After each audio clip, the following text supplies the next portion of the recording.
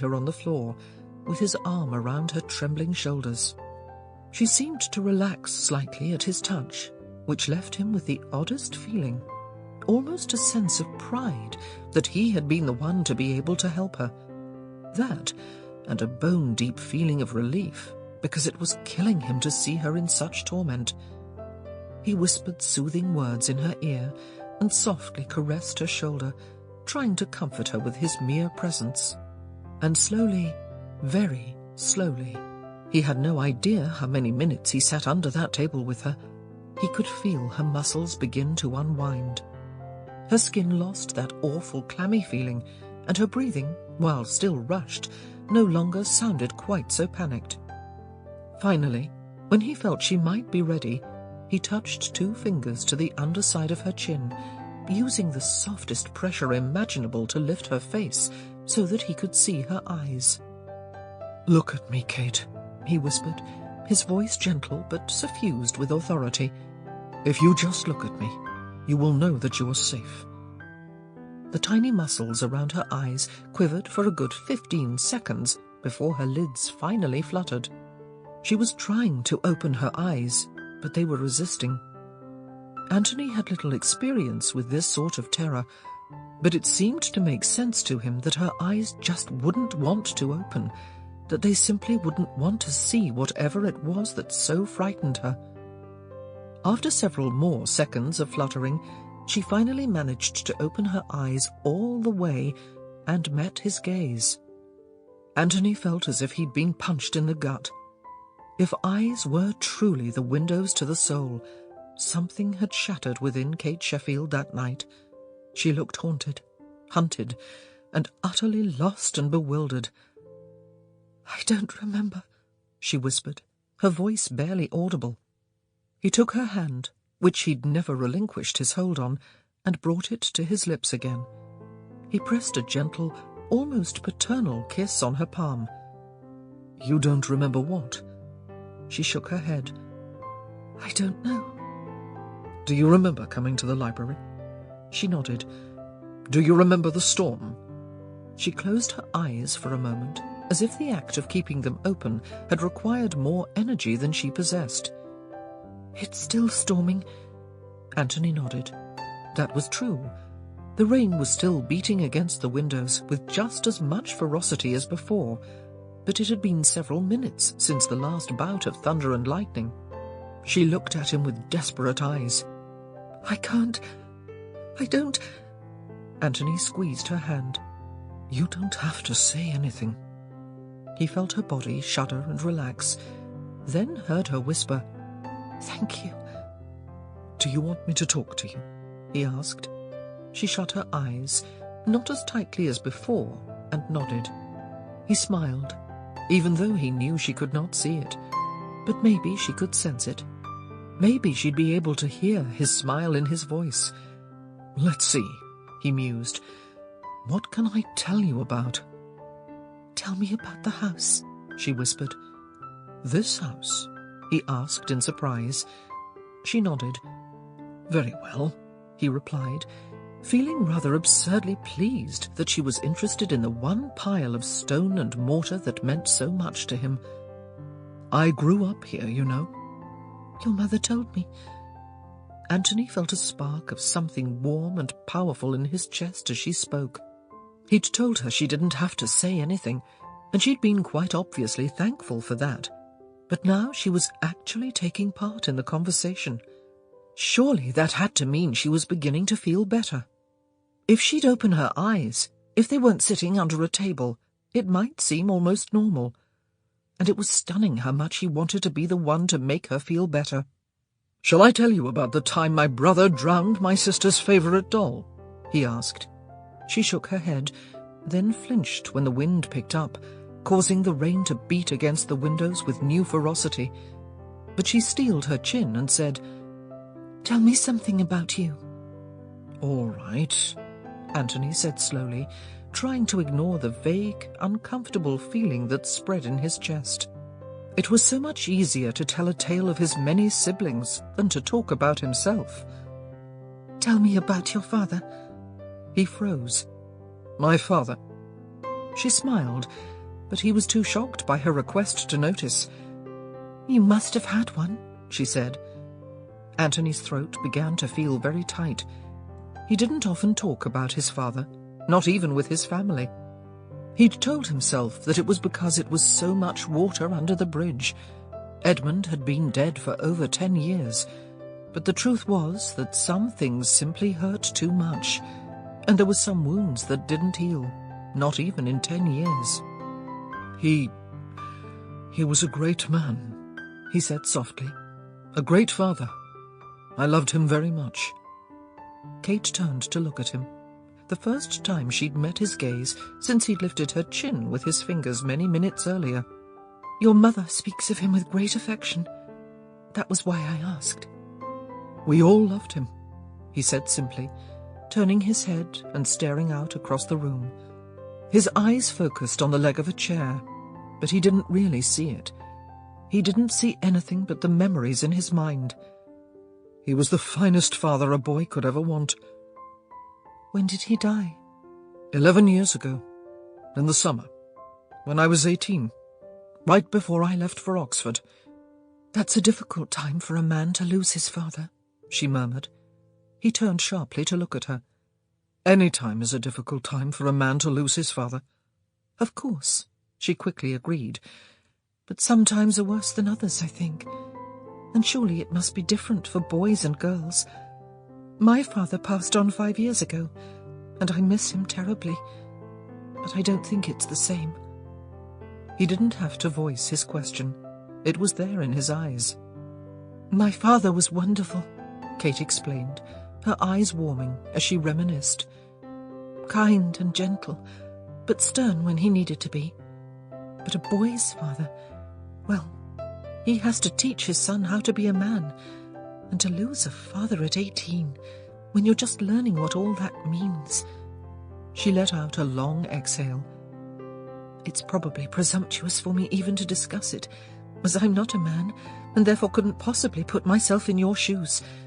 But I think—" She paused, pursing her lips as she considered her words.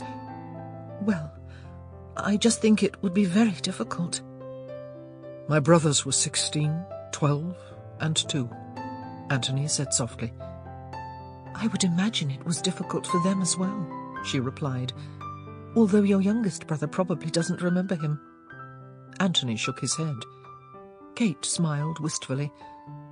"I don't remember my mother either. It's an odd thing." "How old were you when she died?" "It was on my 3rd birthday. My father married Mary only a few months later. He didn't observe the proper mourning period, and it shocked some of the neighbours, but he thought I needed a mother more than he needed to follow etiquette." For the first time, Anthony wondered what would have happened if it had been his mother who had died young, leaving his father with a house full of children, several of them infants and toddlers. Edmund wouldn't have had an easy time of it. None of them would have. Not that it had been easy for Violet, but at least she'd had Anthony, who'd been able to step in and try to act the role of surrogate father to his younger siblings. If Violet had died, the Bridgertons would have been left completely without a maternal figure. After all, Daphne, the eldest of the Bridgerton daughters, had been only 10 at Edmund's death, and Anthony was certain that his father would not have remarried. No matter how his father would have wanted a mother for his children, he would not have been able to take another wife. "How did your mother die?" Anthony asked, surprised by the depth of his curiosity. "Influenza, or at least that's what they thought. It could have been any sort of lung fever." She rested her chin on her hand. "It was very quick, I'm told. My father said I fell ill as well, although mine was a mild case." Anthony thought about the son he hoped to sire, the very reason he had finally decided to marry. "Do you miss a parent you never knew?" he whispered. Kate considered his question for some time. His voice had held a hoarse urgency that told her there was something critical about her reply. Why, she couldn't imagine, but something about her childhood clearly rang a chord within his heart. "Yes," she finally answered. "But not in the way you would think. You can't really miss her, because you didn't know her. But there's still a hole in your life, a big, empty spot. And you know who was supposed to fit there, but you can't remember her, and you don't know what she was like, and so you don't know how she would have filled that hole. Her lips curved into a sad sort of smile. Does this make any sense? Anthony nodded. It makes a great deal of sense. I think losing a parent, once you know and love them, is harder, Kate added. And I know, because I've lost both. I'm sorry, he said quietly. It's all right, she assured him. That old adage, time heals all wounds, it's really true. He stared at her intently, and she could tell from his expression that he didn't agree. It really is more difficult when you're older. You're blessed because you had the chance to know them, but the pain of the loss is more intense. It was as if I'd lost an arm, Anthony whispered. She nodded soberly, somehow knowing that he hadn't spoken of his sorrow to many people. She licked nervously at her lips, which had gone quite dry. Funny how that happened. All the rain in the world pounding outside, and here she was, parched as a bone. Perhaps it was better for me then, Kate said softly, losing my mother so young. And Mary has been wonderful. She loves me as a daughter. In fact, she broke off, startled by the sudden wetness in her eyes. When she finally found her voice again, it was an emotional whisper. In fact, she has never once treated me differently than she has Edwina. I don't think I could have loved my own mother any better. Anthony's eyes burned into hers. I'm so glad, he said, his voice low and intense. Kate swallowed. She's so funny about it sometimes. She visits my mother's grave, just to tell her how I'm doing. It's very sweet, actually. When I was small, I would go with her, to tell my mother how Mary was doing. Anthony smiled. And was your report favourable? Always. They sat in companionable silence for a moment, both staring at the candle flame, watching the wax drip down the taper to the candlestick.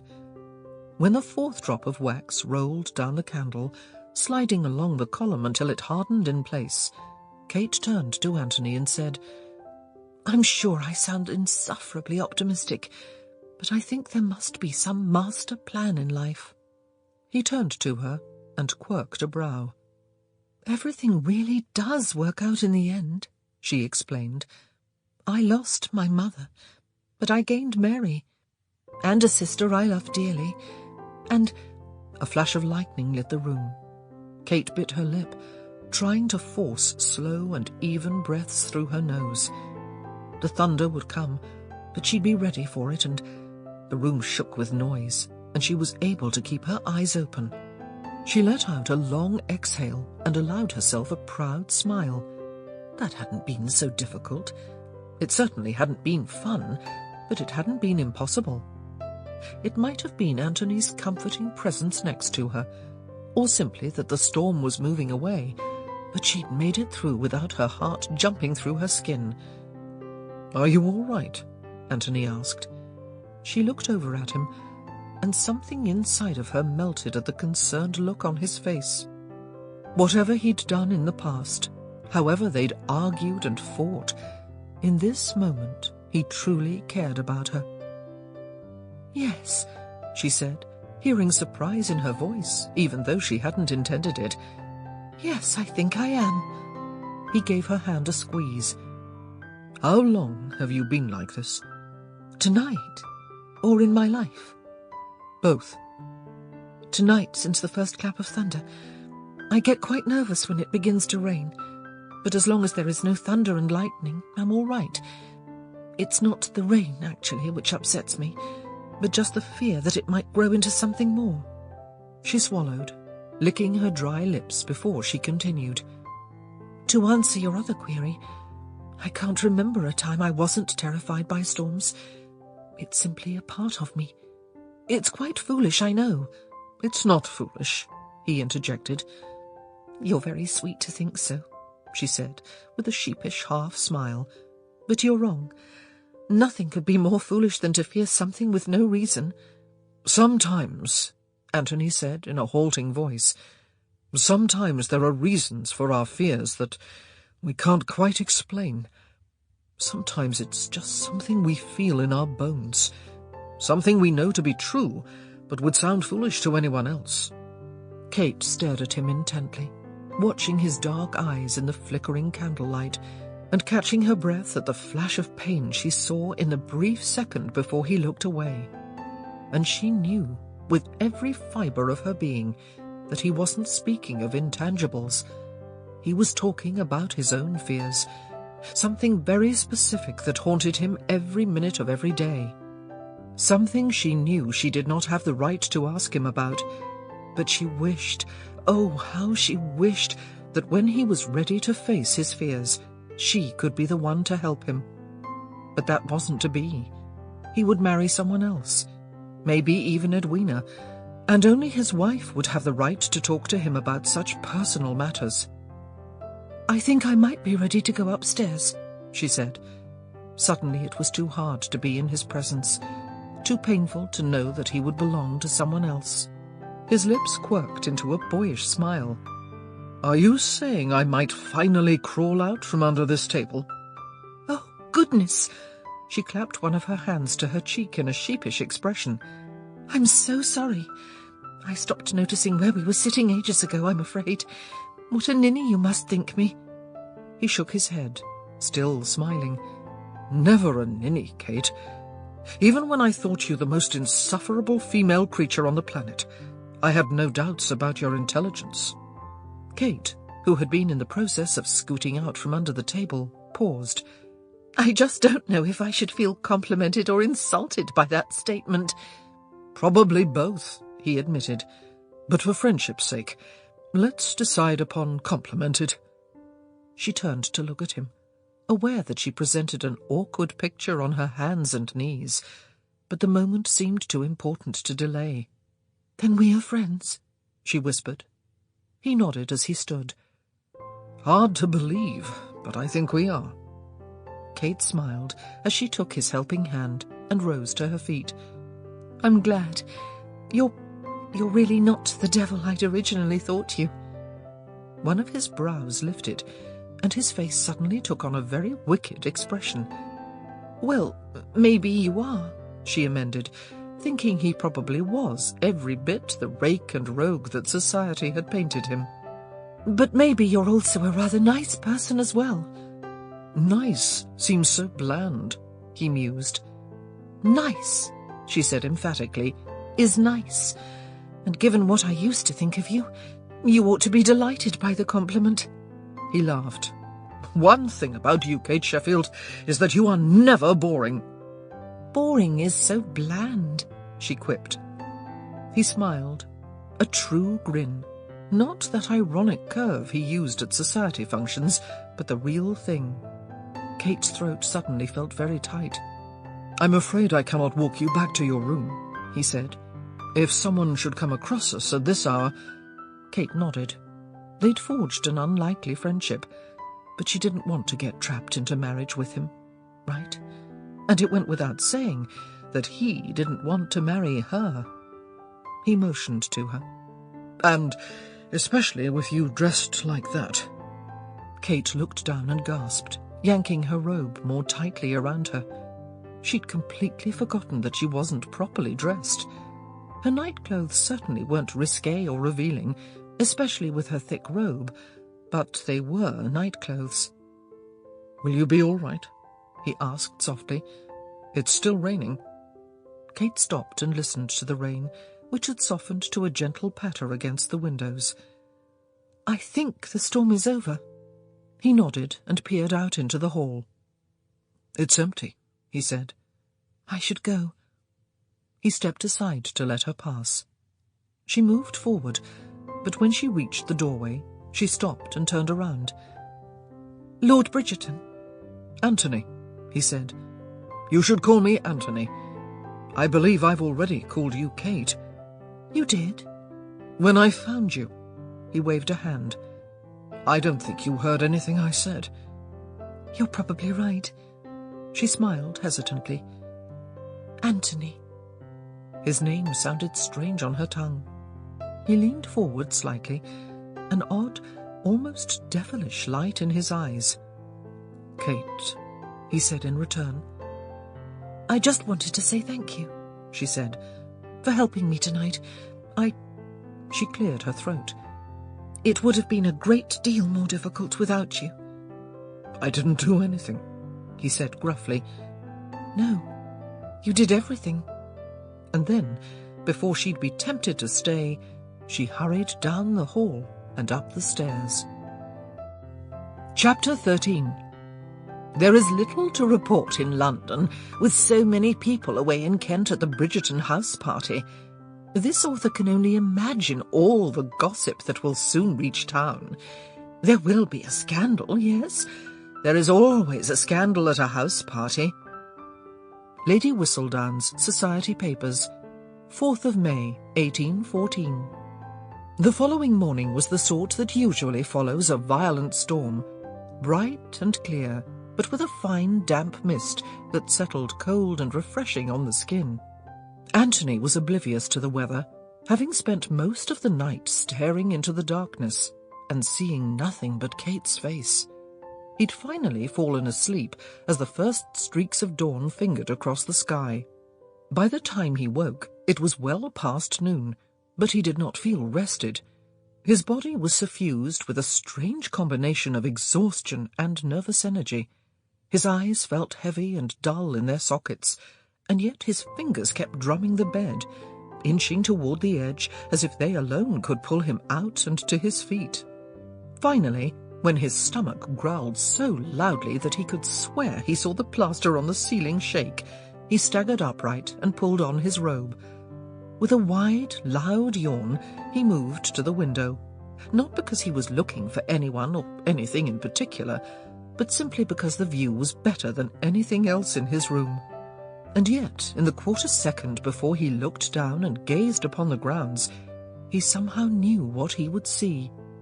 Kate, walking slowly across the lawn, far more slowly than he'd ever seen her walk before. Usually, she walked as if in a race. She was much too far away for him to see her face, just a sliver of her profile, the curve of her cheek, and yet he could not take his eyes off of her. There was so much magic in her form, a strange grace in the way her arms swung as she walked, an artistry in the posture of her shoulders. She was walking toward the garden, he realized, and he knew he had to join her. The weather remained in its contradictory state for most of the day, dividing the house party neatly in half, between those who insisted the bright sunshine beckoned outdoor play and those who eschewed the wet grass and damp air for the warmer, drier clime of the drawing-room. Kate was firmly in the former group, although she was not in the mood for company.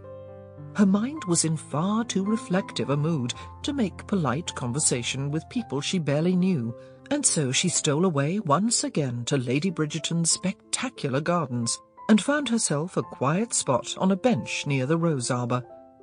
The stone was cold, and just a little bit damp beneath her bottom, but she hadn't slept particularly well the night before, and she was tired, and it was better than standing. And it was, she realized with a sigh, just about the only place where she might be left to her own company.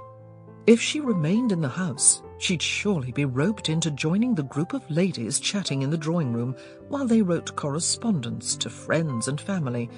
Or worse, she'd be stuck with a coterie who'd retired to the orangery to pursue their embroidery. As for the outdoor enthusiasts, they'd also broken into two groups. One had hied off to the village to shop and see whatever sights there were to be found, and the other was taking a constitutional walk to the lake. As Kate had no interest in shopping, and she was already quite familiar with the lake, she'd eschewed their company as well. Hence her solitude in the garden. She sat for several minutes, just staring off into space, her eyes focusing somewhat blindly on the tightly furled bud of a nearby rose. It was nice to be alone, where she didn't have to cover her mouth or stifle the loud, sleepy noises she made when she yawned. Nice to be alone, when no one was going to comment on the dark circles beneath her eyes or her uncommon quietude and lack of conversation. Nice to be alone, where she could sit and attempt to sort through her muddle of thoughts about the Viscount. It was a daunting task, and one she'd rather put off, but it had to be done. But there really wasn't all that much to sort out, because everything she had learned in the past few days pointed her conscience in one singular direction, and she knew that she could no longer oppose Bridgerton's courtship of Edwina. In the past few days, he'd proven himself sensitive, caring, and principled. Even, she thought with a glimmer of a smile, as she recalled the light in Penelope Featherington's eyes when he'd saved her from the verbal talons of Cressida Cooper, heroic. He was devoted to family. He had used his social position and power not to lord over others, but simply to spare another person insult. He had helped her through one of her phobic attacks with a grace and sensitivity that, now that she could view it with a clear head, stunned her. He might have been a rake and a rogue. He might still be a rake and a rogue, but clearly his behaviour to those ends did not define the man, and the only objection Kate had to his marrying Edwina was— She swallowed painfully. There was a lump the size of a cannonball in her throat. Because, deep in her heart, she wanted him for herself. But that was selfish, and Kate had spent her life trying to be unselfish, and she knew she could never ask Edwina not to marry Anthony for such a reason. If Edwina knew that Kate was even the tiniest bit infatuated with the Viscount, she would put an end to his courtship at once. And what purpose would that serve? Anthony would just find some other beautiful, eligible woman to pursue. There were plenty to choose from in London. It wasn't as if he were going to ask her instead, so what would she have to gain by preventing a match between him and Edwina? Nothing, except the agony of having to see him married to her sister. And that would fade in time, wouldn't it? It had to. She herself had just said the night before that time truly did heal all wounds. Besides, it would probably hurt just as much to see him married to some other lady. The only difference would be that she would not have to see him at holidays and christenings and the like. Kate let out a sigh, a long, sad, weary sigh that stole every breath from her lungs and left her shoulders sagging, her posture drooping, her heart aching. And then a voice filled her ears. His voice, low and smooth, like a warm swirl around her. "My goodness, you sound serious." Kate stood so suddenly that the backs of her legs knocked into the edge of the stone bench, setting her off balance and causing her to stumble. "My lord," she blurted out. His lips curved with the barest hint of a smile. "I thought I might find you here." Her eyes widened at the realization that he'd deliberately sought her out. Her heart started beating faster as well, but at least that was something she could keep hidden from him. He glanced briefly down to the stone bench, signalling that she should feel free to resume her seat. "Actually, I saw you from my window. I wanted to make certain that you were feeling better," he said quietly. Kate sat down, disappointment rising in her throat. He was merely being polite. Of course he was merely being polite. Silly of her to dream, even for a moment, that there might be something more. He was, she'd finally realized, a nice person, and any nice person would want to make sure that she was feeling better after what had transpired the night before. "I am," she replied. "Very much. Thank you." If he thought anything of her broken staccato sentences, he did not make any discernible reaction of it. "I'm glad," he said as he sat beside her. "I worried about you for much of the night." Her heart, which had already been pounding much too quickly, skipped a beat. "You did?" "Of course. How could I not?" Kate swallowed. There it was, that infernal politeness again. Oh, she didn't doubt that his interest and concern were real and true. It just hurt that they were prompted by his natural kindness of spirit, not any special feeling for her. Not that she had expected anything different, but she'd found it impossible not to hope anyway. "I'm sorry to have bothered you so late at night," she said quietly, mostly because she thought she should. In truth, she was desperately glad that he'd been there. "Don't be silly," he said, straightening slightly and fixing upon her a rather stern sort of look. "I hate to think of you all alone during a storm. I'm glad I was there to comfort you." "I'm usually alone during storms," she admitted. Anthony frowned. "Your family does not offer you comfort during storms?" She looked a little sheepish as she said, "They do not know that I still fear them." He nodded slowly. "I see. There are times—" Anthony paused to clear his throat, a diversionary tactic he frequently employed when he wasn't quite certain what it was he wanted to say. "I think you would gain comfort by seeking the aid of your mother and sister, but I know—" He cleared his throat again. He knew well the singularly strange sensation of loving one's family to distraction, and yet not feeling quite able to share one's deepest and most intractable fears. It brought on an uncanny sense of isolation, of being remarkably alone in a loud and loving crowd. "I know," he said again, his voice purposely even and subdued, "that it can often be most difficult to share one's fears with those one most deeply loves." Her brown eyes, wise and warm and undeniably perceptive, focused on his. For one split moment, he had the bizarre thought that she somehow knew everything about him, every last detail, from the moment of his birth to his certainty of his own death. It seemed, in that second, with her face tipped up toward his and her lips slightly parted, that she, more than anyone else who would ever walk this earth, truly knew him. It was thrilling. But more than that, it was terrifying. "You're a very wise man," she whispered. It took him a moment to remember what they'd been talking about. Ah, yes. Fears. He knew fears. He tried to laugh off her compliment. "Most of the time I'm a very foolish man." She shook her head. "No, I think you've hit the nail squarely on its proverbial head. Of course I would not tell Mary and Edwina. I do not want to trouble them." She chewed on her lip for a moment, a funny little movement with her teeth that he found oddly seductive. "Of course," she added, "if I am to be true to myself, I must confess that my motives are not entirely unselfish. Surely, an equal part of my reluctance lies in my desire not to be seen as weak." "That's not such a terrible sin," he murmured.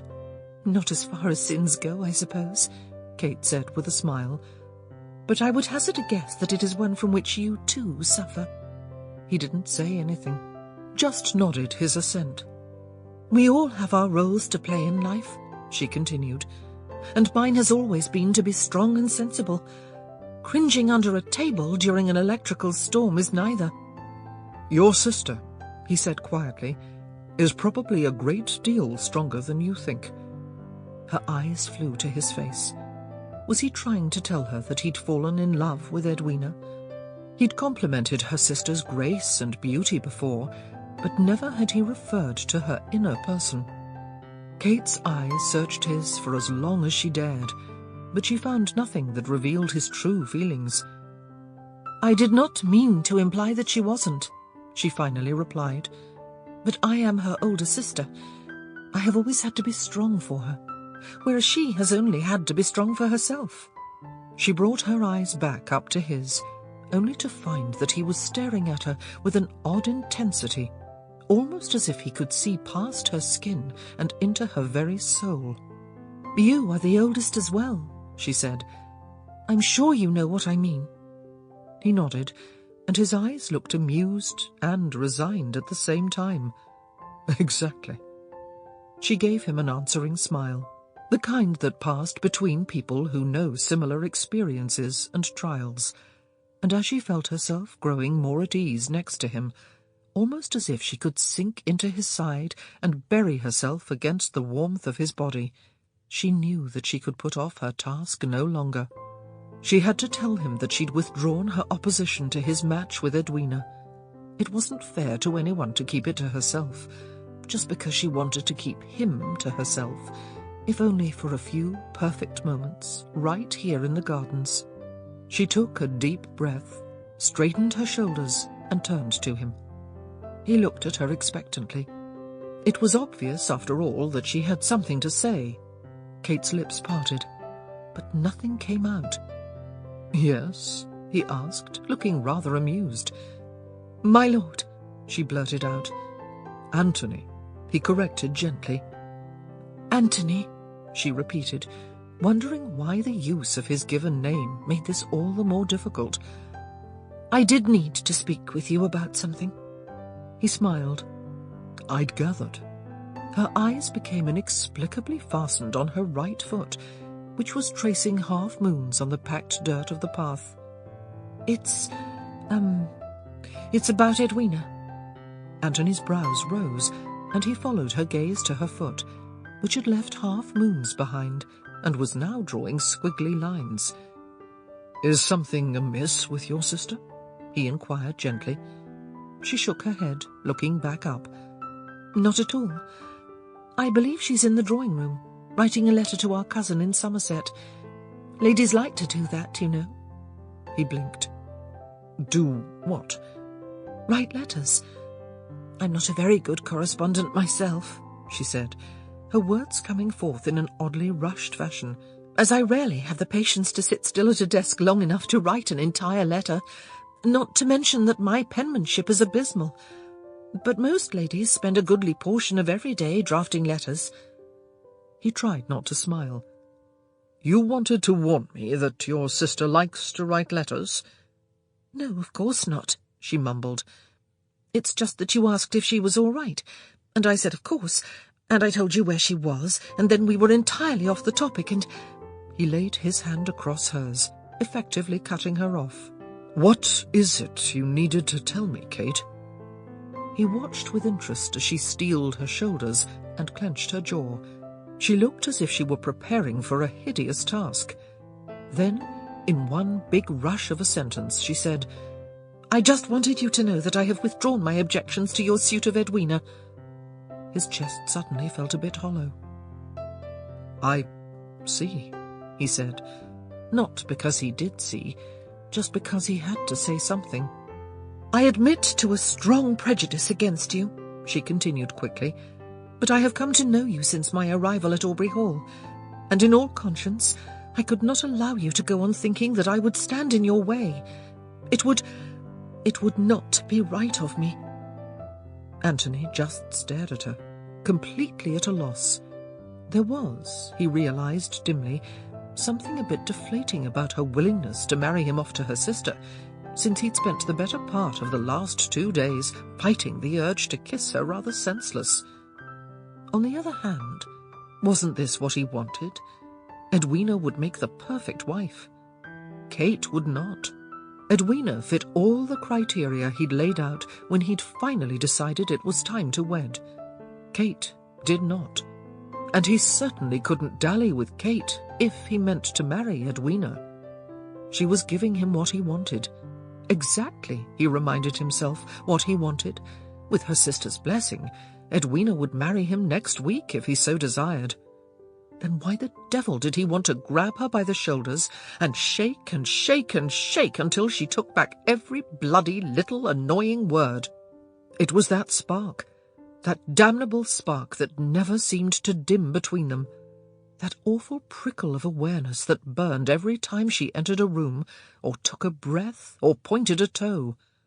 That sinking feeling that he could, if he let himself, love her, which was the one thing he feared most. Perhaps the only thing he feared at all. It was ironic, but death was the one thing he wasn't afraid of. Death wasn't frightening to a man alone. The great beyond held no terror when one had managed to avoid attachments here on earth. Love was truly a spectacular, sacred thing. Anthony knew that. He'd seen it every day of his childhood. Every time his parents had shared a glance or touched hands, But love was the enemy of the dying man. It was the only thing that could make the rest of his years intolerable. To taste bliss and know that it would all be snatched away. And that was probably why, when Anthony finally reacted to her words, he didn't yank her to him and kiss her until she was gasping, and he didn't press his lips to her ear and burn his breath against her skin, making sure she understood that he was on fire for her and not her sister. Never her sister. Instead, he just looked at her impassively, his eyes far, far steadier than his heart, and said, "I am much relieved," all the while having the strangest feeling that he wasn't really there, but rather watching the entire scene, nothing more than a farce, really, from outside of his body, all the while wondering what the hell was going on. She smiled weakly and said, "I thought you might feel that way." "Kate, She'd never know what he meant to say. In all truth, he wasn't even sure what he intended to say. He hadn't even realized that he was going to speak until her name passed over his lips. But his words would remain forever unspoken, because at that moment he heard it. A low buzz. A whine, really. It was the sort of sound most people found mildly annoying. Nothing, to Anthony, could have been more terrifying. "Don't move," he whispered, his voice harsh with fear. Kate's eyes narrowed, and of course she moved, trying to twist about. "What are you talking about? What is wrong?" "Just don't move," he repeated. Her eyes slid to the left, then her chin followed by a quarter of an inch or so. "Oh, it's just a bee." Her face broke out in a relieved grin, and she lifted her hand to swat it away. "For goodness sake, Anthony, don't do that again. You had me scared for a moment." Anthony's hand shot out and grasped her wrist with painful force. "I said don't move," he hissed. "Anthony," she said, laughing, "it's a bee."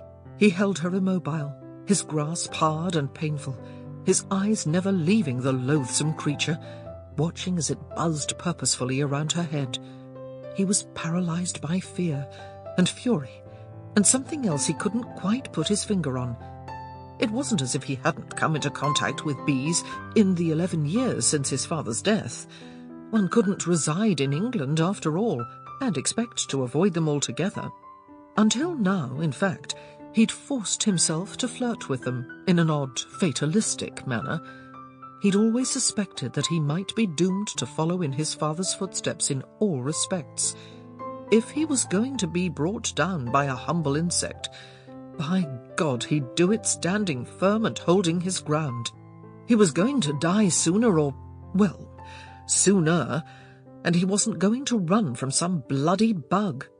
And so, when one flew by, he laughed, he mocked, he cursed, and he swatted it away with his hand, daring it to retaliate. And he'd never been stung. But seeing one fly so dangerously close to Kate, brushing by her hair, landing on the lacy sleeve of her dress, it was terrifying, almost hypnotizing. His mind raced ahead, and he saw the tiny monster sink its stinger into her soft flesh. He saw her gasping for air, sinking to the ground. He saw her here at Aubrey Hall, laid out on the same bed that had served as his father's first coffin. "Just be quiet," he whispered.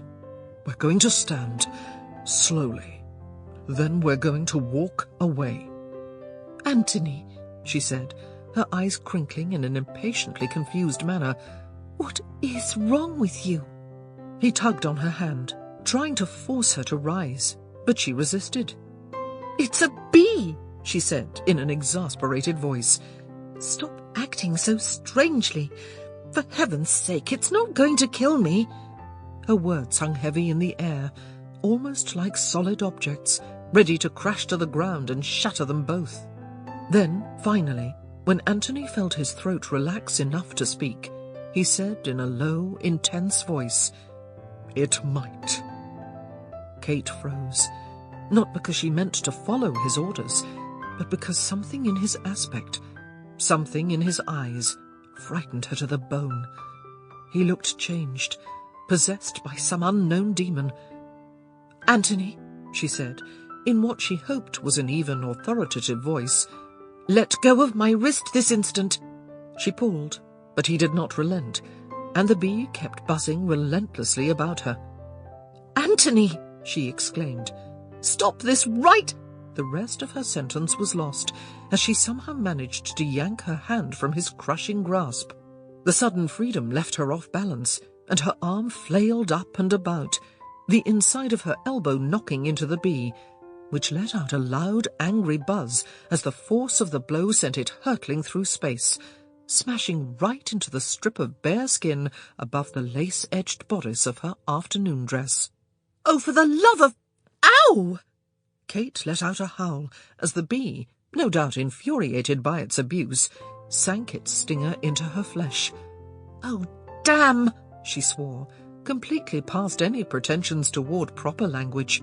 It was just a bee sting, of course, and nothing she hadn't suffered several times before. But bloody hell, it hurt. "Oh, bother!" she grumbled, pulling her chin against her chest so she could look down and get the best view of the red welt rising right along the edge of her bodice. "Now I'll have to go inside for a poultice, and it'll get all over my dress." With a disdainful sniff, she brushed the dead carcass of the bee from her skirt, muttering, "Well, at least he's dead, the vexing thing. It's probably the only justice in the—" That was when she looked up and spied Anthony's face. He'd gone white. Not pale, not even bloodless, but white. "Oh, my God," he whispered, and the oddest thing was that his lips didn't even move. "Oh, my God." "Anthony?" she asked, leaning forward and momentarily forgetting about the painful sting on her chest. "Anthony, what is wrong?" Whatever trance he was in suddenly snapped, and he leaped forward, roughly grabbing one of her shoulders with one hand, while his other grappled with the bodice of her gown, pulling it down to better expose her wound. "My lord!" Kate shrieked. "Stop!" He said nothing, but his breath was ragged and fast as he pinned her against the back of the bench, still holding her dress down, not low enough to expose her, but certainly lower than decency allowed. "Anthony!" she tried, hoping that the use of his given name might get his attention. She didn't know this man. He wasn't the one who had sat at her side just 2 minutes earlier. He was crazed, frantic, and completely heedless of her protestations. "Will you shut up?" he hissed, never once looking up at her. His eyes were focused on the red, swollen circle of flesh on her chest, and with trembling hands he plucked the stinger from her skin. "Anthony, I'm fine," she insisted. "You must—" she gasped. He'd moved one of his hands slightly as he used the other to yank a handkerchief from his pocket, and it now rather indelicately cupped her entire breast. "Anthony, what are you doing?" She grabbed at his hand, trying to remove it from her person, but his strength was beyond her. He pinned her even more firmly against the back of the bench, his hand nearly pressing her breast flat. "Be still!" he barked, and then he took the handkerchief and began to press against the swollen sting. "What are you doing?" she asked, still trying to scoot away. He didn't look up.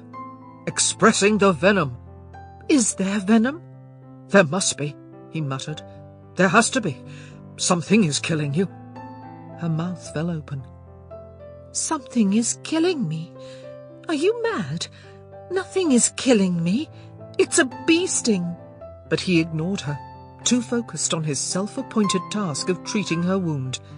"Anthony," she said in a placating voice, trying to reason with him, "I appreciate your concern, but I've been stung by bees at least 6 times, and "He'd been stung before too," he interrupted. Something about his voice sent a shiver down her spine. "Who?" she whispered. He pressed more firmly against the raised hive, dabbing the handkerchief against the clear liquid that oozed out. "My father," he said flatly, "and it killed him." She couldn't quite believe it. "A bee?" "Yes, a bee," he snapped. "Haven't you been listening?" "Anthony," A little bee cannot kill a man." He actually paused in his ministrations for a brief second to glance up at her. His eyes were hard, haunted. "I assure you that it can," he bit off. Kate couldn't quite believe that his words were true, but she also didn't think he was lying, and so she held still for a moment, recognizing that he needed to treat her bee-sting far more than she needed to scoot away from his attentions. "It's still swollen," he muttered, pressing harder with the handkerchief. "I don't think I got it all out." "I'm sure I'll be fine," she said gently, her ire with him turning into an almost maternal concern. His brow was wrinkled with concentration, and his movements still carried an air of frantic energy. He was petrified, she realized, scared that she would drop dead right there on the garden bench, felled by a tiny little bee. It seemed unfathomable, and yet it was true. He shook his head. "It's not good enough," he said hoarsely. "I have to get it all out." "Anthony, what are you doing?" He'd tipped her chin back, and his head was closing the distance between them, almost as if he meant to kiss her. "I'm going to have to suck the venom out," he said grimly. "Just hold still." "Anthony!" she shrieked. "You can't!" She gasped, completely unable to finish her sentence once she felt his lips settling on her skin, applying a gentle yet inexorable pressure, pulling her into his mouth. Kate didn't know how to respond, didn't know whether to push him away or pull him toward her. But in the end, she just froze, because when she lifted her head and looked over his shoulder, she saw a group of 3 women staring at them with equal expressions of shock. Mary, Lady Bridgerton, and Mrs. Featherington, arguably the Ton's biggest gossip. And Kate knew, beyond a shadow of a doubt, that her life would never be the same. Chapter 14. And indeed, if a scandal does erupt at Lady Bridgerton's party, those of us who remain in London may be assured that any and all titillating news shall reach our tender ears with all possible haste. With so many notorious gossips in attendance, we are all but guaranteed a full and detailed report. Lady Whistledown's Society Papers, 4th of May, 1814. For a split second, everyone remained frozen, as if in a tableau. Kate stared at the 3 matrons in shock. They stared back at her in utter horror. And Anthony kept trying to suck the venom from Kate's bee-sting, completely oblivious to the fact that they had an audience. Of the quintet, Kate found her voice and her strength first, shoving with all her might against Anthony's shoulder as she let out an impassioned cry of, "Stop!" Caught off guard, he proved surprisingly easy to dislodge, and he landed on his bum on the ground, his eyes still burning with determination to save her from what he perceived as her deathly fate. "Anthony!" Lady Bridgerton gasped, her voice quavering on her son's name, as if she couldn't quite believe what she was seeing. He twisted around. "Mother!" "Anthony, what were you doing?" "She was stung by a bee," he said grimly. "I'm fine," Kate insisted, then yanked up her dress. "I told him I was fine, but he wouldn't listen to me." Lady Bridgerton's eyes misted over with understanding. "I see," she said in a small, sad voice, and Anthony knew that she did see. She was perhaps the only person who could see. "Kate," Mary finally said, choking on her words, "he had his lips on her breast," Mrs. Featherington said helpfully, folding her arms over her ample bosom. A disapproving frown crossed her face, but it was clear that she was enjoying herself immensely. "He did not!" Kate exclaimed, struggling to her feet, which wasn't the easiest task, since Anthony had landed on one of them when she'd shoved him off the bench. "I was stung right here."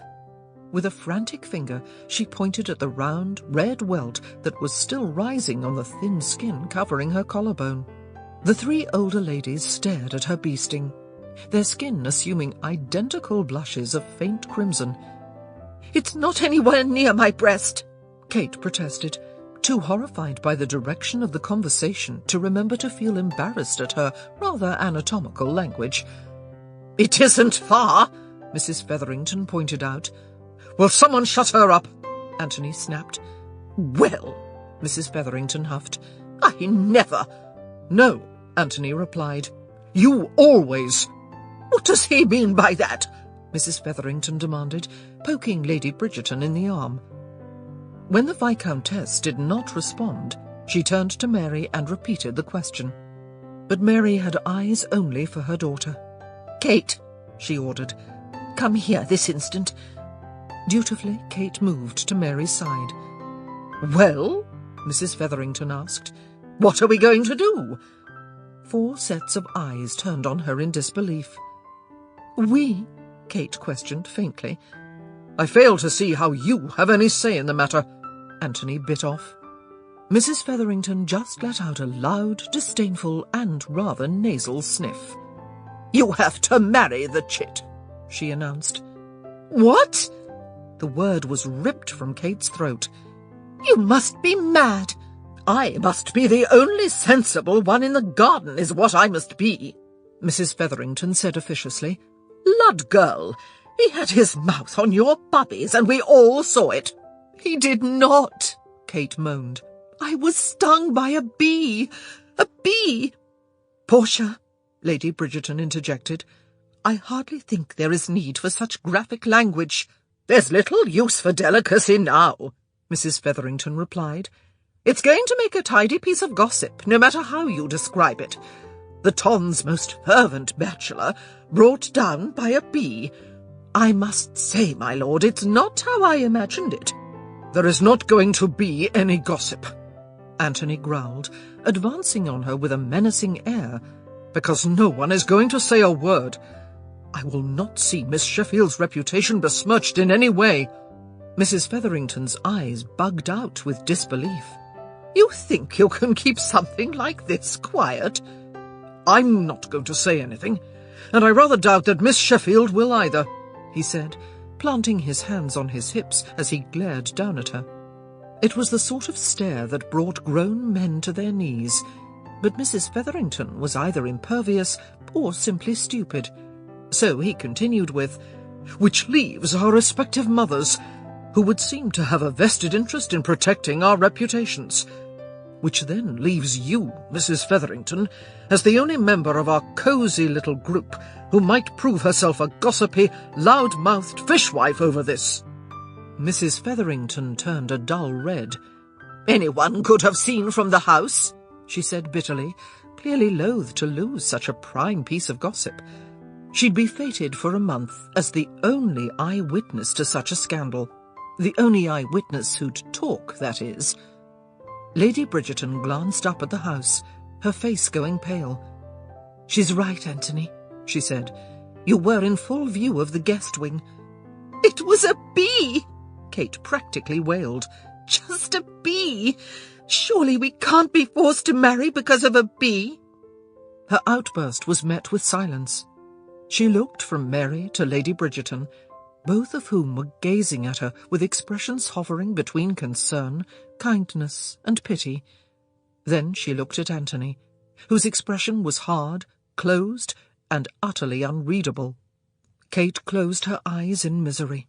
This wasn't how it was supposed to happen. Even as she had told him he might marry her sister, she'd secretly wished he could be hers. But not like this. Oh, dear Lord, not like this. Not so he'd feel trapped. Not so he'd spend the rest of his life looking at her and wishing she was someone else. "Anthony," she whispered.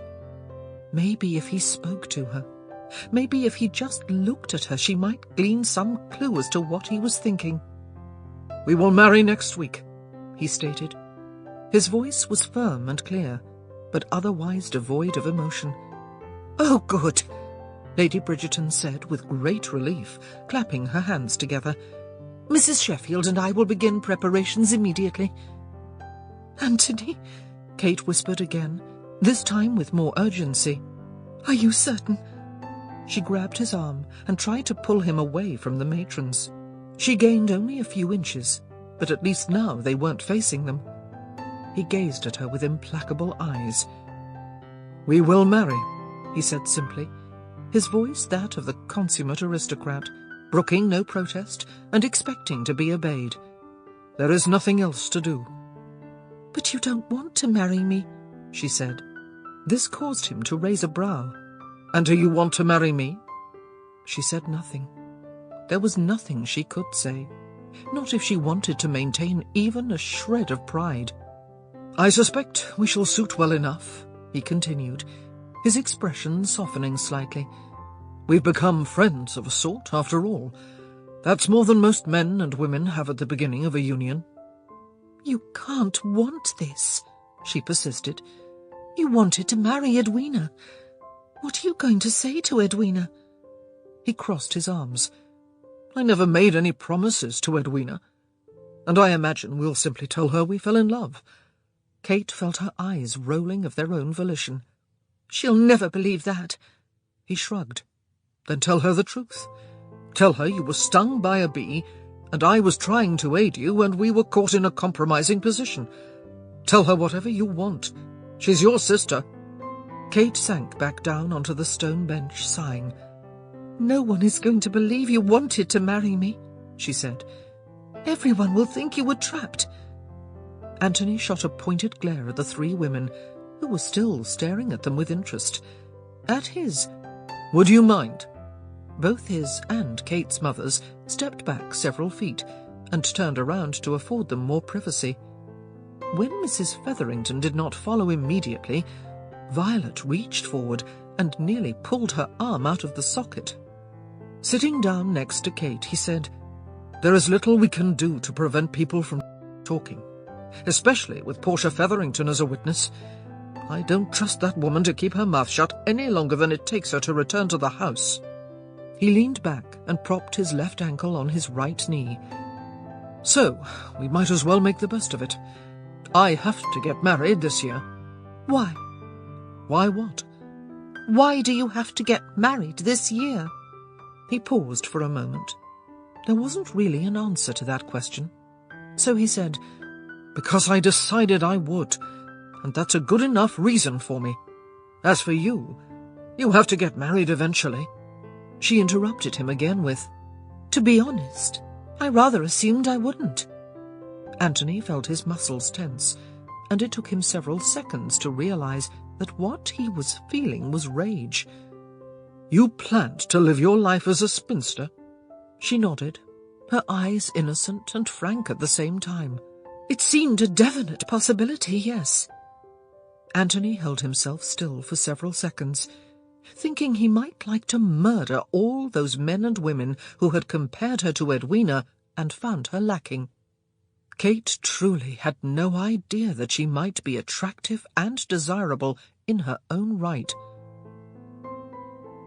When Mrs. Featherington had announced that they must marry, his initial reaction had been the same as Kate's, utter horror, not to mention a rather pricked sense of pride.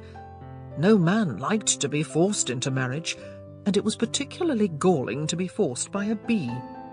But as he stood there, watching Kate howl in protest, not, he thought, the most flattering of reactions, but he supposed she was allowed her pride as well, a strange sense of satisfaction washed over him.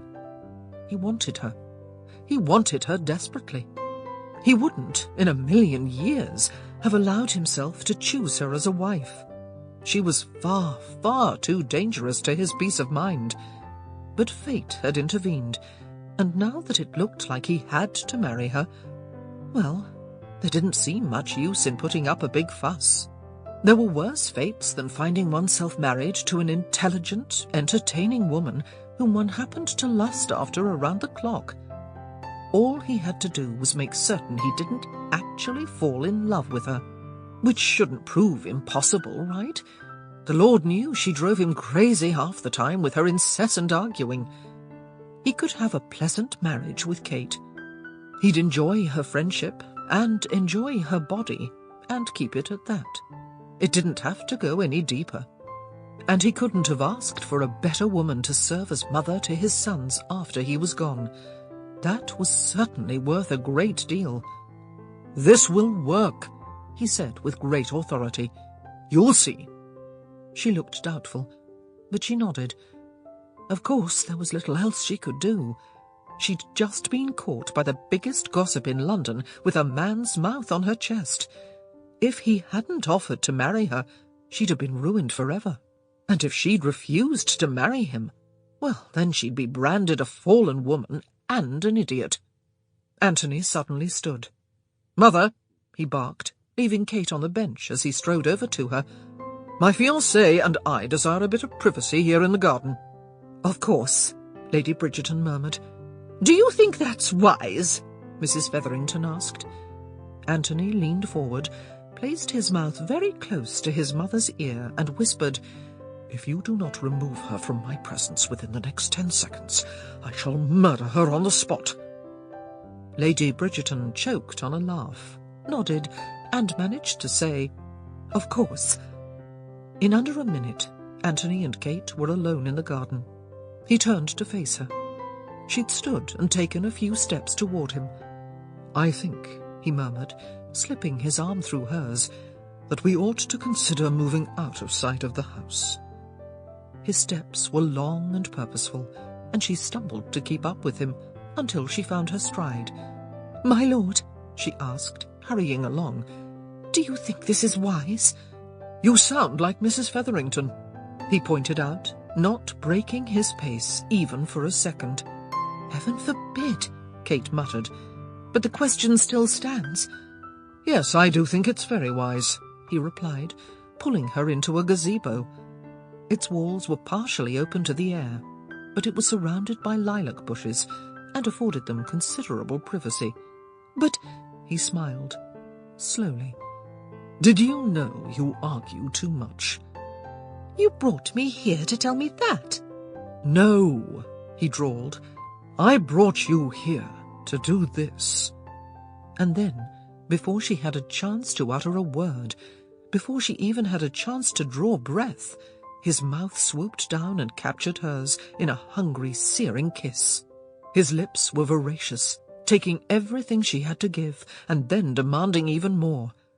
The fire that glowed within her burned and crackled, even hotter than what he'd stoked that night in his study, hotter by a tenfold. She was melting. Dear God, she was melting, and she wanted so much more. "You shouldn't do this to me," he whispered against her mouth. "You shouldn't. Everything about you is absolutely wrong. And yet—" Kate gasped as his hand stole around to her backside and pressed her harshly against his arousal. "Do you see?" he said raggedly, his lips moving along her cheek. "Do you feel?" He chuckled hoarsely, an odd, mocking sound. "Do you even understand?" He squeezed mercilessly, then nibbled the tender skin of her ear. "Of course you don't." Kate felt herself sliding into him. Her skin was starting to burn, and her traitorous arms stole up and around his neck. He was stoking a fire in her, something she could not even begin to control.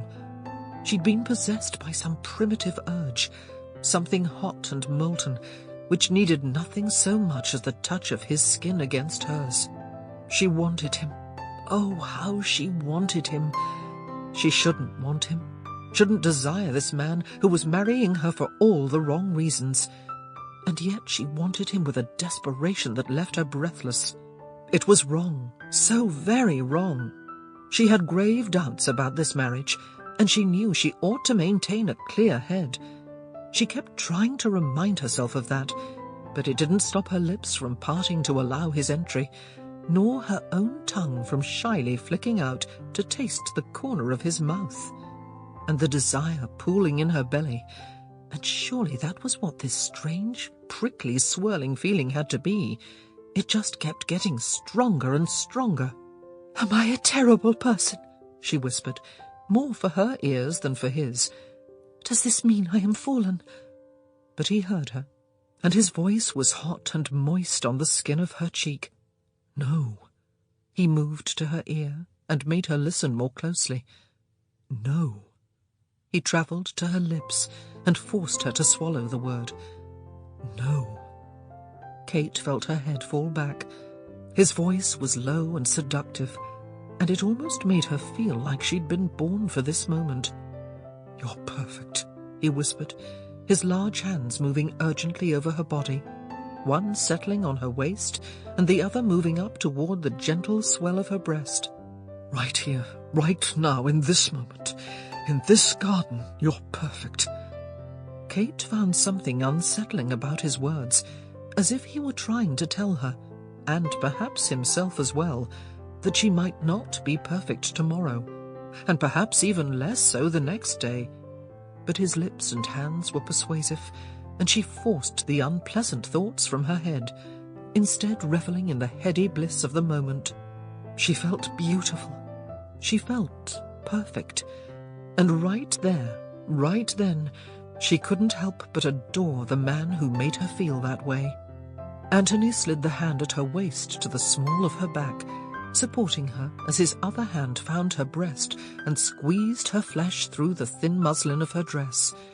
His fingers seemed beyond his control, tight and spasmodic, gripping her as if he were falling off a cliff and had finally found purchase. Her nipple was hard and tight against his palm, even through the fabric of her dress, and it took everything in him, every last ounce of restraint, not to reach around to the back of her frock and slowly pull each button from its prison. He could see it all in his mind, even as his lips met hers in another searing kiss. Her dress would slip from her shoulders, the muslin doing a tantalizing slide along her skin until her breasts were bared. He could picture those in his mind too, and he somehow knew they too would be perfect. He'd cup one, lifting the nipple to the sun, and slowly, ever so slowly, he'd bend his head toward her, until he could just barely touch her with his tongue. She'd moan, and he'd tease her some more, holding her tightly so that she couldn't wriggle away. And then, just when her head dropped back and she was gasping, he'd replace his tongue with his lips and suckle her until she screamed. Dear God, he wanted that so badly he thought he might explode. But this wasn't the time or the place. It wasn't that he felt a need to wait for his marriage vows. As far as he was concerned, he'd declared himself in public, and she was his. But he wasn't going to tumble her in his mother's garden gazebo. He had more pride and more respect for her than that. With great reluctance, he slowly tore himself away from her, letting his hands rest on her slim shoulders and straightening his arms to keep himself far enough away so that he wouldn't be tempted to continue where he'd left off. And the temptation was there. He made the mistake of looking at her face, and in that moment he would have sworn that Kate Sheffield was every bit as beautiful as her sister. Hers was a different sort of attraction. Her lips were fuller, less in fashion, but infinitely more kissable. Her lashes, how had he not noticed before how long they were? When she blinked, they seemed to rest on her cheeks like a carpet, and when her skin was tinged with the pinks of desire, she glowed. Anthony knew he was being fanciful, but when he gazed upon her face, he could not help thinking of the new dawn, of that exact moment when the sun was creeping over the horizon, painting the sky with its subtle palette of peaches and pinks. They stood that way for a full minute, both catching their breath, until Anthony finally let his arms drop, and they each took a step back. Kate lifted a hand to her mouth, her fore, middle, and ring fingers just barely touching her lips. "We shouldn't have done that," she whispered. He leaned back against one of the gazebo posts, looked extremely satisfied with his lot. "Why not? We're betrothed." "We're not," she admitted. "Not really." He quirked a brow. "No agreements have been made," Kate explained hastily, "or papers signed. And I have no dowry. You should know that I have no dowry." This caused him to smile. "Are you trying to get rid of me?" "Of course not." She fidgeted slightly, shifting her weight from foot to foot. He took a step toward her.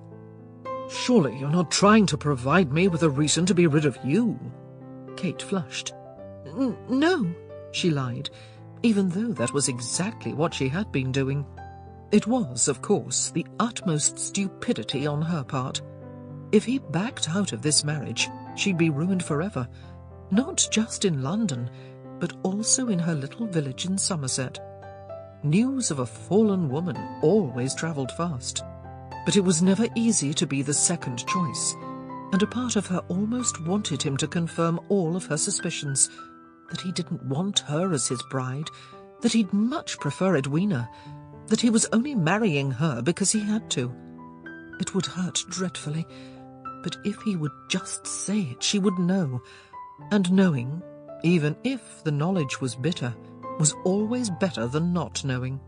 At least then she would know exactly where she stood. As it was, she felt as if her feet were planted firmly in quicksand. "Let us make one thing clear," Anthony said, capturing her attention with his decisive tone. His eyes caught hers, burning with such intensity that she could not look away. "I said I was going to marry you. I am a man of my word. Any further speculation on the subject would be highly insulting." Kate nodded, but she couldn't help thinking, "Be careful what you wish for. Be careful what you wish for." She'd just agreed to marry the very man with whom she feared she was falling in love, and all she could wonder was, does he think of Edwina when he kisses me? Be careful what you wish for, her mind thundered. You just might get it. Chapter 15. Once again, this author has been proven correct. Country house parties do result in the most surprising of betrothals. Yes, indeed, dear reader, you are surely reading it here first. Viscount Bridgerton is to marry Miss Catherine Sheffield, not Miss Edwina, as gossips had speculated, but Miss Catherine. As to how the betrothal came about, the details have been surprisingly difficult to obtain. This author has it on the best authority that the new couple was caught in a compromising position, and that Mrs. Featherington was a witness, but Mrs. F. has been uncharacteristically close-lipped about the entire affair. Given that lady's propensity for gossip, this author can only assume that the Viscount, never known for lacking a spine, threatened bodily injury upon Mrs. F. should she even breathe a syllable. Lady Whistledown's Society Papers, 11th of May, 1814. Kate soon realised that notoriety did not agree with her. The remaining 2 days in Kent had been bad enough. Once Anthony had announced their engagement at supper, following their somewhat precipitous betrothal, she had scarcely a chance to breathe between all the congratulations, questions, and innuendos that were being tossed her way by Lady Bridgerton's guests. The only time she felt truly at ease was when, a few hours after Anthony's announcement, she finally had a chance to talk privately with Edwina, who'd thrown her arms around her sister and declared herself thrilled, overjoyed, and not even one tiny bit surprised.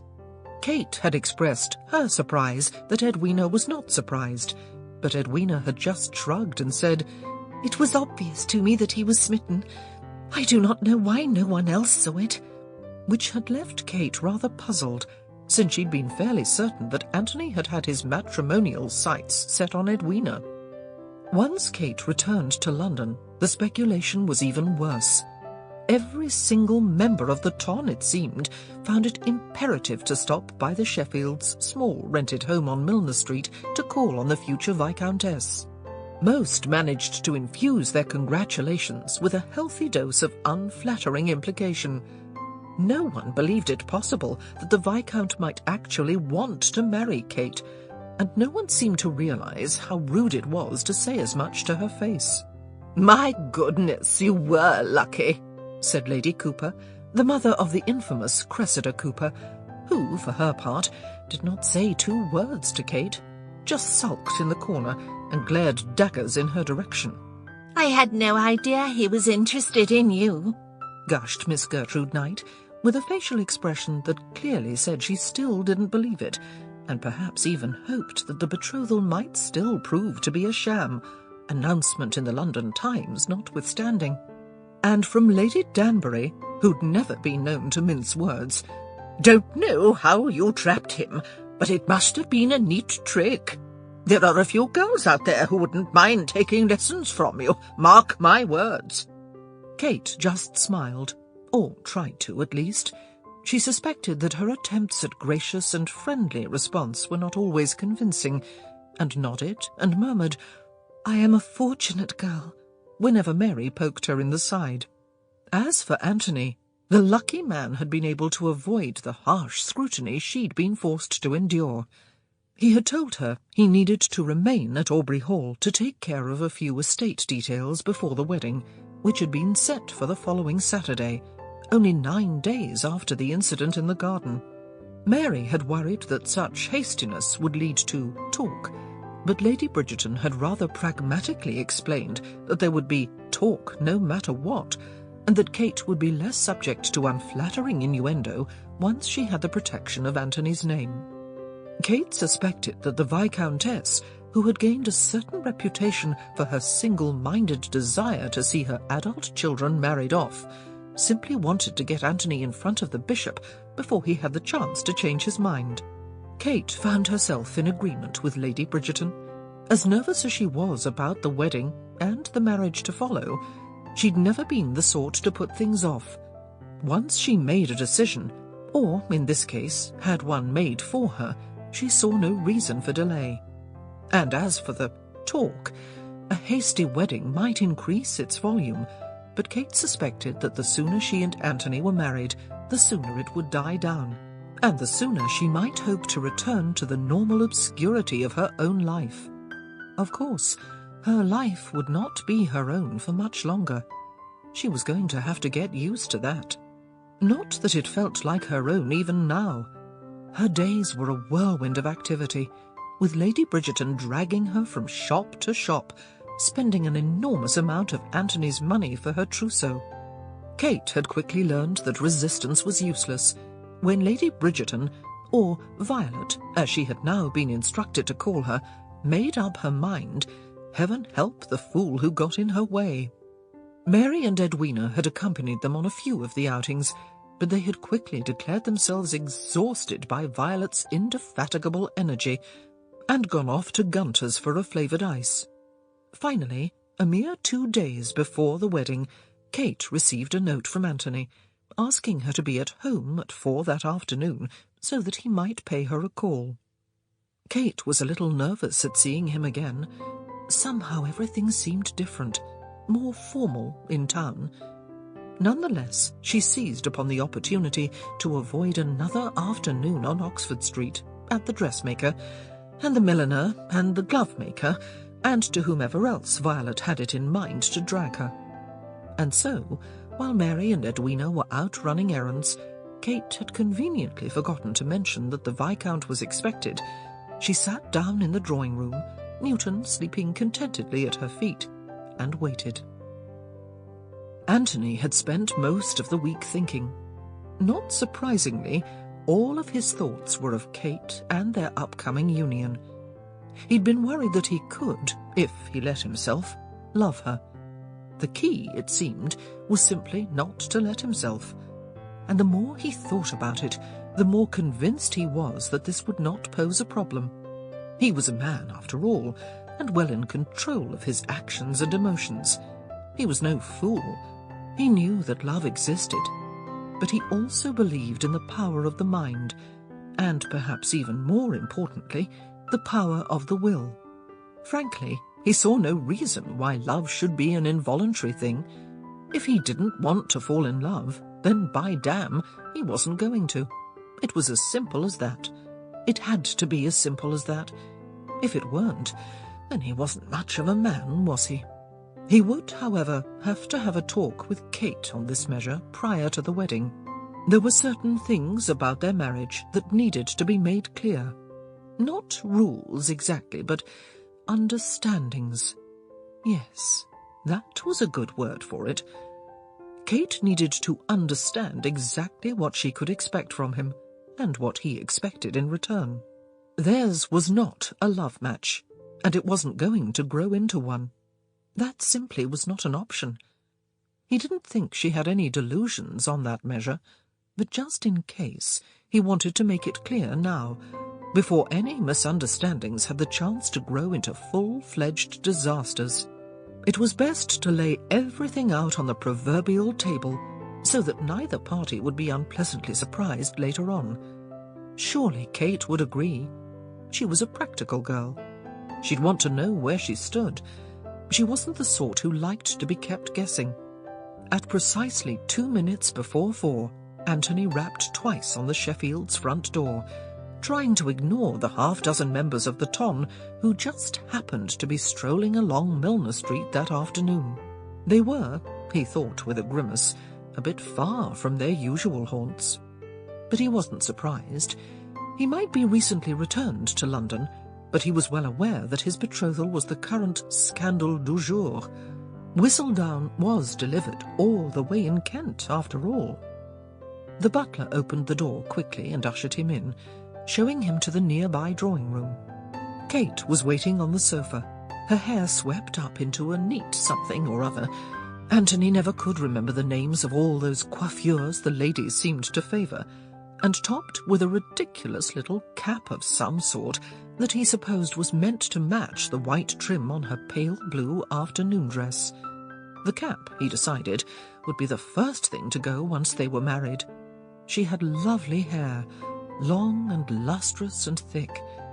He knew that good manners dictated that she wear bonnets when she was out and about, but really, it seemed a crime to cover it up in the comfort of her own home.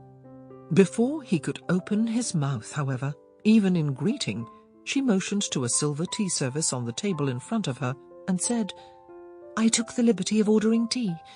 There's a slight chill in the air, and I thought you might like some. If you don't, I'd be happy to ring for something else." There hadn't been a chill in the air, at least not one that Anthony had detected, but he nonetheless said, "That would be lovely, thank you." Kate nodded and picked up the pot to pour. She tipped it about an inch, then righted it, frowning as she said, "I don't even know how you take your tea." Anthony felt one corner of his mouth tipping up slightly. "Milk, no sugar." She nodded, setting the pot down in favour of the milk. "It seems a thing a wife should know." He sat down in a chair that sat at a right angle to the sofa. "And now you do." She took a deep breath and then let it go. "Now I do," she murmured. Anthony cleared his throat as he watched her pour. She wasn't wearing gloves, and he found he liked to watch her hands as she worked.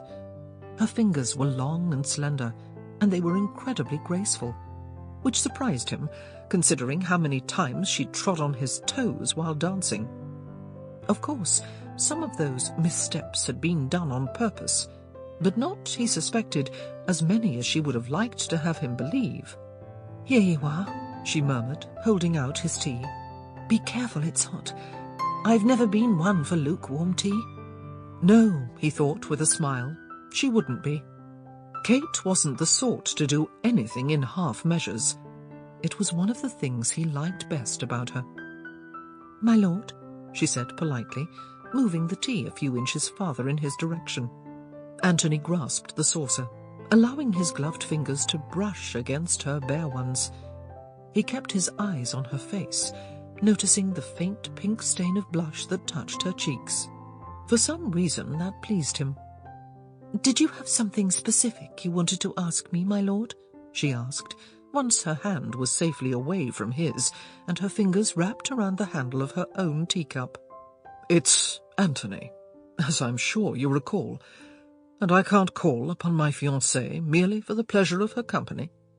She gave him a shrewd look over the rim of her cup. "Of course you can," she replied, "but I don't think you are." He raised a brow at her impertinence. "As it happens, you're right." She murmured something. He didn't quite catch it, but he had a sneaking suspicion it had been, "I usually am." "I thought we ought to discuss our marriage," he said.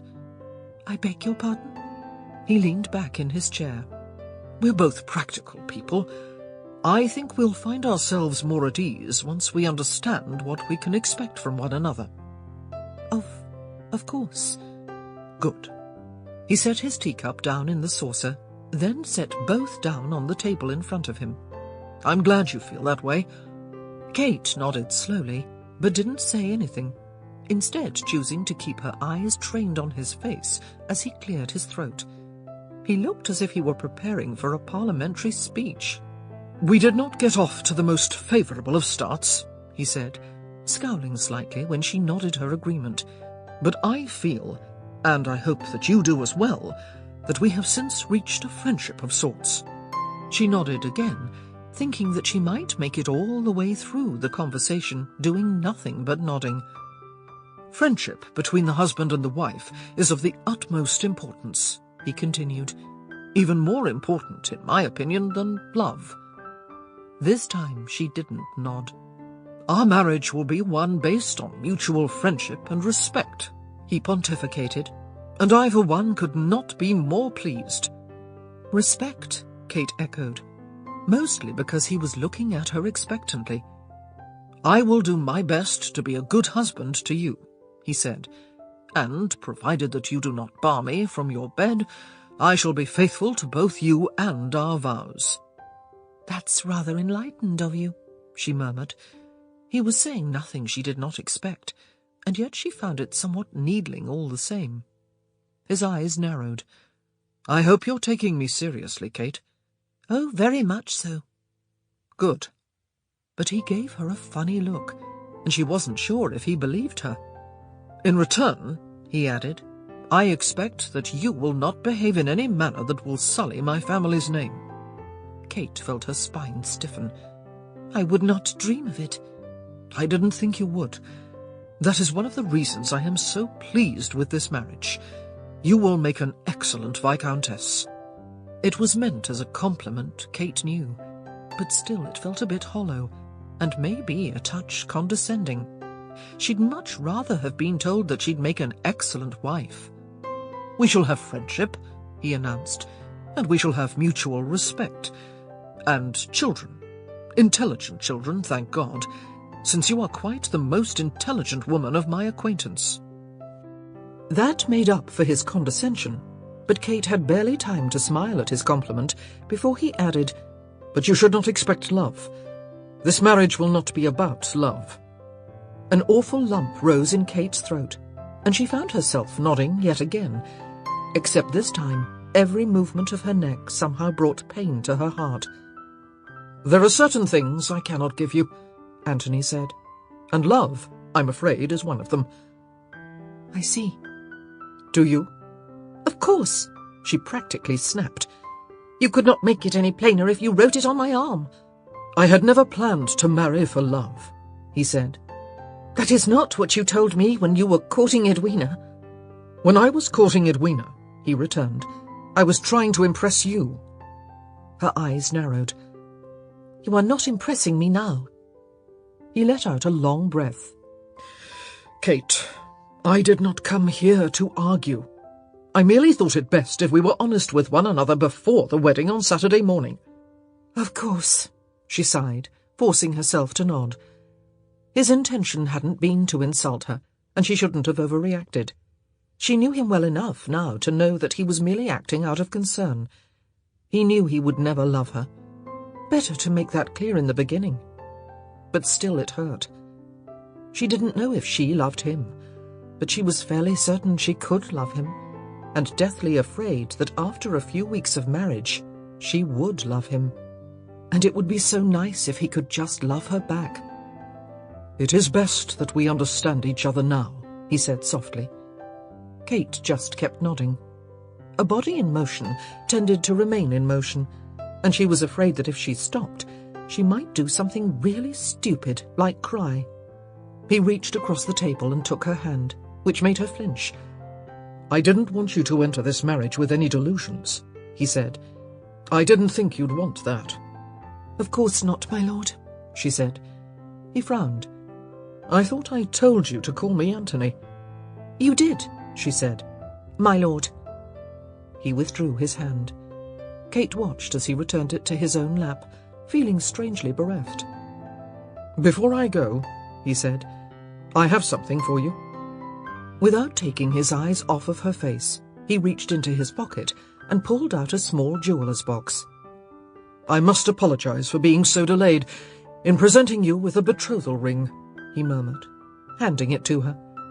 Kate smoothed her fingers over the blue velvet covering before flipping the box open. Inside lay a rather simple gold ring, adorned by a single round-cut diamond. "It's a Bridgerton heirloom," he said. "There are several betrothal rings in the collection, but I thought you'd like this one best. The others were rather heavy and fussy." "It's beautiful," Kate said, quite unable to take her eyes off of it. He reached out and took the box from her. "May I?" he murmured, plucking the ring from its velvet nest. She held out her hand, cursing at herself when she realized she was trembling. Not a great deal, but surely enough for him to notice. He didn't say a word, though, just steadied her hand with his as he used the other to slip the ring on her finger. "Looks rather nice, don't you think?" he asked, still holding the tips of her fingers with his. Kate nodded, unable to take her eyes off of it. She'd never been one for rings. This would be the first she wore with any regularity. It felt strange on her finger, heavy and cold, and very, very solid. It somehow made everything that had happened in the past week seem more real, more final. It occurred to her as she was staring at the ring that she'd been half expecting a bolt of lightning to come down from heaven and stop the proceedings before they actually said their vows. Anthony moved closer, then brought her newly adorned fingers to his lips. "Perhaps we should seal the bargain with a kiss," he murmured. "I'm not sure." He pulled her onto his lap and grinned devilishly. "I am." But as Kate tumbled onto him, she accidentally kicked Newton, who let out a loud, whiny bark, obviously distressed at having his nap so rudely interrupted. Anthony raised a brow and peered over Kate at Newton. "I didn't even see him here." "He was taking a nap," Kate explained. "He's a very sound sleeper." But once awake, Newton refused to be left out of the action, and with a slightly more awake bark, he leaped up onto the chair, landing on Kate's lap. "Newton!" she squealed. "Oh, for the love of—" But Anthony's mutterings were cut short by a big, sloppy kiss from Newton. "I think he likes you," Kate said, so amused by Anthony's disgusted expression that she forgot to be self-conscious about her position on his lap. "Dog," Anthony ordered, "get down on the floor this instant." Newton hung his head and whined. "Now!" Letting out a big sigh, Newton turned about and plopped down onto the floor. "My goodness," Kate said, peering down at the dog, who was now moping under the table, his snout lying sorrowfully on the carpet. "I'm impressed." "It's all in the tone of voice," Anthony said archly, snaking a vice-like arm around her waist so that she could not get up. Kate looked at his arm, then looked at his face, her brows arching in question. "Why," she mused, "do I get the impression you find that tone of voice effective on women as well?" He shrugged and leaned toward her with a heavy-lidded smile. "It usually is," he murmured. "Not this one." Kate planted her hands on the arms of the chair and tried to wrench herself up, but he was far too strong.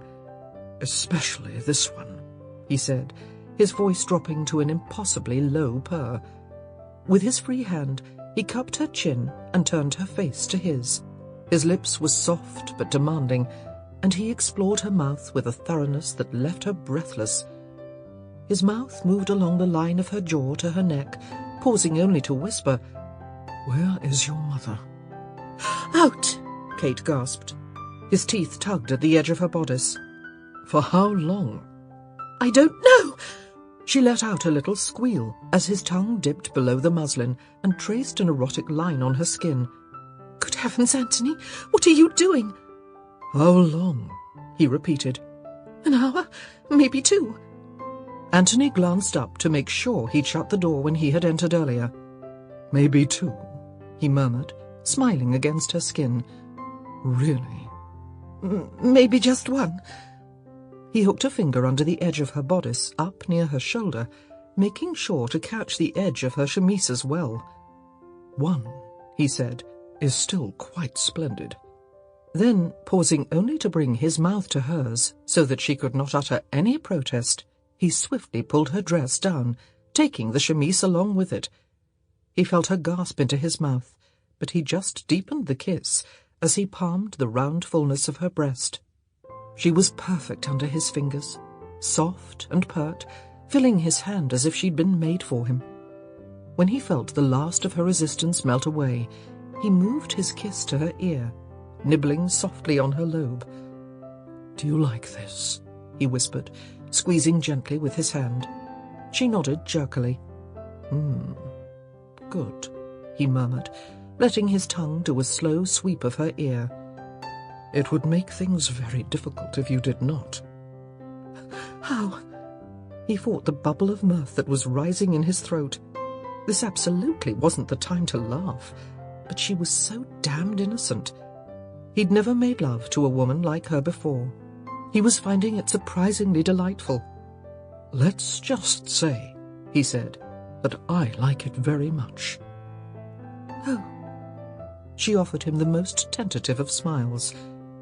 "There's more, you know," he whispered, letting his breath caress her ear. "I'm sure there must be," she replied, her voice mere breath. "You are?" he asked teasingly, squeezing her again. "I'm not so green that I think one can make a baby from what we've been doing." "I'd be happy to show you the rest," he murmured. "Not... Oh!" He'd squeezed again, this time allowing his fingers to tickle her skin. He loved that she couldn't think when he touched her breasts. "You were saying?" he prompted, nibbling on her neck. I was?" He nodded, the faint stubble of his beard brushing her throat. "I'm sure you were. But then again, perhaps I'd rather not hear. You'd begun with the word not. Surely," he added with a flick of his tongue against the underside of her chin, "not a word that belongs between us at a time like this. But—" His tongue moved down the line of her throat to the hollow above her collarbone. "I digress." You do?" He nodded. "I believe I was trying to determine what pleases you, as all good husbands should do." She said nothing, but her breathing quickened. He smiled against her skin. "What, for example, about this?" He flattened his hand, so that he was no longer cupping her, instead just letting his palm graze lightly over her nipple. "Anthony," she choked out. "Good," he said, moving to her neck, nudging her chin up so that she was more open to him. "I'm glad we're back to Anthony. My lord is so formal, don't you think? Far too formal for this." And then he did what he'd been fantasizing about for weeks. He lowered his head to her breast and took her into his mouth, tasting, suckling, teasing, reveling in each gasp he heard spill forth from her lips, each spasm of desire he felt shivering across her body. He loved that she reacted this way, thrilled that he did this to her. "So good," he murmured, his breath hot and moist against her skin. "You taste so damn good." "Anthony," she said, her voice hoarse. "Are you sure?" He put a finger to her lips, without even lifting his face to look at her. "I have no idea what you're asking, but whatever it is," he moved his attention to her other breast, "I'm sure." She made a soft little moaning sound, the sort that came from the very bottom of one's throat. Her body arched under his ministrations, and with renewed fervour he teased her nipple, grazing it gently between his teeth. "Oh, my! Oh, Anthony!"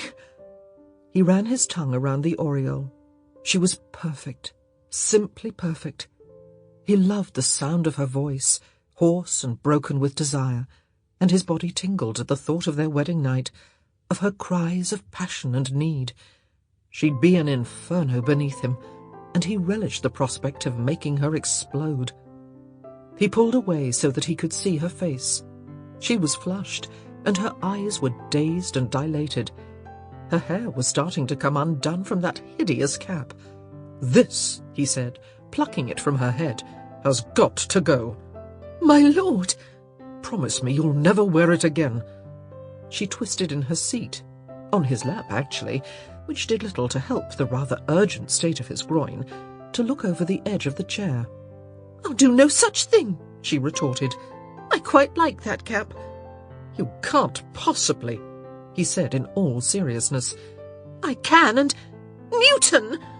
Anthony followed her line of vision and broke out into loud laughter, shaking the both of them in their seats.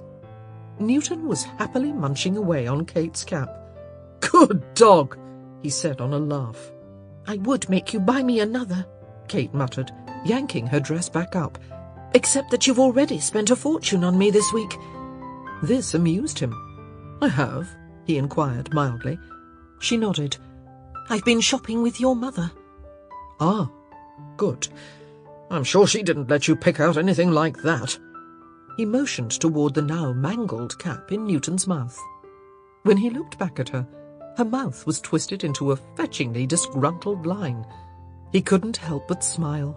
She was so easy to read. His mother hadn't let her buy such an unattractive cap, and it was killing her that she couldn't offer a retort to his last statement. He sighed rather contentedly. Life with Kate wasn't going to be dull. But it was getting late, and he should probably be going. Kate had said her mother wasn't expected for at least an hour, but Anthony knew better than to trust the female sense of time. Kate could be wrong, or her mother could have changed her mind, or any number of things might have happened, and even though he and Kate were due to be married in just 2 days, it didn't seem particularly prudent to get caught in the drawing-room in such a compromising position. With great reluctance, sitting in the chair with Kate and doing nothing but hold her was surprisingly satisfying.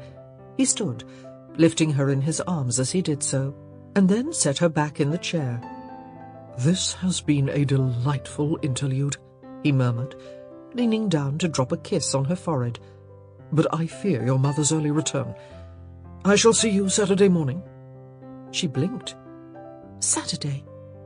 "A superstition of my mother's," he said with a sheepish smile. "She thinks it's bad luck for the bride and groom to see one another the day before the wedding." "Oh." She rose to her feet, self-consciously smoothing her dress and hair. "And do you believe it as well?" "Not at all," he said with a snort. She nodded. "It's very sweet of you to indulge your mother, then."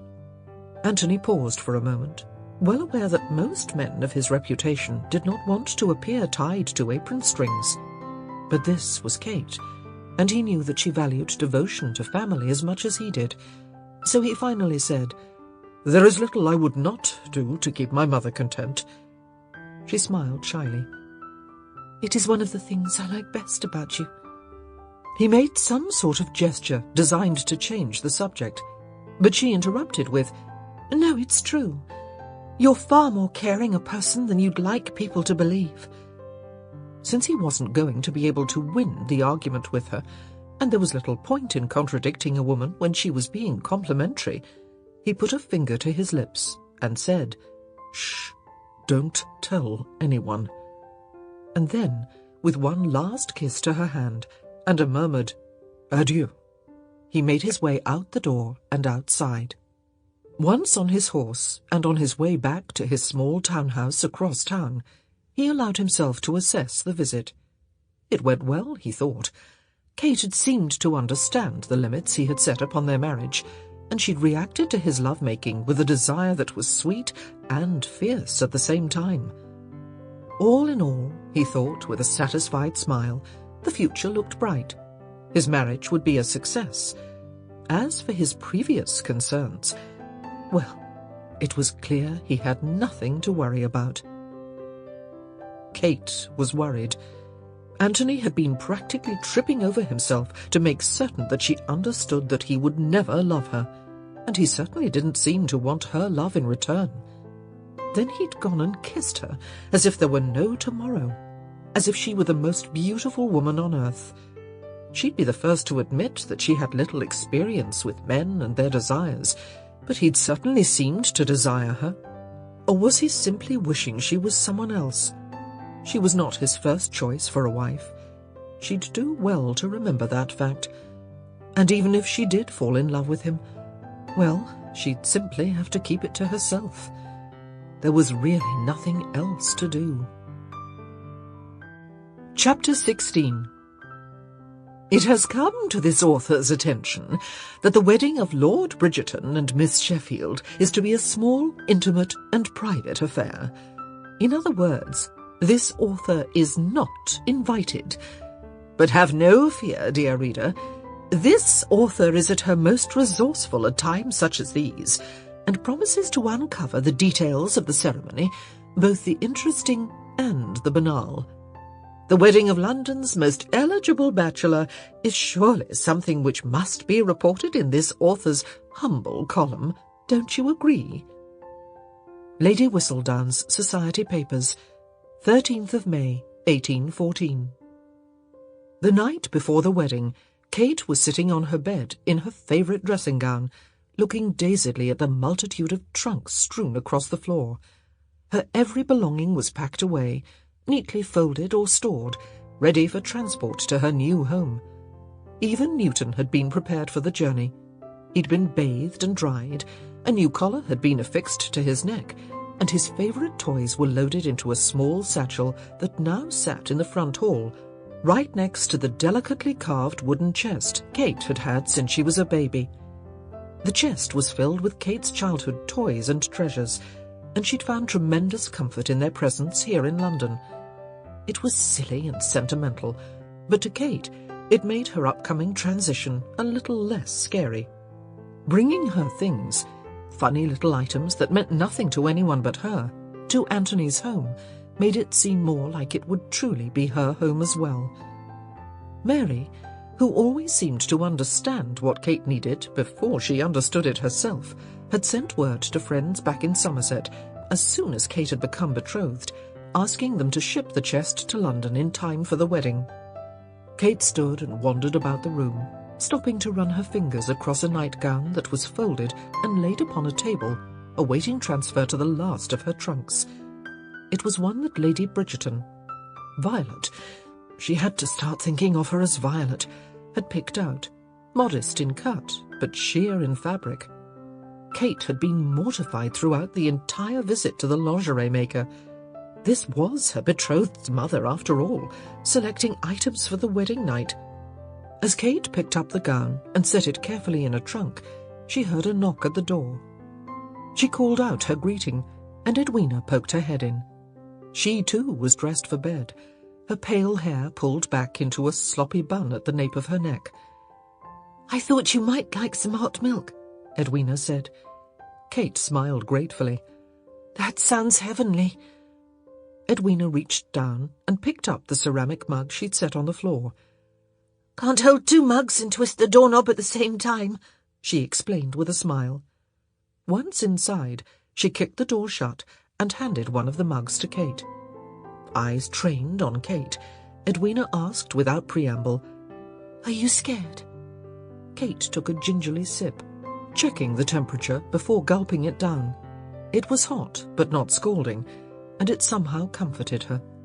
She'd been drinking hot milk since childhood, and the taste and feel of it always made her feel warm and secure. "Not scared, precisely," she finally replied, sitting down on the edge of her bed. "But nervous. Definitely nervous." "Well, of course you're nervous," Edwina said, her free hand waving animatedly through the air. "Only an idiot wouldn't be nervous. Your whole life is going to change. Everything. Even your name.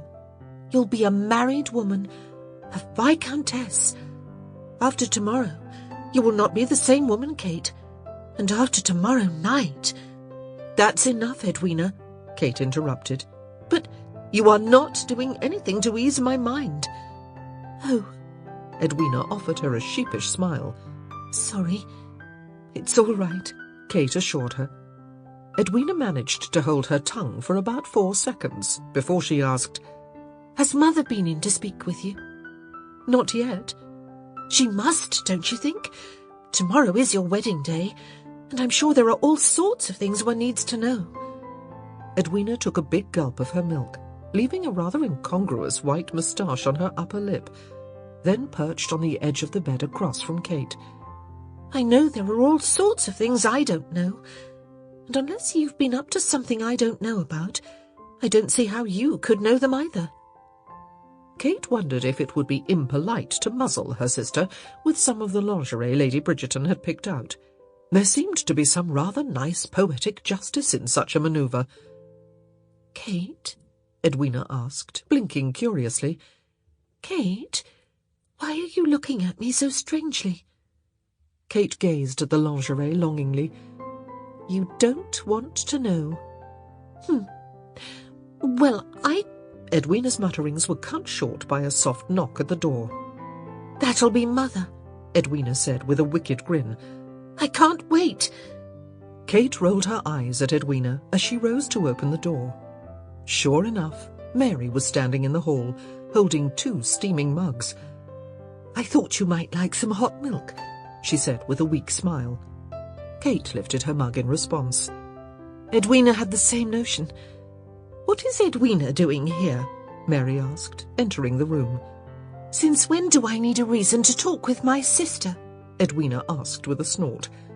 Mary shot her a peevish look before turning her attention back to Kate.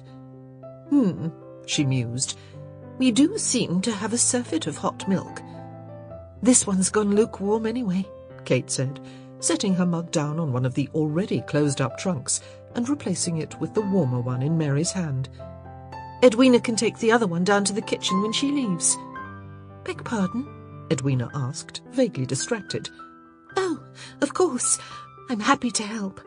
But she didn't rise to her feet. In fact, she didn't even twitch, save for the back and forth of her head as she looked from Mary to Kate and back again. "I need to speak with Kate," Mary said. Edwina nodded enthusiastically. "Alone?" Edwina blinked. "I have to leave." Mary nodded and held out the lukewarm mug. "Now?" Mary nodded again. Edwina looked stricken. Then her expression melted into a wary smile. "You're joking, right? I may stay, right?" "Wrong," Mary replied. Edwina turned pleading eyes to Kate. "Don't look to me," Kate said, with a barely suppressed smile. "It's her decision. She'll be doing the talking after all. I'll just be listening. And asking questions," Edwina pointed out. "And I have questions too." She turned to her mother. "Lots of questions."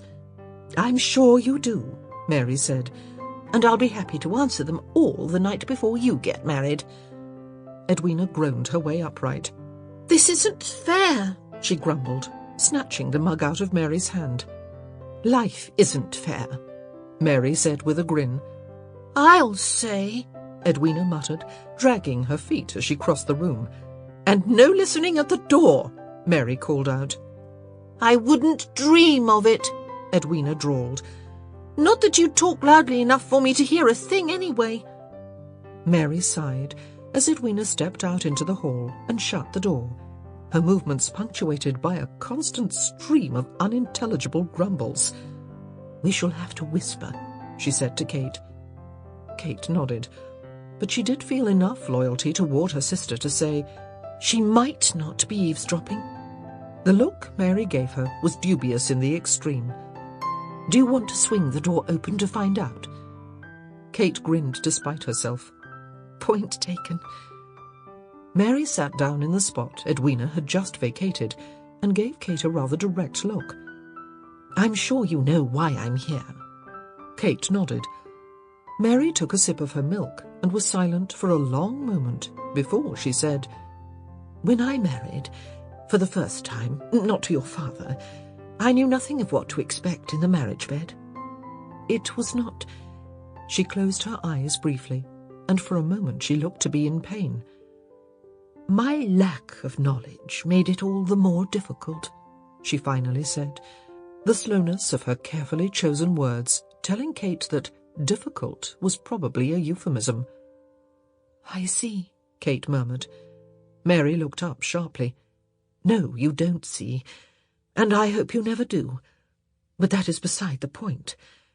I always swore that no daughter of mine would enter into marriage ignorant of what occurs between a husband and wife." "I'm already aware of the basics of the manoeuvre," Kate admitted. Clearly surprised, Mary asked, "You are?" Kate nodded. "It can't be very much different from animals." Mary shook her head. Her lips pursed into a slightly amused smile. "No, it's not." Kate pondered how best to phrase her next question. From what she'd seen on her neighbour's farm back in Somerset, the act of procreation didn't look terribly enjoyable at all. But when Anthony kissed her, she felt as if she were losing her mind. And when he kissed her twice, she wasn't even sure if she wanted it back. Her entire body tingled, and she suspected that if their recent encounters had occurred in more suitable locales, she would have let him have his way with her with nary a protest. But then there was that awful screaming mare at the farm. Frankly, the various pieces of the puzzle didn't seem to reconcile. Finally, after much clearing of her throat, she said, "It doesn't look very pleasant." Mary closed her eyes again, her face taking on that same look as before, as if she were remembering something she'd rather keep tucked away in the darkest recesses of her mind. When she opened her eyes again, she said, "A woman's enjoyment depends entirely on her husband." "And a man's?" "The act of love," Mary said, blushing, "can and should be a pleasant experience for both man and woman. But—" she coughed and took a sip of her milk. "I would be remiss if I did not tell you that a woman does not always find pleasure in the act." "But a man does." Mary nodded. "That doesn't seem fair." Mary's smile was wry. "I believe I just told Edwina that life wasn't always fair." Kate frowned, staring down into her milk. "Well, this really doesn't seem fair. This doesn't mean," Mary hastened to add, "that the experience is necessarily distasteful to the woman, and I'm certain it won't be distasteful to you. I assumed the Viscount has kissed you." Kate nodded without looking up. When Mary spoke, Kate could hear the smile in her voice. "I'll assume from your blush," Mary said, "that you enjoyed it." Kate nodded again, her cheeks now burning.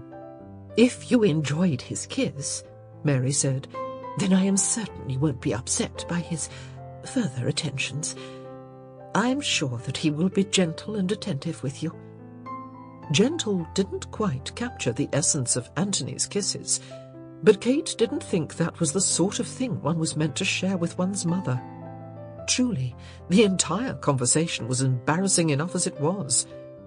"Men and women are very different," Mary continued, as if that weren't completely obvious. "And a man, even one who is faithful to his wife, which I'm sure the Viscount will be to you, can find his pleasure with almost any woman."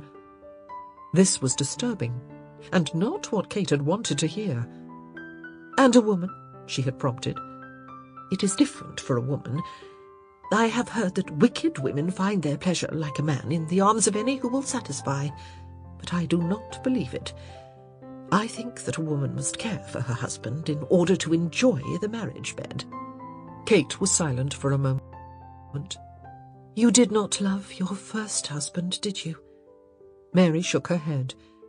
"It makes all the difference, sweet one. That and a husband's regard for his wife. But I have seen the Viscount in your company. I realize that your match was sudden and unexpected, but he treats you with care and respect. You will have nothing to fear, I'm sure of it. The Viscount will treat you well." And with that, Mary kissed Kate upon the forehead and bade her good night, picking up both empty milk mugs as she left the room. Kate sat on her bed, staring sightlessly at the wall for several minutes. Mary was wrong. Kate was sure of it. She had much to fear. She hated that she was not Anthony's first choice for a wife, but she was practical, and she was pragmatic, and she knew that certain things in life simply had to be accepted as fact. But she'd been consoling herself with the memory of the desire she had felt, and she thought Anthony had felt, when she was in his arms. Now it seemed that this desire wasn't even necessarily for her, but rather some primitive urge that every man felt for every woman. And Kate would never know if, when Anthony snuffed the candles and took her to bed, he closed his eyes and pictured another woman's face. The wedding, which was held in the drawing-room of Bridgerton House, was a small, private affair. Well, as small as one could expect, with the entire Bridgerton family in attendance, from Anthony all the way down to little 11-year-old Hyacinth, who'd taken her role as flower girl very seriously. When her brother Gregory, aged 13, had tried to tip her basket of rose petals, she'd walloped him in the chin, delaying the ceremony by a good 10 minutes, but interjecting a much-needed note of levity and laughter. Well, for everyone except Gregory, who'd been quite put out by the entire episode, and certainly wasn't laughing, even though he was, as Hyacinth was quick to point out to anyone who would listen, and her voice was loud enough so that one didn't really have the option of not listening, the one who'd started it. Kate had seen it all from her vantage point in the hall, where she'd been peeking through a crack in the door. It had made her smile, which was much appreciated, since her knees had been knocking for over an hour. She could only thank her lucky stars that Lady Bridgerton had not insisted upon a large, grand affair. Kate, who'd never thought of herself as a nervous sort of person before, would probably have passed out from fright. Indeed, Violet had mentioned the possibility of a huge wedding as a method by which to combat the rumours that were circulating about Kate, Anthony, and their rather sudden engagement. Mrs. Featherington was, true to her word, remaining mostly silent on the details of the matter, but she'd let enough innuendos slip that everyone knew that the betrothal had not come about in the usual manner. As a result, everyone was talking, and Kate knew it was only a matter of time before Mrs. Featherington could no longer restrain herself, and everyone learned the true story of her downfall at the hands, or rather the stinger, of a bee. But in the end, Violet had decided that a quick marriage was best, and since one couldn't throw together a grand party in 1 week, the guest list had been limited to family. Kate was attended by Edwina, Anthony by his brother Benedict, and in due course they were man and wife. It was strange, Kate thought later that afternoon, as she stared at the gold band that had joined the diamond on her left hand, how quickly one's life could change. The ceremony had been brief, rushing by in a crazy blur, and yet her life was forever altered. Edwina had been correct. Everything was different. She was a married woman now, a viscountess, Lady Bridgerton. She chewed on her lower lip. It sounded like someone else. How long would it take before someone said, Lady Bridgerton, and she actually thought they were talking to her, and not Anthony's mother? She was a wife now, with a wife's responsibilities. It terrified her. Now that the wedding was done, Kate reflected upon Mary's words from the previous night, and knew that she was right. In many respects, she was the luckiest woman alive. Anthony would treat her well. He would treat any woman well. And that was the problem. And now she was in a carriage, travelling the short distance between Bridgerton House, where the reception had been held, and Anthony's private residence, which she supposed could no longer be referred to as bachelor's lodgings. She stole a glance at her new husband. He was facing straight ahead, his face oddly serious. "Do you plan to move into Bridgerton House now that you are married?" she inquired quietly. Anthony started, almost as if he'd forgotten she was there. "Yes," he replied, turning to face her, although not for several months. I thought we could do with a bit of privacy at the start of our marriage, don't you think?" "Of course," Kate murmured. She looked down at her hands, which were fidgeting in her lap. She tried to still them, but it was impossible. It was a wonder she had not burst out of her gloves. Anthony followed the line of her gaze and placed one of his large hands over both of hers. She went still instantly. "Are you nervous?" he inquired. "Did you think I wouldn't be?" she replied, trying to keep her voice dry and ironic. He smiled in response. "There is nothing to fear." Kate nearly burst out in jittery laughter. It seemed she was destined to hear that platitude over and over again. "Perhaps," she allowed, "but still much about which to be nervous." His smile broadened. "Touché, my dear wife." Kate swallowed convulsively. It was strange to be someone's wife, especially strange to be this man's wife. "And are you nervous?" she countered. He leaned in toward her, his dark eyes hot and heavy with the promise of things to come. "Oh, desperately," he murmured. He closed the rest of the distance between them, his lips finding the sensitive hollow of her ear. "My heart is pounding," he whispered. Kate's body seemed to stiffen and melt at the same time, and then she blurted out, "I think we should wait." He nibbled on her ear. "Wait for what?" She tried to wiggle away. He didn't understand. If he'd understood, he'd be furious, and he didn't seem particularly upset. Yet, for the marriage," she stammered. That seemed to amuse him, and he playfully wiggled the rings that now rested on her gloved fingers. "It's a bit late for that, don't you think?" "For the wedding night," she clarified. He drew back, his dark brows flattening into a straight and perhaps a little bit angry line. "No," he said simply, but he did not move to embrace her again. Kate tried to think of words that would make him understand, but it wasn't easy.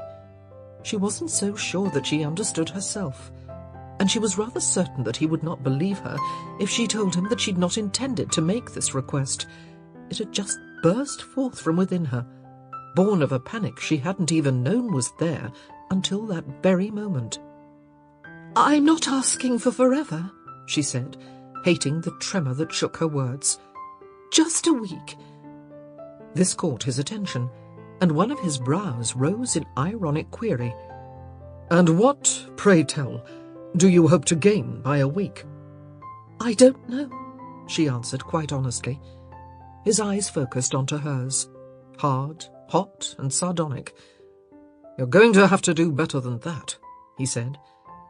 Kate didn't want to look at him, didn't want the intimacy he forced upon her when she was caught in his dark gaze. It was easy to hide her feelings when she could keep her focus on his chin or his shoulder, but when she had to look straight into his eyes, she was afraid he could see into her very soul. "This has been a week of a great many changes in my life," she began, wishing she knew where she was going with the statement. "For me as well," he interjected softly. "Not so much for you," she returned. "The intimacies of marriage are nothing new to you." One corner of his mouth quirked into a lopsided, slightly arrogant smile. "I assure you, my lady, that I have never before been married." "That's not what I meant, and you know it." He did not contradict her. "I simply would like a bit of time to prepare," she said, primly folding her hands in her lap. But she couldn't keep her thumbs still, and they twiddled anxiously, giving proof to the state of her nerves. Anthony stared at her for a long moment, then leaned back, propping his left ankle rather casually on his right knee. "Very well," he allowed. "Really?" She straightened with surprise. She had not expected him to capitulate with such ease. "Provided," he continued. She slumped. She should have known that there would be a contingency. "that you edify me on one point." She gulped. "And what would that be, my lord?" He leaned forward. the very devil in his eyes. "How, precisely, do you plan to prepare?" Kate glanced out the window, then swore under her breath when she realized they weren't even to Anthony's street. There would be no escaping his question. She was stuck in the carriage for at least another 5 minutes. "Well," she stalled, "I'm sure I don't understand what you mean." He chuckled. "I'm sure you don't either." Kate scowled at him. There was nothing worse than being the butt of someone else's joke, and it seemed especially inappropriate when one happened to be a bride on her wedding day. "Now you're having fun with me," she accused. "No," he said, with what could only have been called a leer. "I'd like to have fun with you. There's quite a difference." "I wish you wouldn't talk like that," she grumbled. "You know I don't understand." His eyes focused on her lips as his tongue darted out to wet his own. "You would," he murmured, "if you'd simply give in to the inevitable and forget your silly request." "I don't enjoy being condescended to," Kate said stiffly. His eyes flashed. "And I don't like being denied my rights," he returned, his voice cold, and his face a harsh rendition of aristocratic power. "I'm not denying you anything," she insisted. "Oh, really?" His drawl lacked all humour. "I'm just asking for a reprieve. A brief, temporary brief." She repeated the word, just in case his brain was too dulled by single-minded male pride to have understood her the first time. "Reprieve? Surely you would not deny me such a simple request?" "Of the two of us," he said, his voice clipped, "I don't think I'm the one doing the denying." He was right, drat the man, and she had no idea what else to say. She knew she hadn't a leg to stand on with her spur-of-the-moment request. He had every right to toss her over his shoulder, drag her off to bed, and lock her in the room for a week if he so desired. She was acting foolishly, a prisoner of her own insecurities. Insecurities she hadn't even known she possessed until she'd met Anthony. All her life, she'd been the one who'd received the second glance, the second greeting, the second kiss on the hand. As the elder daughter, it should have been her due to be addressed before her younger sister. But Edwina's beauty was so stunning, the pure and perfect blue of her eyes so startling, that people simply forgot themselves in her presence. Introductions to Kate were usually met with an embarrassed "of course" and a polite murmured greeting, while their eyes slid back to Edwina's pure and shining face. Kate had never minded it much. If Edwina had been spoiled or bad-tempered, it might have been difficult. And in all truth, most of the men she'd met were shallow and silly, and she hadn't much cared if they only took the time to acknowledge her after her sister. Until now. She wanted Anthony's eyes to light up when she entered the room. She wanted him to scan a crowd until he saw her face. She didn't need him to love her, or at least that's what she was telling herself, but she desperately wanted to be first in his affections, first in his desires, and she had an awful, terrible feeling that all this meant she was falling in love. Falling in love with one's husband. Who would have thought it could be such a disaster? "I see you have no response," Anthony said quietly. The carriage rolled to a halt, thankfully sparing her from having to make a reply. But when a liveried footman rushed forward and attempted to open the door, Anthony yanked it back shut, never once taking his eyes off of her face. "How, my lady?" he repeated. "How?" she echoed. She'd quite forgotten what he was asking. "How?" he said yet again, his voice hard as ice but hot as flame. "Do you plan to prepare for your wedding night?" I had not considered," Kate replied. "I thought not." He let go of the door handle, and the door swung open, revealing the faces of 2 footmen, who were obviously trying very hard not to look curious. Kate remained silent, as Anthony helped her down and led her into the house. His household staff was assembled in the small entry hall, and Kate murmured her greetings as each member was introduced to her by the butler and housekeeper. The staff wasn't very extensive, as the house was small by Tom's standards, but the introductions took a good 20 minutes. 20 minutes, which, unfortunately, did little to calm her nerves. By the time he placed his hand at the small of her back and guided her toward the stairs, her heart was racing, and for the first time in her life, she thought she might actually pass out. It wasn't that she feared the marriage bed. It wasn't even that she feared not pleasing her husband. Even an innocent virgin such as herself could tell that his actions and reactions when they kissed were proof enough of his desire. He would show her what to do. Of that she had no doubt. What she feared. She caught her throat closing, choking, and she brought her fist to her mouth, biting on the knuckle to steady her stomach, as if that might actually do something to help the awful churning that had her in knots. "My God," Anthony whispered as they reached the landing. "You're terrified." "No," she lied. He took her by the shoulders and twisted her to face him, staring deeply into her eyes. Cursing under his breath, he grabbed her hand and pulled her into his bedroom, muttering, "We need privacy." When they reached his chamber, a richly appointed, masculine room, exquisitely decorated in shades of burgundy and gold, he planted his hands on his hips and demanded, "Didn't your mother tell you about... Kate would have laughed at his flailings if she hadn't been so nervous. "Of course," she said quickly. "Mary explained everything." "Then what the hell is the problem?" He cursed again, then apologized. "I beg your pardon," he said stiffly. "That certainly is not the way to set you at ease." "I can't say," she whispered, her eyes sliding to the floor, focusing on the intricate pattern of the carpet, until they swam with tears. A strange, horrible choking noise emerged from Anthony's throat.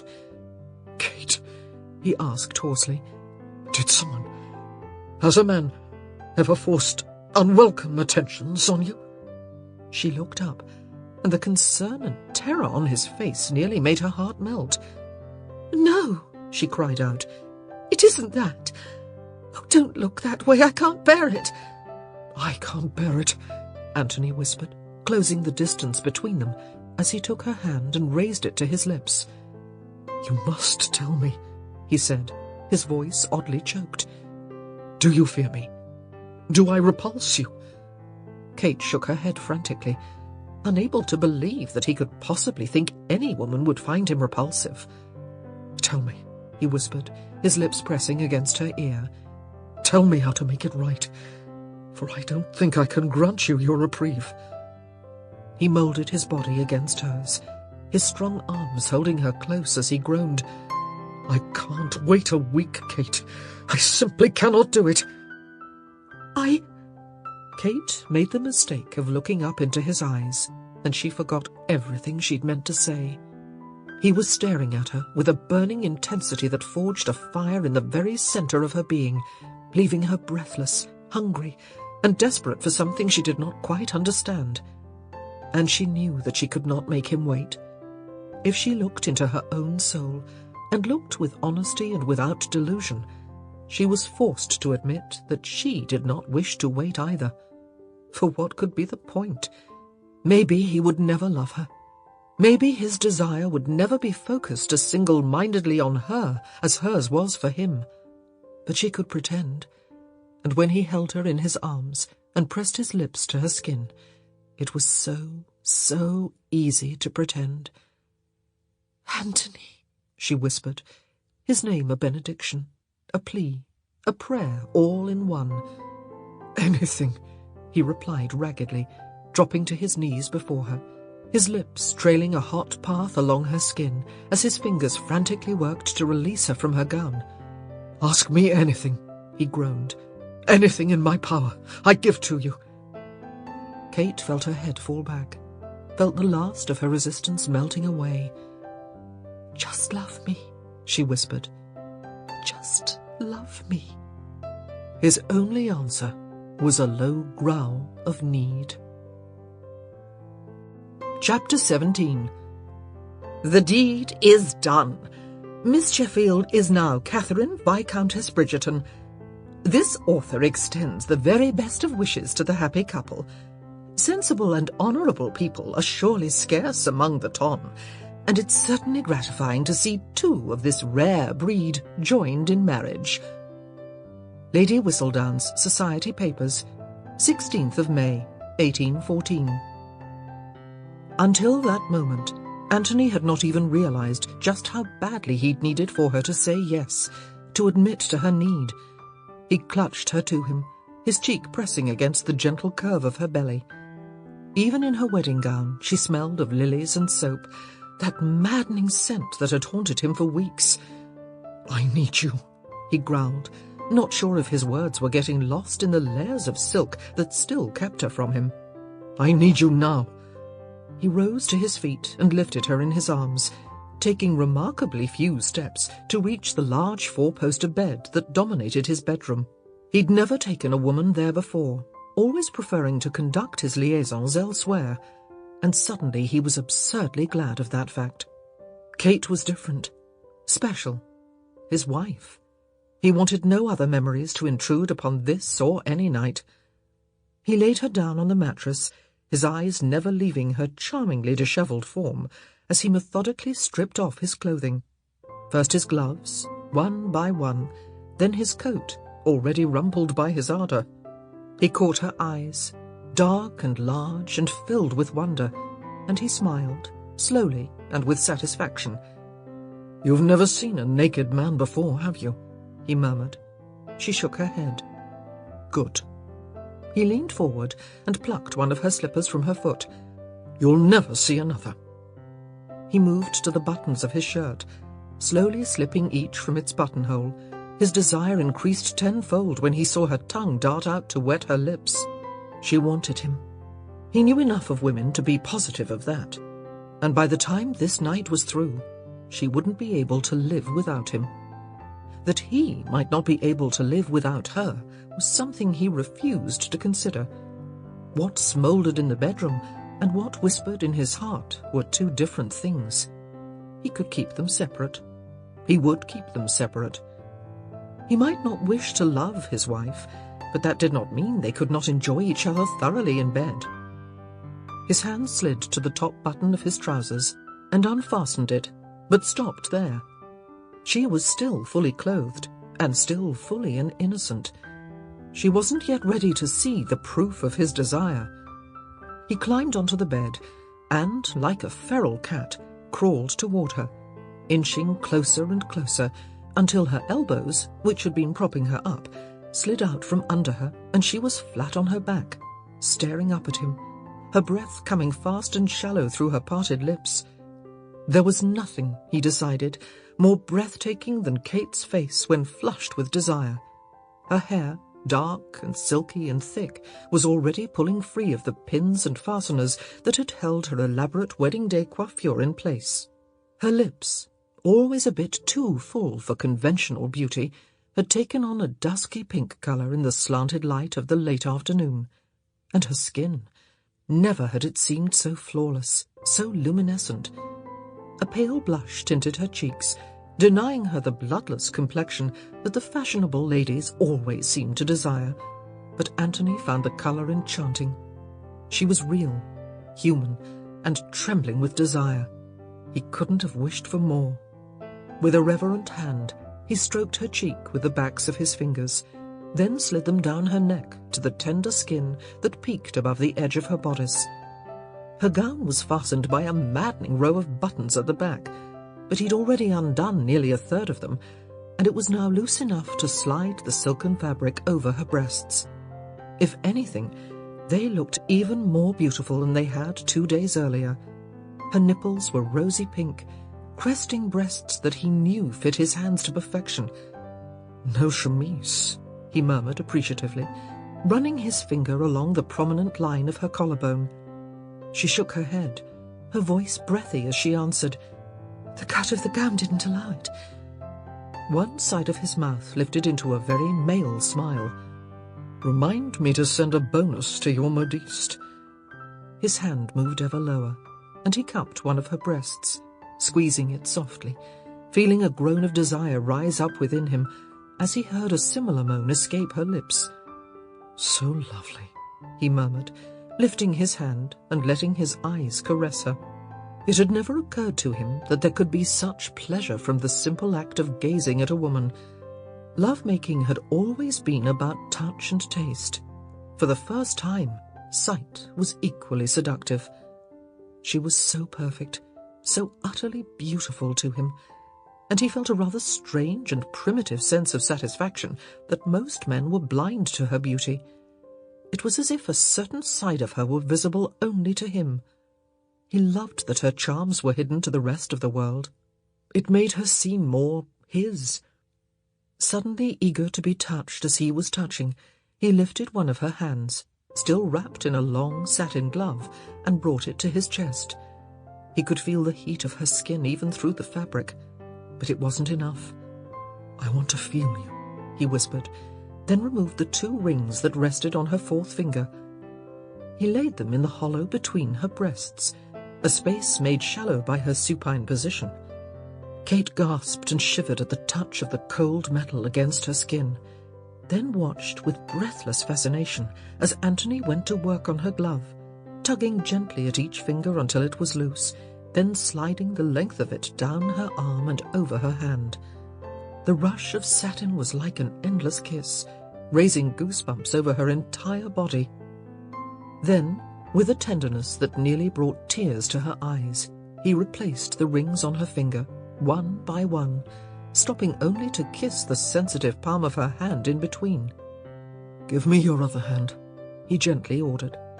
She did, and he repeated the same exquisite torture, tugging and sliding the satin along her skin.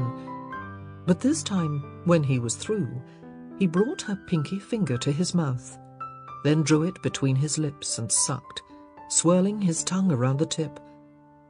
Kate felt an answering tug of desire pulling through her arm, shivering through her chest, snaking through her until it pooled, hot and mysterious, between her legs. He was awakening something within her, something dark and maybe just a little bit dangerous, something that had lain dormant for years, just waiting for a single kiss from this man. Her entire life had been preparation for this very moment, and she didn't even know what to expect next. His tongue slid down the inner length of her finger, then traced the lines on her palm. "Such lovely hands," he murmured, nibbling on the fleshy part of her thumb as his fingers entwined with hers. "Strong, and yet so graceful and delicate." "You're talking nonsense," Kate said self-consciously. "My hands—" But he silenced her with a finger to her lips. "Shh," he admonished. "Haven't you learned that you should never ever contradict your husband when he is admiring your form?" Kate shivered with delight. "For example," he continued, the very devil in his voice, "if I want to spend an hour examining the inside of your wrist—" With lightning-quick movements, his teeth grazed the delicate, thin skin on the inside of her wrist. "It is certainly my prerogative, don't you think?" Kate had no response, and he chuckled, the sound low and warm in her ears. "And don't think I won't," he warned, using the pad of his finger to trace the blue veins that pulsed under her skin. "I may decide to spend 2 hours examining your wrist." Kate watched with fascination as his fingers, touching her so softly that she tingled from the contact, made their way to the inside of her elbow, then stopped to twirl circles on her skin. "I can't imagine," he said softly, "that I could spend 2 hours examining your wrist and not find it lovely." His hand made the jump to her torso, and he used his palm to lightly graze the tip of her puckered breast. "I should be most aggrieved were you to disagree." He leaned down and captured her lips in a brief yet searing kiss. Lifting his head just an inch, he murmured, "It is a wife's place to agree with her husband in all things, His words were so absurd that Kate finally managed to find her voice. "If," she said with an amused smile, "his opinions are agreeable, my lord." One of his brows arched imperiously. "Are you arguing with me, my lady? And on my wedding night, no less?" "It's my wedding night, too," she pointed out. He made a clucking noise and shook his head. "I may have to punish you," he said. "But how? By touching?" His hand skimmed over one breast, then the next. "Or not touching?" He lifted his hands from her skin, but he leaned down, and through pursed lips blew a soft stream of air over her nipple. "Touching!" Kate gasped, arching off the bed. "Definitely touching." "You think?" He smiled, slowly, like a cat. "I never thought I'd say this, but not touching has its appeal." Kate stared up at him. He loomed over her on his hands and knees, like some primitive hunter coming in for the final kill. He looked feral, triumphant, and powerfully possessive. His thick chestnut hair fell over his forehead, giving him an oddly boyish air, but his eyes burned and gleamed with a very adult desire. He wanted her. It was thrilling. He might be a man, and thus able to find his satisfaction with any woman, but right now, in this moment, he wanted her. Kate was sure of it, and it made her feel like the most beautiful woman alive. Emboldened by the knowledge of his desire, she reached up and cupped one hand around the back of his head, drawing him down until his lips were just a whisper away from hers. "Kiss me," she ordered, surprised by the imperiousness of her voice. "Kiss me now." He smiled in vague disbelief, but his words, in that last second before their lips met, were, "Anything you wish, Lady Bridgerton. Anything you wish." And then it all seemed to happen at once. His lips were on hers, teasing and devouring, while his hands were lifting her up into a seated position. His fingers worked nimbly at the buttons of her gown, and she could feel the cool brush of the air on her skin as the fabric slipped down, inch by inch, exposing her ribcage, then her navel, and then his hands slid beneath her hips, and he was lifting her up, yanking the dress out from underneath her. Kate gasped at the intimacy of it. She was clad only in her unmentionables, stockings and garters. She'd never felt so exposed in her life, and yet she thrilled in every moment, every sweep of his eyes over her body.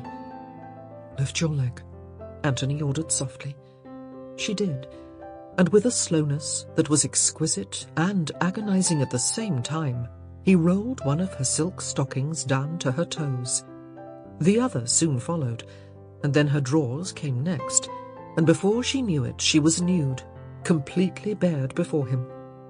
His hand skimmed softly over her stomach. Then he said, "I think I'm a little overdressed, don't you?" Kate's eyes widened as he left the bed and stripped off the rest of his clothing. His body was perfection, his chest finely muscled, his arms and legs powerful, and his... "Oh, my God!" she gasped. He grinned. "I'll take that as a compliment." Kate swallowed convulsively. No wonder those animals on her neighbour's farm hadn't looked as if they were enjoying the act of procreation. At least not the female ones. Surely this wasn't going to work. But she didn't want to seem naive and foolish, so she didn't say anything, just gulped and tried to smile. Anthony caught the flash of terror in her eyes and smiled gently. "Trust me," he murmured, sliding onto the bed beside her. His hand settled on the curve of her hip as he nuzzled her neck. "Just trust me."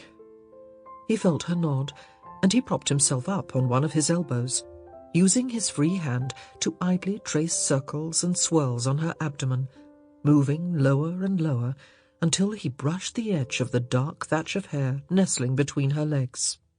Her muscles quivered, and he heard a rush of indrawn breath pass over her lips. "Shh," he said soothingly, leaning down to distract her with a kiss. The last time he'd lain with a virgin, He'd been one himself, and he was relying on instinct to guide him with Kate. He wanted this, her first time, to be perfect. Or if not perfect, then at least damn good. While his lips and tongue explored her mouth, his hand dipped ever lower, until he reached the moist heat of her womanhood. She gasped again, but he was relentless, teasing and tickling, delighting in each of her squirms and moans. "What are you doing?" she whispered against his lips. He gave her a lopsided grin as one of his fingers slid inside. "Making you feel really, really good?" She moaned, which pleased him. If she'd managed intelligible speech, he would have known he wasn't doing his job correctly. He moved over her, nudging her legs farther apart with one of his thighs and letting out a moan of his own as his manhood settled against her hip.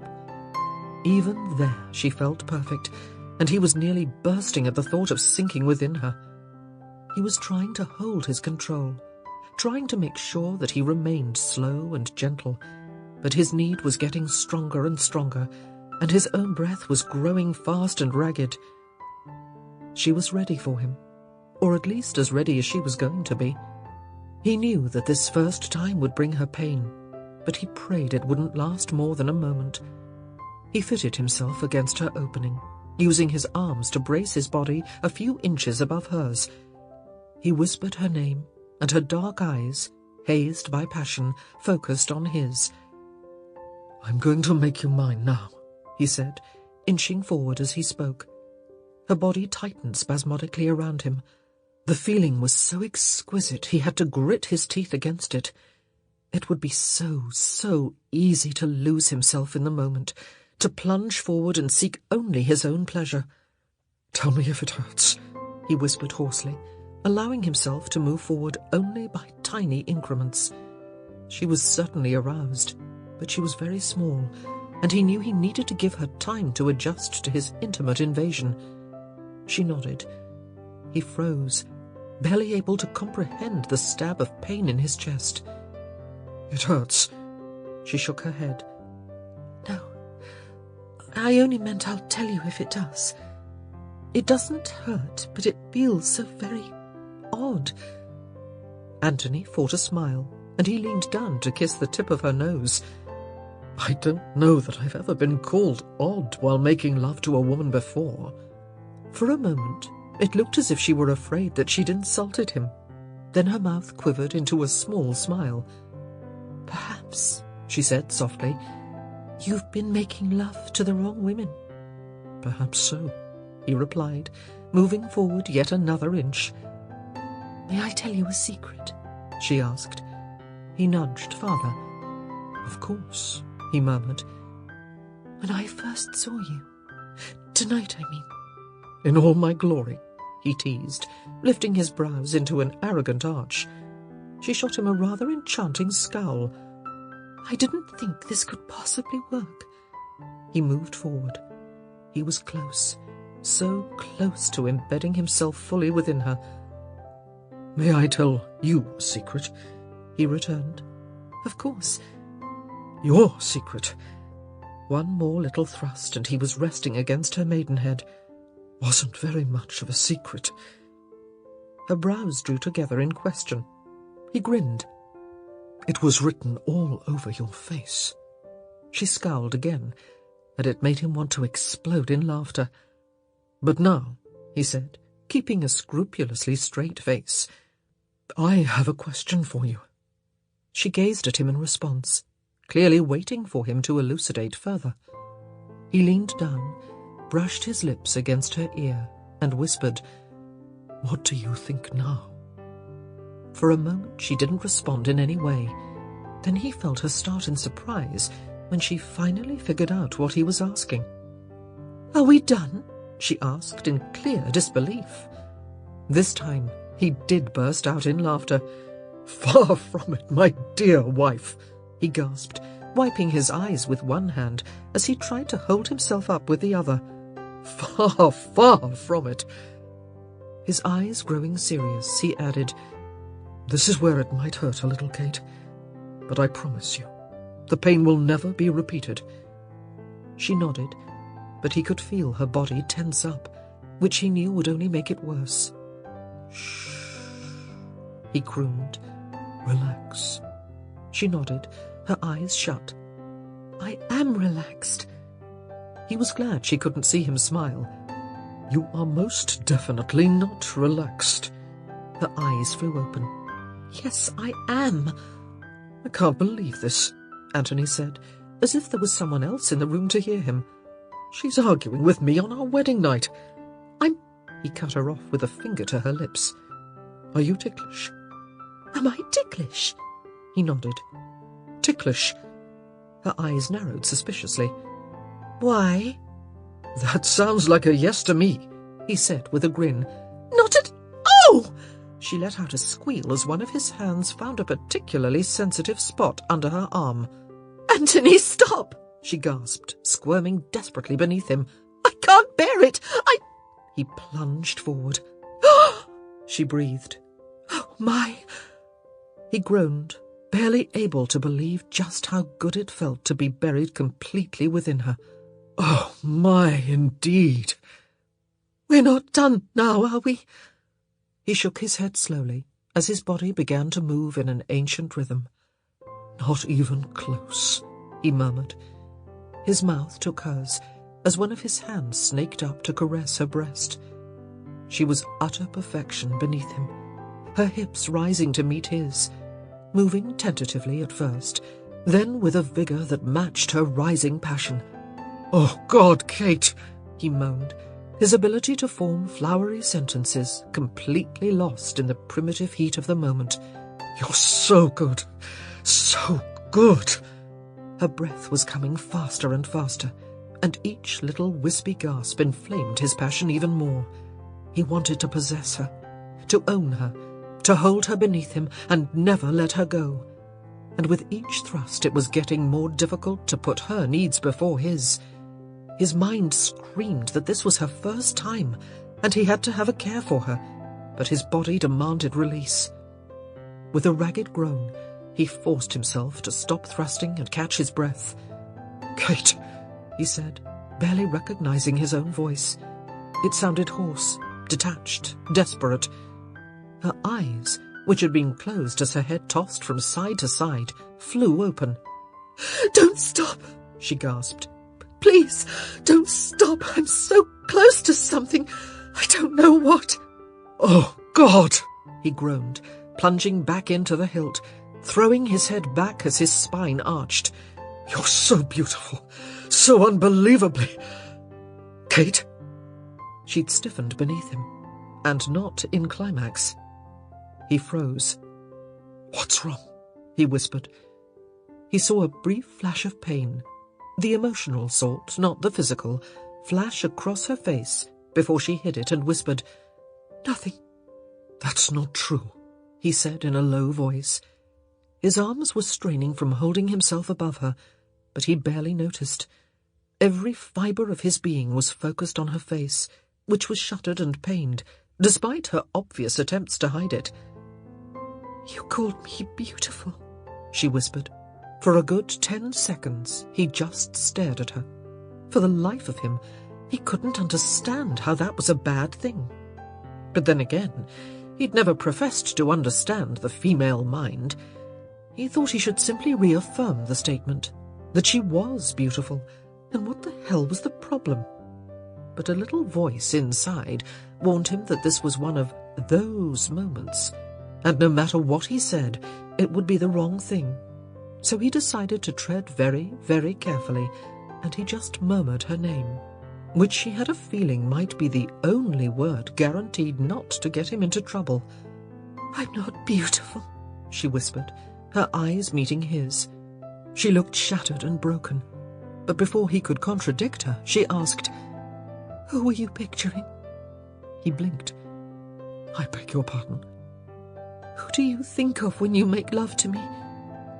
Anthony felt as if he'd been punched in the gut. The breath whooshed from his body. "Kate," he said slowly. "Kate, you're mad. I know a man doesn't have to feel desire for a woman to find pleasure with her," she cried out. You think I don't desire you?" he choked out. God in heaven! He was ready to explode right now within her, and he hadn't even moved for the last 30 seconds. Her lower lip trembled between her teeth, and a muscle spasmed in her neck. Do you think of Edwina?" Anthony froze. "How could I possibly confuse the two of you?" Kate felt her face crumple, felt hot tears stinging at her eyes. She didn't want to cry in front of him. Oh, God, especially not now. But it hurt. It hurt so much, and his hand grasped her cheeks with stunning speed, forcing her to look up at him. "Listen to me," he said, his voice even and intense. "And listen well, because I'm only going to say this once. I desire you. I burn for you. I can't sleep at night for wanting you. Even when I didn't like you, I lusted for you. It's the most maddening, beguiling, damnable thing, but there it is. And if I hear one more word of nonsense from your lips, I'm going to have to tie you to the bloody bed and have my way with you 100 different ways until you finally get it through your silly skull that you are the most beautiful and desirable woman in England, and if everyone else doesn't see that, then they're all bloody fools." Kate wouldn't have thought it possible for her mouth to fall open while she was lying down, but somehow it did. One of his brows arched into what had to be the most arrogant expression ever to grace a face. "Is that understood?" She just stared at him, not quite able to form a response. He leaned down until his nose was a mere inch from hers. "Is that understood?" She nodded. "Good," he grunted, and then, before she had a moment even to catch her breath, his lips were devouring hers in a kiss so fierce she was clutching the bed just to keep from screaming. His hips ground into hers, frenzied in their power, thrusting, rotating, stroking her until she was certain she must be on fire. She clutched at him, not certain whether she was trying to bind him to her or tear him away. "I can't do this," she moaned, certain she would shatter. Her muscles were stiff, tense, and it was getting hard to breathe. But if he'd hurt her, he didn't care.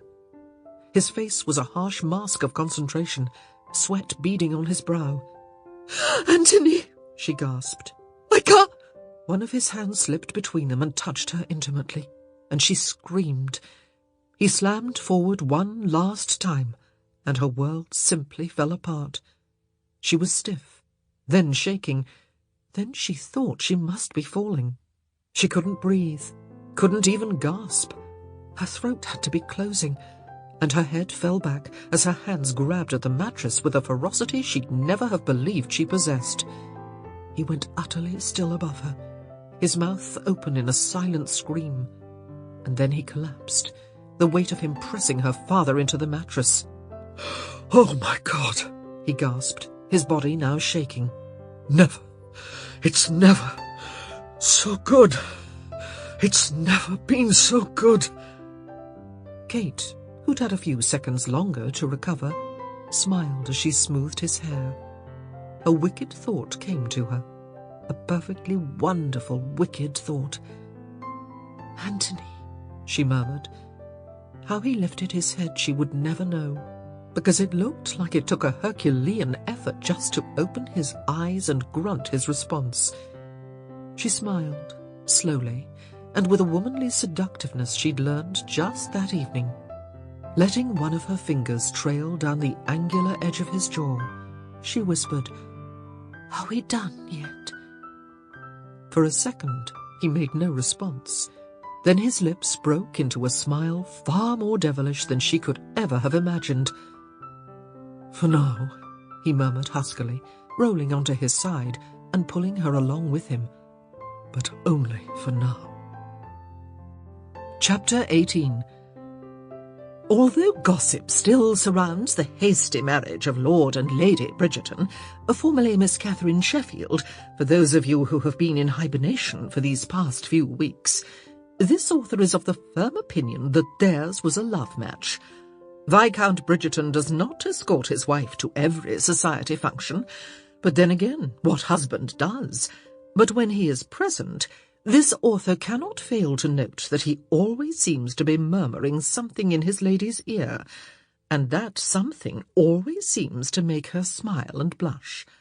Furthermore, he always dances with her one more time than is considered de rigueur. Considering how many husbands don't like to dance with their wives at all, this is romantic stuff indeed. Lady Whistledown's Society Papers, 10th of June, 1814. The next few weeks flew by in a delirious rush. After a brief stay in the country at Aubrey Hall, the newlyweds returned to London, where the season was in full swing. Kate had hoped to use her afternoons to resume her flute lessons, but she quickly discovered that she was in great demand, and her days were filled with social calls, shopping excursions with her family, and the occasional ride in the park. Her evenings were a whirlwind of balls and parties, but her nights were for Anthony alone. Marriage, she decided, agreed with her. She saw less of Anthony than she would have liked, but she understood and accepted that he was a very busy man. His many concerns, both in Parliament and on his estates, took up a great deal of his time. But when he returned home at night and met her in the bedroom, no separate bedchambers for Lord and Lady Bridgerton, he was marvellously attentive, asking about her day, telling her of his, and making love to her until the wee hours of the night. He'd even taken the time to listen to her practice her flute. She'd managed to hire a musician to come and tutor her 2 mornings a week. Considering the not very expert level of play which Kate had achieved, Anthony's willingness to sit through an entire 30 minutes of rehearsal could only be interpreted as a sign of great affection. Of course, it did not escape her notice that he'd never repeated the gesture. Hers was a fine existence, a far better marriage than most women of her station could expect. If her husband did not love her, if he would never love her, then at least he did a good job of making her feel cared for and appreciated.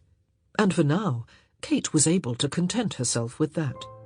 And if he seemed distant during the day, well, he certainly wasn't distant at night. The rest of society, however, and Edwina in particular, had gotten it into their heads that Lord and Lady Bridgerton's marriage was a love match. Edwina had taken to visiting in the afternoons, and this day was no exception. She and Kate were sitting in the drawing-room, sipping tea and nibbling on biscuits, enjoying a rare moment of privacy now that Kate had bidden farewell to her daily swarm of visitors. Everyone, it seemed, wanted to see how the new Viscountess was getting along, and Kate's drawing-room was almost never empty in the afternoon. Newton had hopped up onto the sofa beside Edwina, and she was idly stroking his fur as she said, "Everyone is talking about you today." Kate didn't even pause as she lifted her tea to her lips and took a sip. "Everyone is always talking about me," she said with a shrug. "I'll soon find another topic." "Not," Edwina replied, "as long as your husband keeps looking at you the way he did last night." Kate felt her cheeks grow warm. "He did nothing out of the ordinary," she murmured. "Kate, he was positively smouldering." Edwina shifted her position as Newton shifted his, letting her know with a little whine that he wanted his belly rubbed.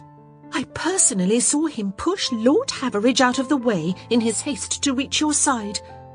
"We arrived separately," Kate explained, although her heart was filling with a secret and most probably foolish joy. "I'm sure he just had something he needed to tell me." Edwina looked dubious. "And did he?" "Did he what?" "Tell you something," Edwina said with palpable exasperation. "You just said you were sure he just had something he needed to tell you. If that were the case, wouldn't he have told you whatever it was? And then you'd know he had something to tell you, right?" Kate blinked. "Edwina, you're making me dizzy." Edwina's lips smooshed together in a disgruntled frown. "You never tell me anything." "Edwina, there's nothing to tell."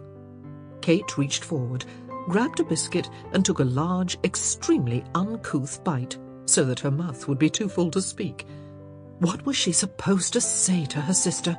That before they'd even wed, Her husband had informed her in a most matter-of-fact and straightforward manner that he would never love her. That would make for charming conversation over tea and biscuits. "Well," Edwina finally announced, after watching Kate chew for an improbable full minute, "I actually had another reason for coming here today. I have something I wish to tell you." Kate swallowed gratefully. "Really?" Edwina nodded, then blushed. "What is it?" Kate implored, sipping at her tea. Her mouth was awfully dry after all that chewing. "I think I'm in love." Kate nearly spit out her tea. "With whom?" "Mr. Bagwell." Try as she might, Kate could not for the life of her recall who Mr. Bagwell was. "He's a scholar," Edwina said with a dreamy sigh. "I met him at Lady Bridgerton's country house party." "I don't recall meeting him," Kate said, her brow knitting into thoughtful lines. "You were rather busy throughout the visit," Edwina replied in an ironic voice. "Getting yourself betrothed and all that." Kate pulled the sort of face one could only display with a sibling. "Just tell me about Mr. Bagwell." Edwina's eyes grew warm and bright. "He's a second son, I'm afraid, so he cannot expect much in the way of income.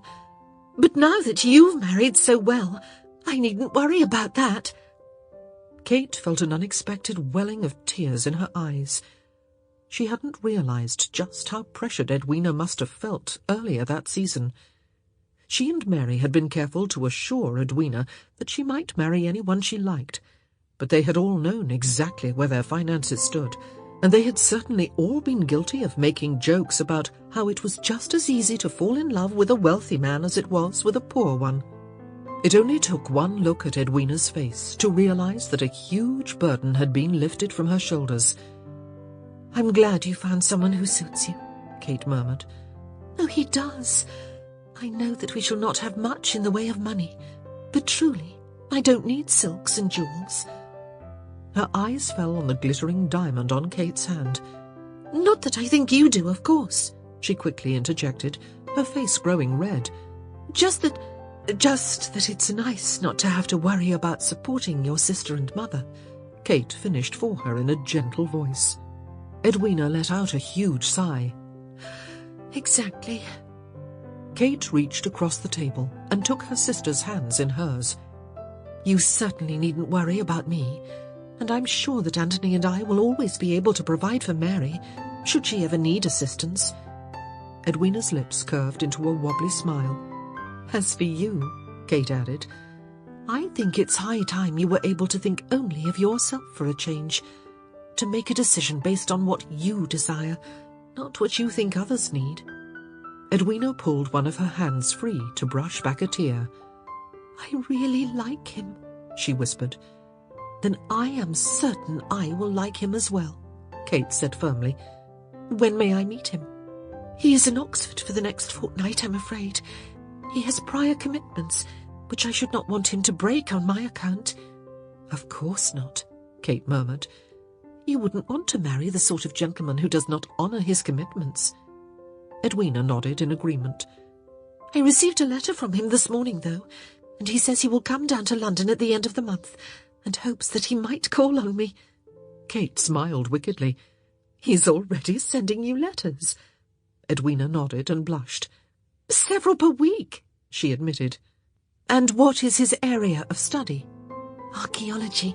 He's quite brilliant. He has been to Greece twice."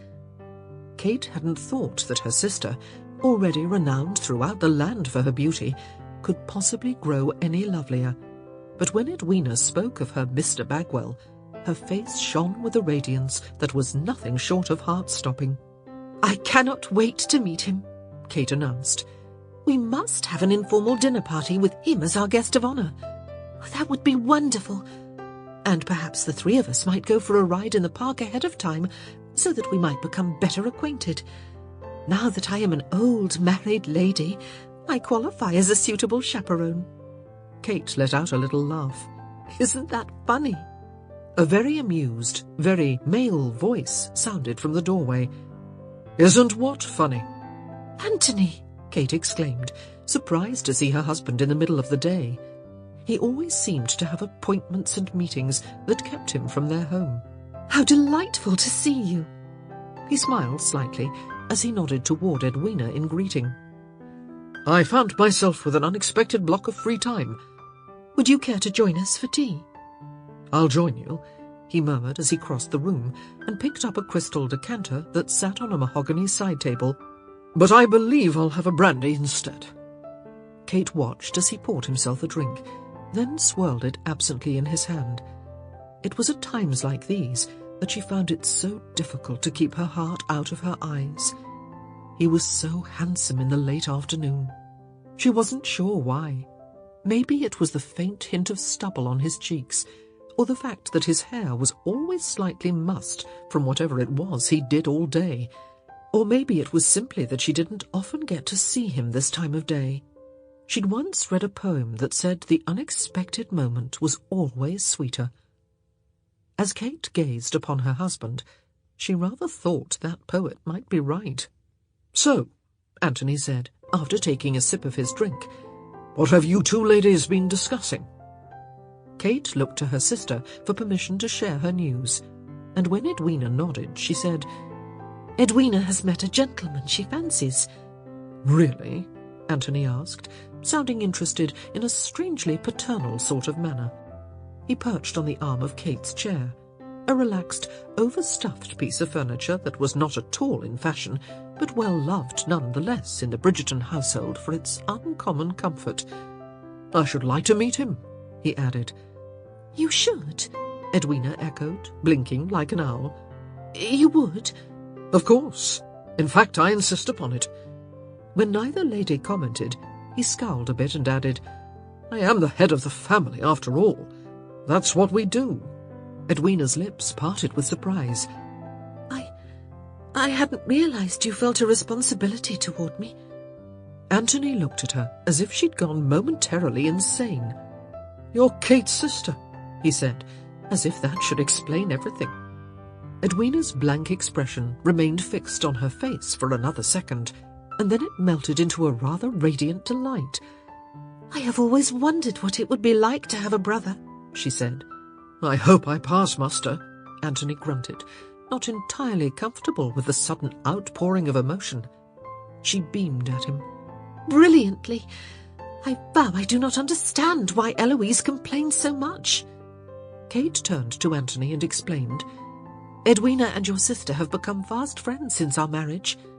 "God help us," he muttered. "And what, may I ask, could Eloise possibly have to complain about?" Edwina smiled innocently. "Oh, nothing really. Just that you can, at times, be a touch overprotective." "That's ridiculous," he scoffed. Kate choked on her tea. She was quite certain that by the time their daughters were of marriageable age, Anthony would have converted to Catholicism just so that he could lock them in a convent with 12-foot walls. Anthony glanced at her with narrowed eyes. "What are you laughing about?" Kate quickly patted her mouth with a napkin, mumbling, "Nothing," under the folds of the cloth. "Eloise says that you were quite the bear when Daphne was being courted by Simon," Edwina said. "Oh, did she?" Edwina nodded. "She says the two of you duelled." "Eloise talks too much," Anthony grumbled. Edwina nodded happily. "She always knows everything. Everything. Even more than Lady Whistledown." Anthony turned to Kate with an expression that was one part beleaguered and one part pure irony. "Remind me to buy a muzzle for my sister," he said drolly, "and one for your sister as well." Edwina let out a musical laugh. "I never dreamed a brother would be as much fun to tease as a sister. I'm so glad you decided to marry him, Kate." "I didn't have much choice in the matter," Kate said with a dry smile, "but I'm rather pleased with the way things turned out myself." Edwina stood, waking up Newton, who had fallen into blissful sleep next to her on the sofa. He let out an affronted whine and toddled to the floor, where he promptly curled up under a table. Edwina watched the dog and chuckled before saying, "I should be going. No, don't see me out," she added, when both Kate and Anthony stood to escort her to the front door. "I can make my own way." "Nonsense," Kate said, linking her arm in Edwina's. "Anthony, I shall be right back." "I shall be counting the seconds," he murmured, and then, as he took another sip of his drink, the two ladies left the room, followed by Newton, who was now barking enthusiastically, presumably guessing that someone was going to take him for a walk. Once the two sisters were gone, he settled into the comfortable chair so recently vacated by Kate. It was still warm from her body, and he rather fancied that he could smell her scent in the fabric. More soap than lilies this time, he thought with a careful sniff. Perhaps the lilies were a perfume, something she added at night. He wasn't entirely sure why he'd returned home this afternoon. He certainly hadn't intended to. Contrary to what he'd been telling Kate, his many meetings and responsibilities did not require him to be away from the house all the day long. Quite a few of his appointments could easily have been scheduled at home. And while he was indeed a busy man, he'd never subscribed to the indolent lifestyle of so many of the ton. He'd spent many a recent afternoon at White's, reading the paper and playing cards with his friends. He'd thought it best. It was important to keep a certain distance from one's wife. Life, or at least his life, was meant to be compartmentalized, and a wife fit rather neatly in the sections he'd mentally labelled society affairs and bed. But when he'd reached White's that afternoon, there was no one there with whom he felt a particular urge to converse. He'd skimmed through the paper, but there was very little of interest in the most recent edition. And as he sat by the window, trying to enjoy his own company, but finding it pathetically lacking, he'd been struck by the most ridiculous urge to return home and see what Kate was up to. One afternoon couldn't hurt. He wasn't likely to fall in love with his wife for having spent one afternoon in her presence. Not that he thought there was a danger of his falling in love with her at all, he reminded himself sternly. He'd been married nearly a month now, and he'd managed to keep his life blessedly free of such entanglements. There was no reason to think that he could not maintain the status quo indefinitely. Feeling rather satisfied with himself, he took another sip of his brandy, looking up when he heard Kate re-enter the room. "I do think Edwina might be in love," she said, her entire face lit up with a radiant smile. Anthony felt his body tighten in response. It was rather ridiculous, actually, how he reacted to her smiles. Happened all the time, and it was a damned nuisance. Well, most of the time it was a nuisance. He didn't mind it much when he was able to follow it with a nudge and a trip to the bedroom. But Kate's mind was obviously not lodged as firmly in the gutter as his, since she chose to sit in the chair opposite him, even though there was plenty of room in his chair, provided they didn't mind squeezing next to each other. Even the chair kitty corner to his would have been better. At least then he could have yanked her up and hauled her onto his lap. If he tried that manoeuvre where she was seated across the table, he'd have to drag her through the middle of the tea service. Anthony narrowed his eyes as he assessed the situation, trying to guess exactly how much tea would spill on the rug, and then how much it would cost to replace the rug, and then whether he really cared about such a piddling amount of money anyway. "Anthony, are you listening to me?" He looked up. Kate was resting her arms on her knees as she leaned forward to talk with him. She looked very intent and just a little bit irritated. "Were you?" she persisted. He blinked. "Listening to me," she ground out. "Oh," he grinned. "No." She rolled her eyes, but didn't bother to scold him any further than that. "I was saying that we should have Edwina and her young man over for dinner one night, to see if we think they suit. I have never before seen her so interested in a gentleman, and I do so want her to be happy." Anthony reached for a biscuit. He was hungry, and he'd pretty much given up on the prospect of getting his wife into his lap. On the other hand, if he managed to clear off the cups and saucers, yanking her across the table might not have such messy consequences. He surreptitiously pushed the tray bearing the tea service to the side. He grunted, chewing on the biscuit. "Oh, yes, of course. Edwina should be happy." Kate eyed him suspiciously. Are you certain you don't want some tea with that biscuit? I'm not a great aficionado of brandy, but I would imagine that tea would taste better with shortbread. Actually, Anthony thought, the brandy did quite well with shortbread, but it certainly couldn't hurt to empty out the teapot a bit, just in case he toppled it over. "Capital idea," he said, grabbing a teacup and thrusting it toward her. "Tea's just the thing. Can't imagine why I didn't think of it earlier." "I can't imagine either," she murmured acerbically, if one could murmur in an acerbic manner, and after hearing Kate's low sarcasm, Anthony rather thought one could. But he just gave her a jovial smile as he reached out and took his teacup from her outstretched hand. "Thank you," he said, checking to see that she'd added milk. She had, which didn't surprise him. She was very good at remembering such details. "Is it still hot enough?" Kate asked politely. Anthony drained the cup. "Perfect," he replied, letting out a satisfied exhale. "Might I trouble you for some more?" "You seem to be developing quite a taste for tea," she said dryly. Anthony eyed the teapot, wondering how much was left and whether he'd be able to finish it off without being attacked by an urgent need to relieve himself. "You should have some more too," he suggested. "You look a bit parched."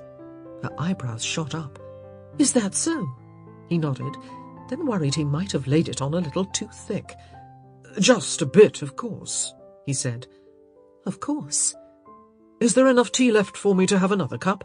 he asked, as nonchalantly as he could manage. "If there isn't, I'm sure I could have cook brew another pot." "Oh, no, I'm sure that won't be necessary," he exclaimed, probably a little too loudly. "I'll just take whatever is left." Kate tipped the pot until the last dregs of tea swirled in his cup. She added a dollop of milk, then handed it back to him in silence, although her arched eyebrows spoke volumes.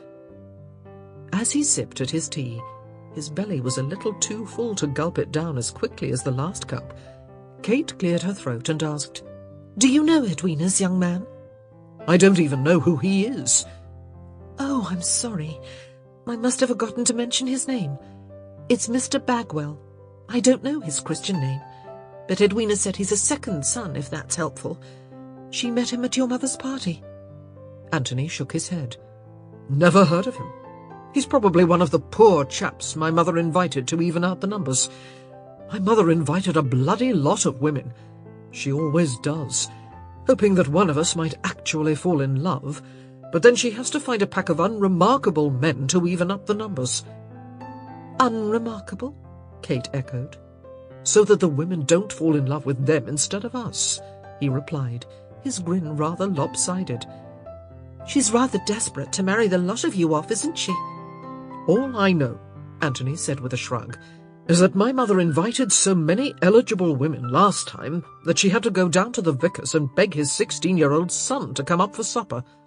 Kate winced. "I think I met him." "Yes, he's painfully shy, poor fellow. The vicar told me he had hives for a week after ending up seated next to Cressida Cooper at supper." "Well, that would give anyone hives." Anthony grinned. "I knew you had a mean streak in you." "I'm not being mean," Kate protested, but her smile was sly. "It was nothing more than the truth." "Don't defend yourself on my account." He finished the tea. It was bitterly strong from having sat in the pot for so long, but the milk made it almost palatable. Setting the cup down, he added, "Your mean streak is one of the things I like best about you." "Goodness," she muttered, "I should hate to know what you like least." Anthony just waved a dismissive hand in the air. "But getting back to your sister and her Mr. Bagwell." "Bagwell." "Pity." "Anthony." He ignored her. "I've actually been thinking I ought to provide Edwina with a dowry." The irony of the gesture was not lost on him. Back when he'd intended to wed Edwina, he'd planned to provide a dowry for Kate. He peeked over at Kate to see her reaction. He hadn't, of course, made the offer just to gain her good favour, but he wasn't so noble that he couldn't admit to himself that he'd been hoping for a little more than the stunned silence she was displaying. Then he realised she was near tears. "Kate," he asked, not certain whether to be delighted or worried. She wiped her nose rather inelegantly with the back of her hand. "That's the nicest thing anyone has ever done for me," she sniffled. "I actually did it for Edwina," he mumbled, never comfortable with weepy females. But inside, she was making him feel about 8 feet tall. "Oh, Anthony!" she practically wailed. And then, much to his extreme surprise, she jumped to her feet and leaped across the table and into his arms, the heavy hem of her afternoon dress sweeping 3 teacups, 2 saucers, and a spoon onto the floor. "You are so sweet," she said, wiping at her eyes as she landed rather solidly in his lap. "The nicest man in London." "Well, I don't know about that," he returned, sliding his arm around her waist. "The most dangerous, perhaps, or handsome." "Nicest," she interrupted firmly, tucking her head into the crook of his neck. "Definitely the nicest." "If you insist," he murmured, not at all unhappy with the recent turn of events. "It's a good thing we finished that tea," Kate said, eyeing the cups on the floor. "It would have made a dreadful mess." "Oh, indeed." He smiled to himself as he pulled her closer. There was something warm and comfortable about holding Kate. Her legs were dangling over the arm of the chair, and her back was resting against the curve of his arm. They fit together nicely, he realized. She was just the right size for a man of his proportions. There were a lot of things about her that were just right. It was the sort of realization that usually terrified him, but at that moment he was so damned happy just sitting here with her in his lap that he simply refused to think about the future. "You are so good to me," she murmured. Anthony thought of all the times he'd purposely stayed away, all the times he'd left her to her own devices, but he pushed away the guilt. If he was forcing a distance between them, it was for her own good. He didn't want her to fall in love with him. It would make it that much harder for her when he died. And if he fell in love with her, he didn't even want to think about how much harder it would be for him. "Do we have any plans for this evening?" he whispered in her ear. She nodded. The motion caused her hair to tickle his cheek. "A ball," she said, "at Lady Mottram's." Anthony couldn't resist the soft silkiness of her hair, and he threaded 2 fingers through it, letting it slide across his hand and wrap around his wrist. "Do you know what I think?" he murmured. He heard her smile as she asked, "What?" "I think I've never cared that much for Lady Mottram. And do you know what else I think?" Now he heard her trying not to giggle. "What?" "I think we should go upstairs." "You do?" she asked, clearly feigning ignorance. "Oh, indeed. This very minute, as a matter of fact." She wiggled her bottom, the minx, ascertaining for herself just how quickly he needed to go upstairs. "I see," she murmured gravely. He pinched her hip lightly. "I rather thought you felt." "Well, that too," she admitted. "It was quite enlightening." "I'm sure it was," he muttered. Then, with a very wicked smile, he nudged her chin until they were nose to nose. "Do you know what else I think?" he said huskily. Her eyes widened. "I'm sure I can't imagine."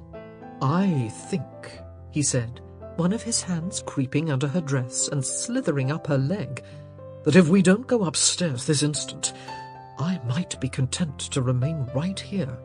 "Here?" she squeaked. His hand found the edge of her stockings. "Here," he affirmed. "Now?" His fingers tickled her soft thatch of hair, then sank into the very core of her womanhood. She was soft and wet, and felt like heaven. "Oh, most definitely now," he said. "Here?" He nibbled on her lips. "Didn't I already answer that question?" And if she had any further questions, she didn't voice them for the next hour.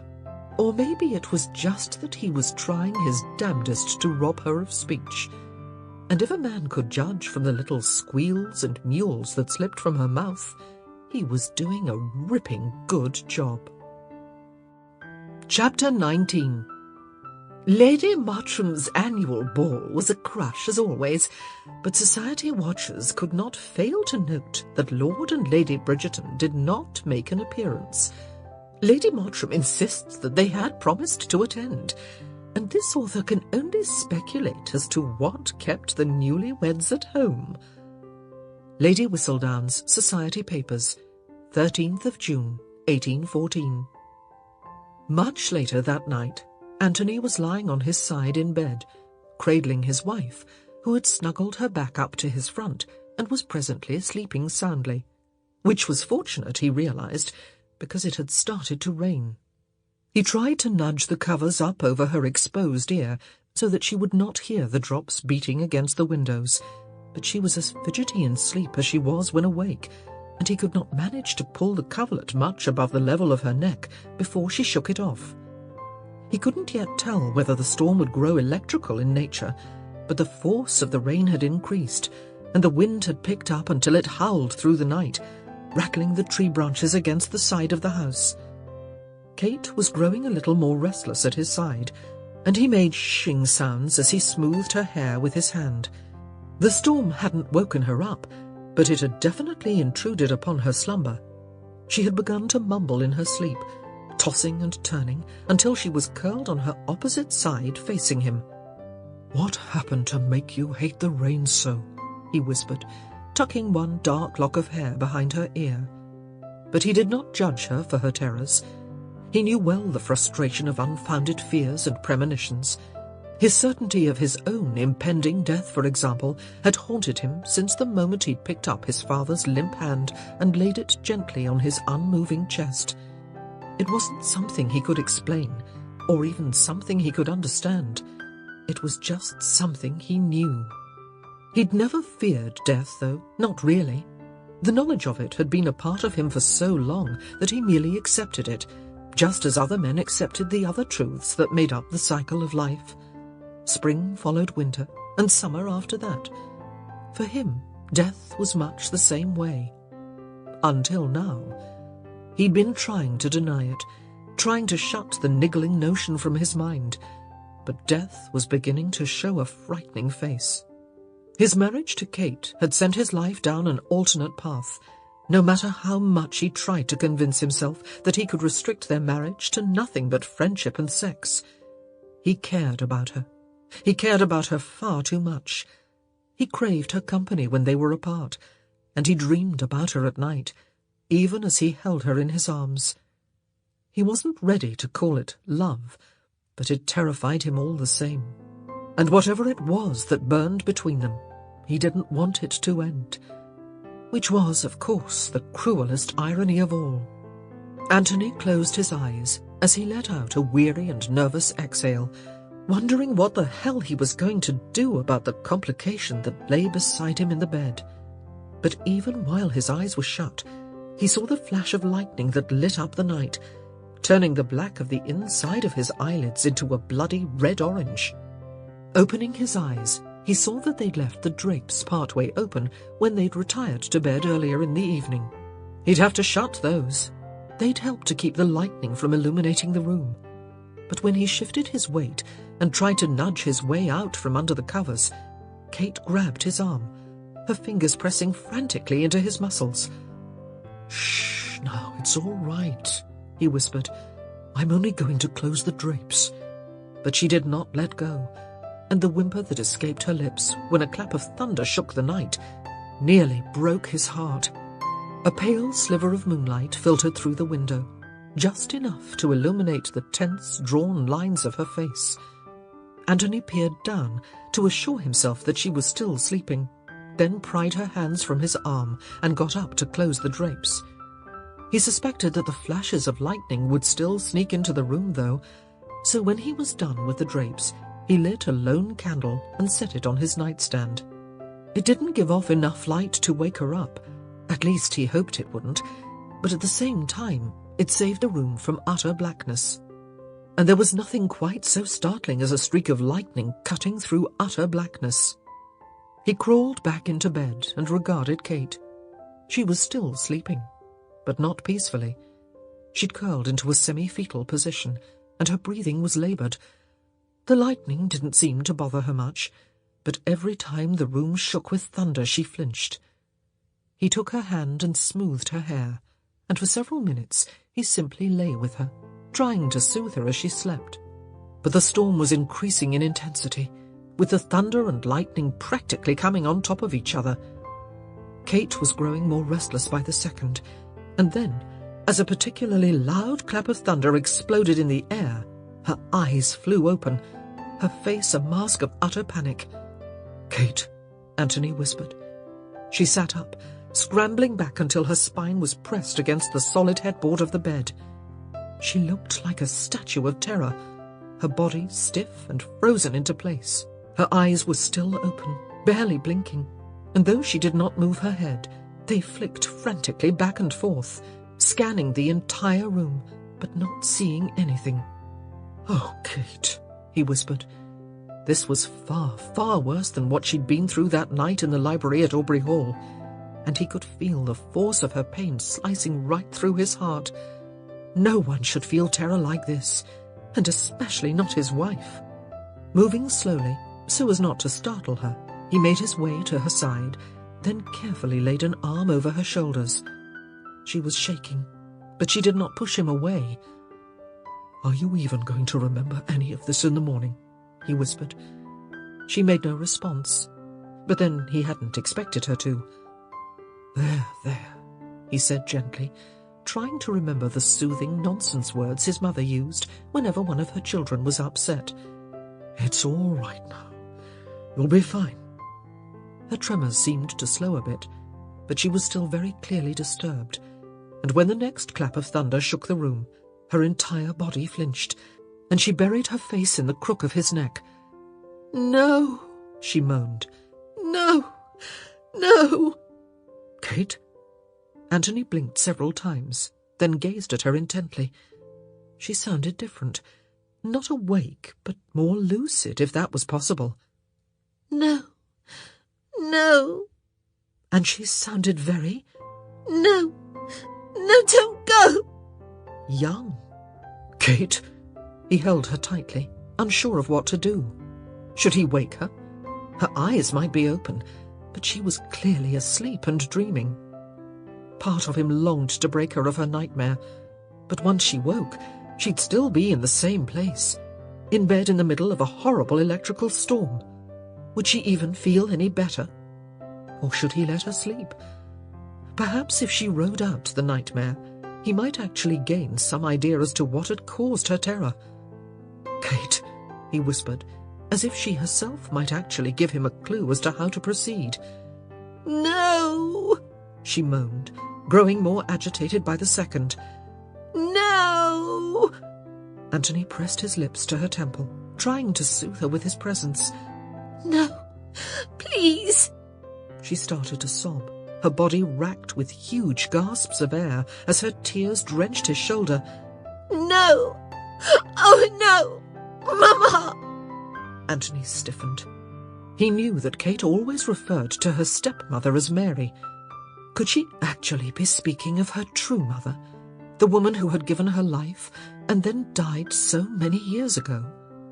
But as he pondered that question, Kate's entire body stiffened, and she let out a shrill, high-pitched scream, the scream of a very young girl. In an instant she turned about, and then she leaped into his arms, grabbing at him, clutching his shoulders with a terrifying desperation. "No, Mama!" she wailed, her entire body heaving from the exertion of her cries.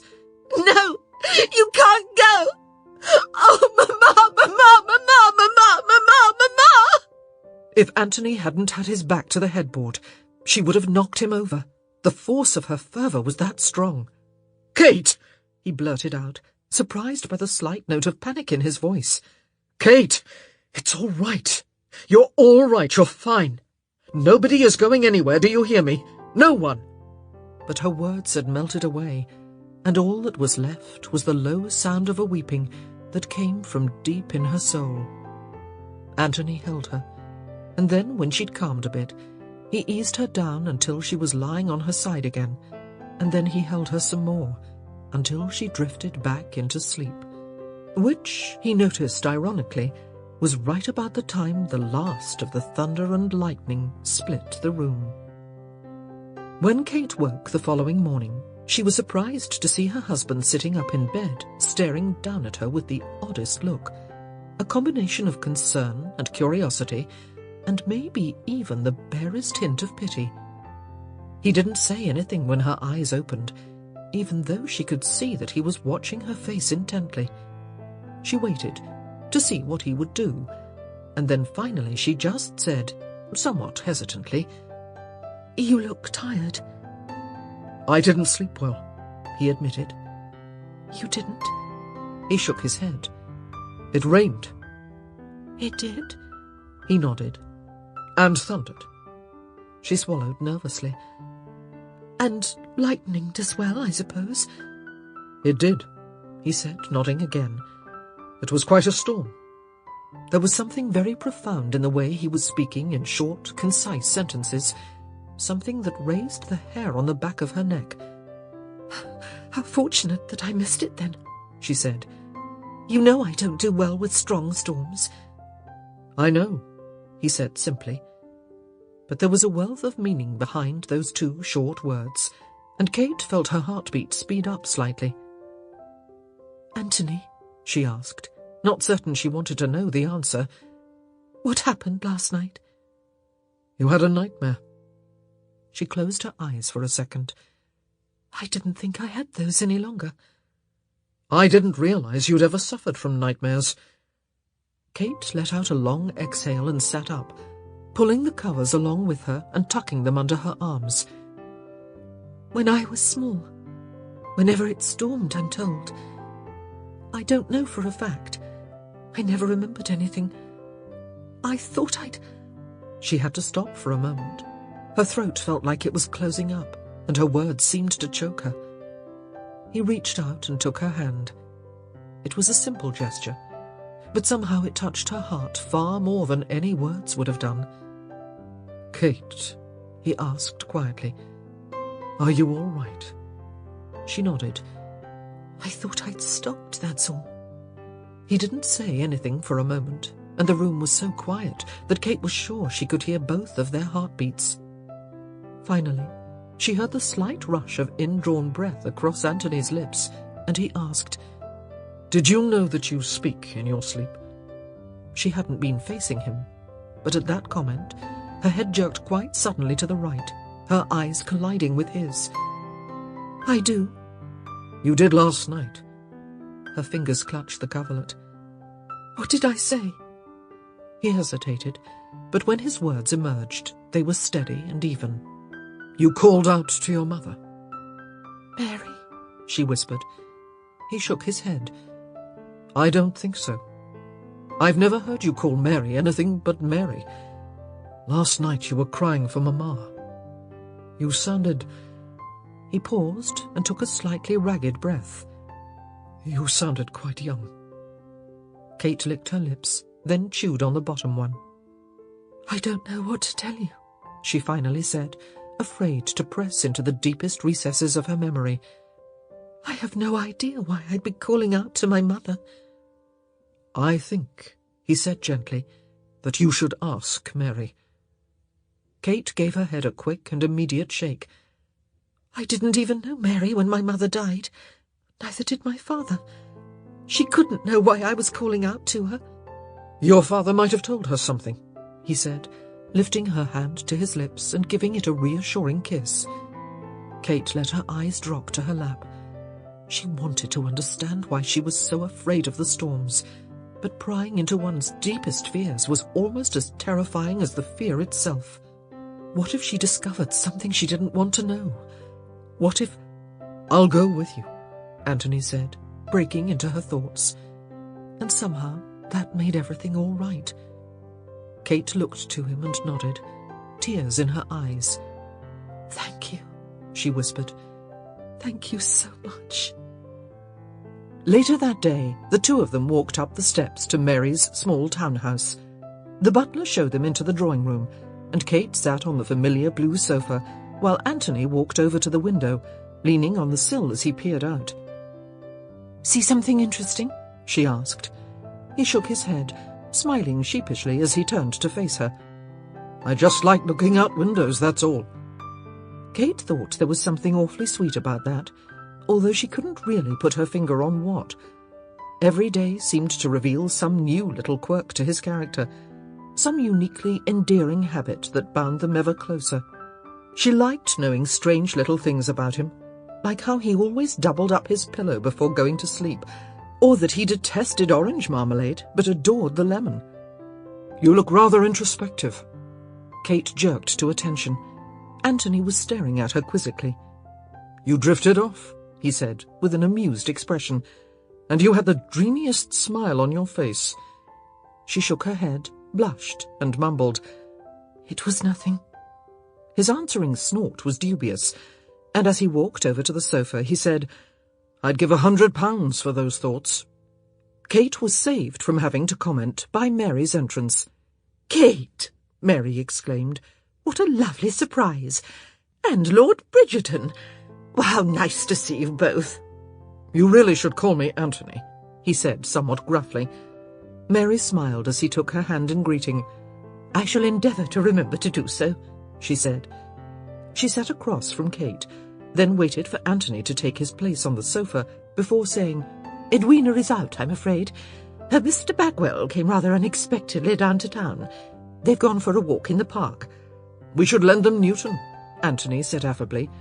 "A more capable chaperone I cannot imagine." "We actually came to see you, Mary," Kate said. Kate's voice held an uncommon note of seriousness, and Mary responded instantly. "What is it?" she asked, her eyes flicking back and forth from Kate to Anthony. "Is everything all right?" Kate nodded, swallowing as she searched for the right words. Funny how she'd been rehearsing what to ask all morning, and now she was speechless. But then she felt Anthony's hand on hers, the weight and the warmth of it strangely comforting, and she looked up and said to Mary, "I'd like to ask you about my mother." Mary looked a little startled, but she said, "Of course. But you know that I did not know her personally. I only know what your father told me of her." Kate nodded. "I know. And you might not have the answers to any of my questions, but I don't know who else to ask." Mary shifted in her seat, her hands clasped primly in her lap, but Kate noticed that her knuckles had gone white. "Very well," Mary said. "What is it you wish to learn? You know that I will tell you anything I know." Kate nodded again and swallowed, her mouth having gone dry. "How did she die, Mary?" Mary blinked, then sagged slightly, perhaps with relief. "But you know that already. It was influenza, or some sort of lung fever. The doctors were never certain." "I know, but—" Kate looked to Anthony, who gave her a reassuring nod. She took a deep breath and plunged on. "I'm still afraid of storms, Mary. I want to know why. I don't want to be afraid any longer." Mary's lips parted, but she was silent for many seconds as she stared at her stepdaughter. Her skin slowly paled, taking on an odd, translucent hue, and her eyes grew haunted. "I didn't realize," she whispered. "I didn't know you still—" "I hid it well," Kate said softly. Mary reached up and touched her temple, her hands shaking. "If I'd known, I'd have—" Her fingers moved to her forehead, smoothing over worry lines as she fought for words. "Well, I don't know what I'd have done. Told you, I suppose." Kate's heart stopped. "Told me what?" Mary let out a long breath, both of her hands at her face now, pressing against the upper edge of her eye sockets. She looked as if she had a terrible headache, the weight of the world pounding against her skull from the inside out.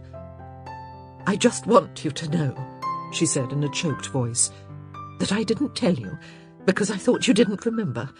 And if you didn't remember, well, it didn't seem right to make you remember." She looked up, and there were tears streaking her face.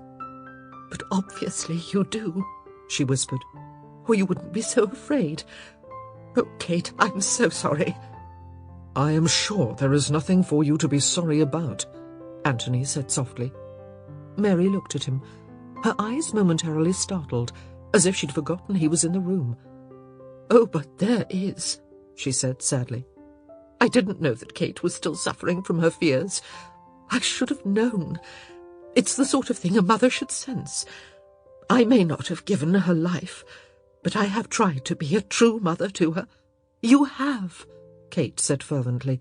"The very best." Mary turned back to her, holding her silence for a few seconds, before saying, in an oddly detached voice, "You were 3 when your mother died.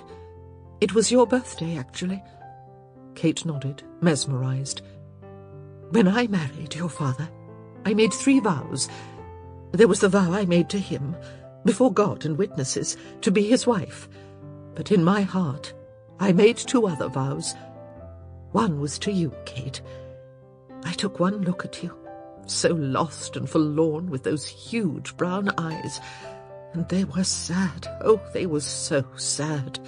Eyes no child should have.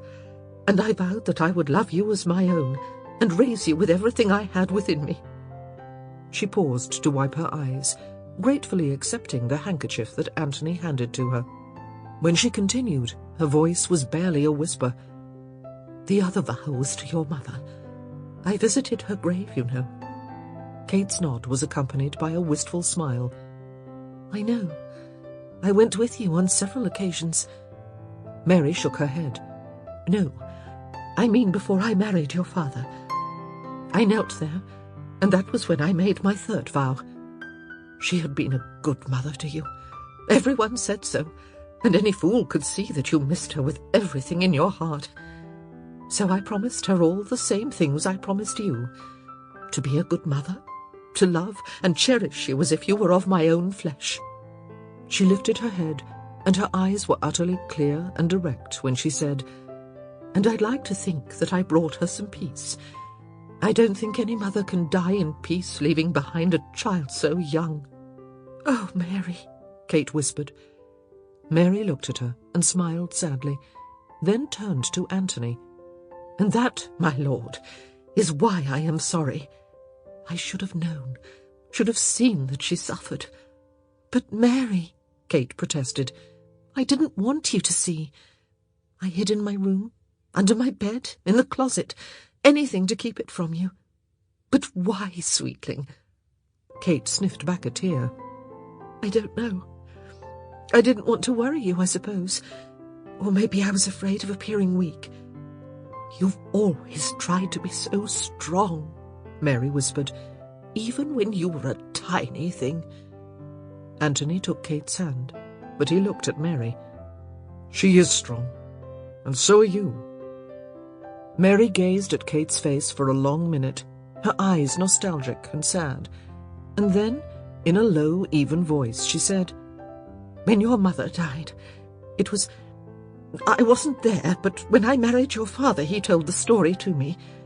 He knew that I loved you already, and he thought it might help me to understand you a bit better. Your mother's death was very quick.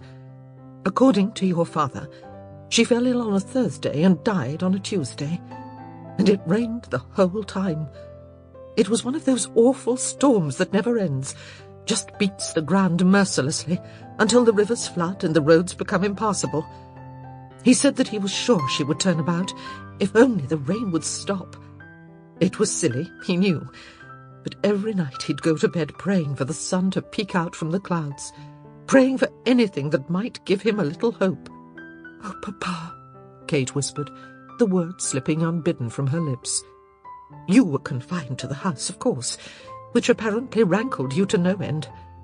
Mary looked up and smiled at Kate, the sort of smile that spoke of years of memories. "You've always loved to be outdoors. Your father told me that your mother used to bring your cradle outside and rock you in the fresh air." "I didn't know that," Kate whispered. Mary nodded, then continued with her story. "You didn't realize your mother was ill right away. They kept you from her, fearing contagion. But eventually you must have sensed that something was wrong. Children always do. The night she died, the rain had grown worse, and I'm told the thunder and lightning were as terrifying as anyone had ever seen."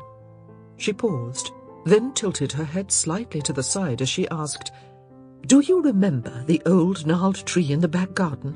The one you and Edwina always used to scramble on?" "The one that was split in two?" Kate whispered. Mary nodded. "It happened that night. Your father said it was the most terrifying sound he'd ever heard. The thunder and lightning were coming on top of each other, and a bolt split the tree at the exact moment that the thunder shook the earth. I suppose you couldn't sleep," she continued. "I remember that storm, even though I lived in the next county. I don't know how anyone could have slept through it. Your father was with your mother. She was dying, and everyone knew it. And in their grief, they'd forgotten about you. They'd been so careful to keep you out. But on that night, their attention was elsewhere. Your father told me that he was sitting by your mother's side, trying to hold her hand as she passed. It wasn't a gentle death, I'm afraid. Lung disease often isn't." Mary looked up. "My mother died the same way. I know. The end wasn't peaceful. She was gasping for breath, suffocating before my very eyes." Mary swallowed convulsively, then trained her eyes on Kate's. "I can only assume," she whispered, "that you witnessed the same thing." Anthony's hand tightened on Kate's. "But where I was 5 and 20 at my mother's death," Mary said, "you were but 3. It's not the sort of thing a child should see. They tried to make you leave, but you would not go. You bit and clawed and screamed and screamed and screamed, and then—" Mary stopped, choking on her words. She lifted the handkerchief Anthony had given her to her face, and several moments passed before she was able to continue. "Your mother was near death," she said, her voice so low it was nearly a whisper.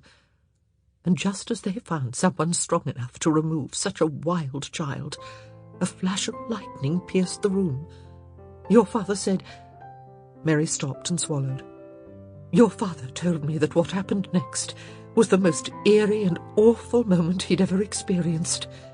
The lightning, it lit the room up as bright as day, and the flash wasn't over in an instant, as it should be. It almost seemed to hang in the air. He looked at you, and you were frozen. I'll never forget the way he described it. He said it was as if you were a little statue." Anthony jerked. "What is it?" Kate asked, turning to him. He shook his head disbelievingly. "That's how you looked last night," he said. "Exactly how you looked. I thought those very words." Kate looked from Anthony to Mary, but she didn't know what to say. Anthony gave her hand another squeeze as he turned to Mary and urged, "Please, go on." She nodded once. "Your eyes were fixed on your mother, and so your father turned to see what had horrified you so. And that's when he saw—" Kate gently disengaged her hand from Anthony's grasp and got up to sit beside Mary, pulling an ottoman down next to her chair. She took one of Mary's hands in both of her own. "It's all right, Mary," she murmured. "You can tell me. I need to know." Mary nodded. "It was the moment of her death. She sat upright. Your father said she hadn't lifted her body from the pillows for days, and yet she sat bolt upright. He said she was stiff, her head thrown back, and her mouth was open as if she was screaming, but she couldn't make a sound. And then the thunder came, and you must have thought the sound came from her mouth, because you screamed like nothing anyone had ever heard, and came running forward, jumping onto the bed and throwing your arms around her. They tried to pry you off, but you just wouldn't let go. You kept screaming and calling her name. And then there was a terrible crash, glass shattering. A bolt of lightning severed a branch from a tree, and it crashed right through the window. There was glass everywhere, and wind and rain and thunder, and more lightning, and through the whole thing you didn't stop screaming. Even after she was dead and had fallen back onto the pillows, your little arms were still clutched around her neck, and you screamed and sobbed and begged for her to wake up and not to leave. And you just wouldn't let go," Mary whispered. "Finally, they had to wait until you wore yourself out and fell asleep." The room was hung with silence for a full minute, and then Kate finally whispered, I didn't know. I didn't know that I'd witnessed that. Your father said you wouldn't speak of it, Mary said. Not that you could right away. You slept for hours and hours, and then when you woke up, it was clear that you'd caught your mother's illness. Not with the same gravity. Your life was never in danger, but you were ill, and not in any state to talk about your mother's death. And when you were well, you wouldn't talk about it. Your father tried, but he said that every time he mentioned it, you shook your head and clamped your hands over your ears. And eventually, he stopped trying. Mary gave Kate an intent gaze. He said you seemed happier when he stopped trying. He did what he thought was best. I know, Kate whispered, and at the time, it probably was best. But now I needed to know. She turned to Anthony, not for reassurance exactly, but for some sort of validation, and she repeated, I needed to know. How do you feel now? He asked, his words soft and direct. She thought about that for a moment. I don't know. Good, I think. A little lighter. And then, without even realizing what she was doing, she smiled. It was a hesitant, slow thing, but nonetheless a smile. She turned to Anthony with astonished eyes. I feel as if a huge weight has been lifted from my shoulders. Do you remember now? Mary asked. Kate shook her head. But I still feel better. I can't explain it, really. It's good to know, even if I can't remember. Mary made a choked sort of sound, and then she was out of her chair and next to Kate on the ottoman, embracing her with all her might. And they both were crying, the odd, energetic sort of sobs that were mixed with laughter. There were tears, but they were happy tears, and when Kate finally pulled away and looked at Anthony, she saw that he too was wiping at the corner of his eye. He pulled his hand away, of course, and assumed a dignified mien, but she'd seen him, and in that moment she knew she loved him. With every thought, every emotion, every piece of her being, she loved him. And if he never loved her back, well, she didn't want to think about that. Not now, not in this profound moment. Probably not ever. Chapter 20. Has anyone besides this author noticed that Miss Edwina Sheffield has been very distracted of late? Rumour has it that she has lost her heart, although no one seems to know the identity of the lucky gentleman. Judging from Miss Sheffield's behaviour at parties, however, this author feels it is safe to assume that the mystery gentleman is not someone currently residing here in London. Miss Sheffield has shown no marked interest in any one gentleman, and indeed even sat out the dancing at Lady Mottram's ball Friday last. Could her suitor be someone she met in the country last month? This author will have to do a bit of sleuthing to uncover the truth. Lady Whistledown's Society Papers, 13th of June, 1814. Do you know what I think? Kate asked, as she sat at her vanity table later that night, brushing her hair. Anthony was standing by the window, one hand leaning against the frame as he gazed out. Was his reply, mostly because he was too distracted by his own thoughts to formulate a more coherent word. I think, she continued in a cheery voice, that next time it storms, I'm going to be just fine. He turned slowly around. Really? He asked. She nodded. I don't know why I think that. A gut feeling, I suppose. Gut feelings, he said, in a voice that sounded strange and flat, even to his own ears, are often the most accurate. I feel the strangest sense of optimism, she said, waving her silver-backed hairbrush in the air as she spoke. All my life, I've had this awful thing hanging over my head. I didn't tell you. I never told anyone. But every time it stormed, and I fell to pieces, I thought, well, I didn't just think. I somehow knew. What, Kate? he asked, dreading the answer without even having a clue why. Somehow, she said thoughtfully, as I shook and sobbed, I just knew that I was going to die. I knew it. There was just no way I could feel that awful and live to see the next day. Her head cocked slightly to the side, and her face took on a vaguely strained expression, as if she weren't sure how to say what she needed to say. But Anthony understood all the same, and it made his blood run to ice. I'm sure you'll think it's the silliest thing imaginable, she said, her shoulders rising and falling in a sheepish shrug. You're so rational, so level-headed and practical. I don't think you could understand something like this. If she only knew. Anthony rubbed at his eyes, feeling strangely drunk. He staggered to a chair, hoping she wouldn't notice how off balance he was, and sat down. Luckily, her attention had returned to the various bottles and trinkets on her vanity table. Or maybe she was just too embarrassed to look at him, thinking he'd scoff at her irrational fears. Whenever the storm passed, she continued, talking down at her table, I knew how foolish I'd been, and how ridiculous the notion was. After all, I'd endured thunderstorms before, and none had ever killed me.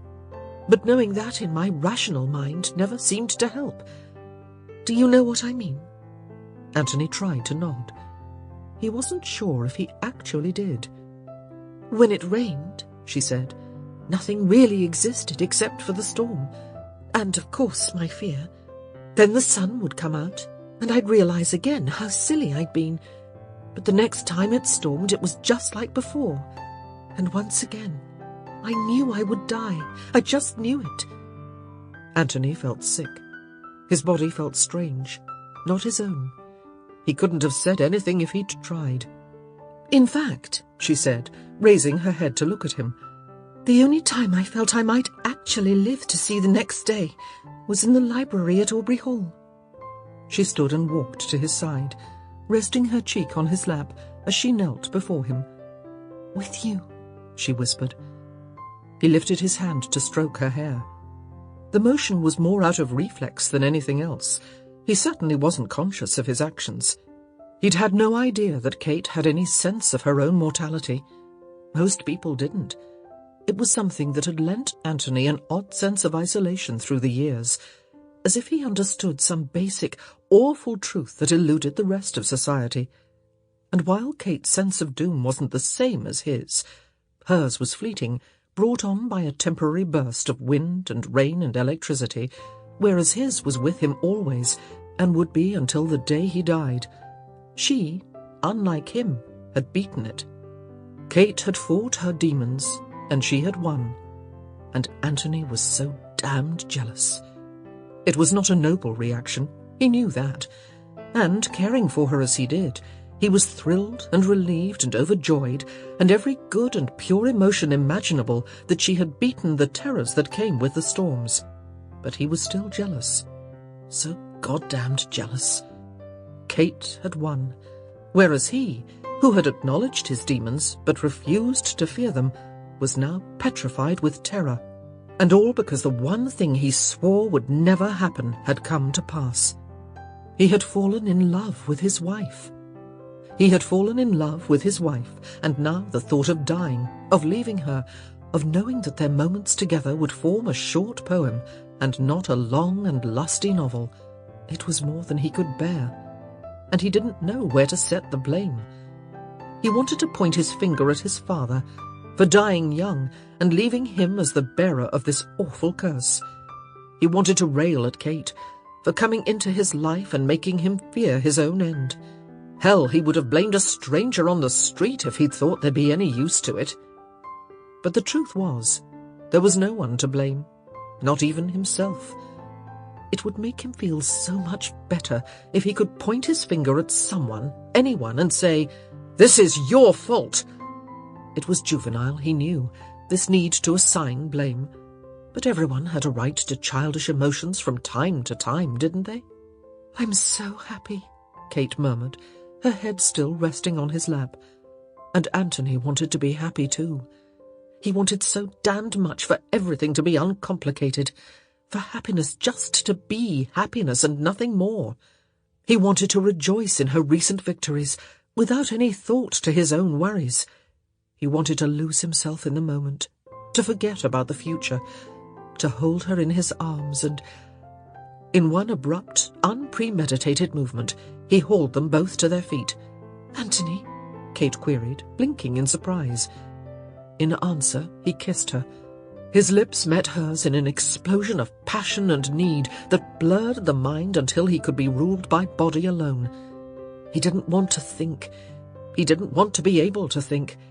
All he wanted was this very moment, and he wanted this moment to last forever. He swept his wife into his arms and stalked to the bed, depositing her on the mattress half a second before his body came down to cover hers. She was stunning beneath him, soft and strong, and consumed by the same fire that raged within his own body. She might not understand what had prompted his sudden need, but she felt it and shared it all the same. Kate had already dressed for bed, and her nightrobe fell open easily under his experienced fingers. He had to touch her, to feel her, to assure himself that she was there beneath him, and he was there to make love to her. She was wearing a silky little confection of ice blue that tied at the shoulders and hugged her curves. It was the sort of gown designed to reduce men to liquid fire, and Anthony was no exception.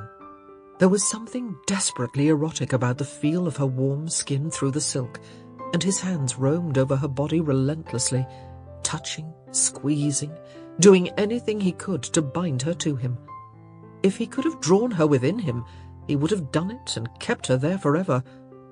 "Anthony!" Kate gasped, in that brief moment when he removed his mouth from hers. "Are you all right?" "I want you," he grunted, bunching her gown up around the tops of her legs. "I want you now."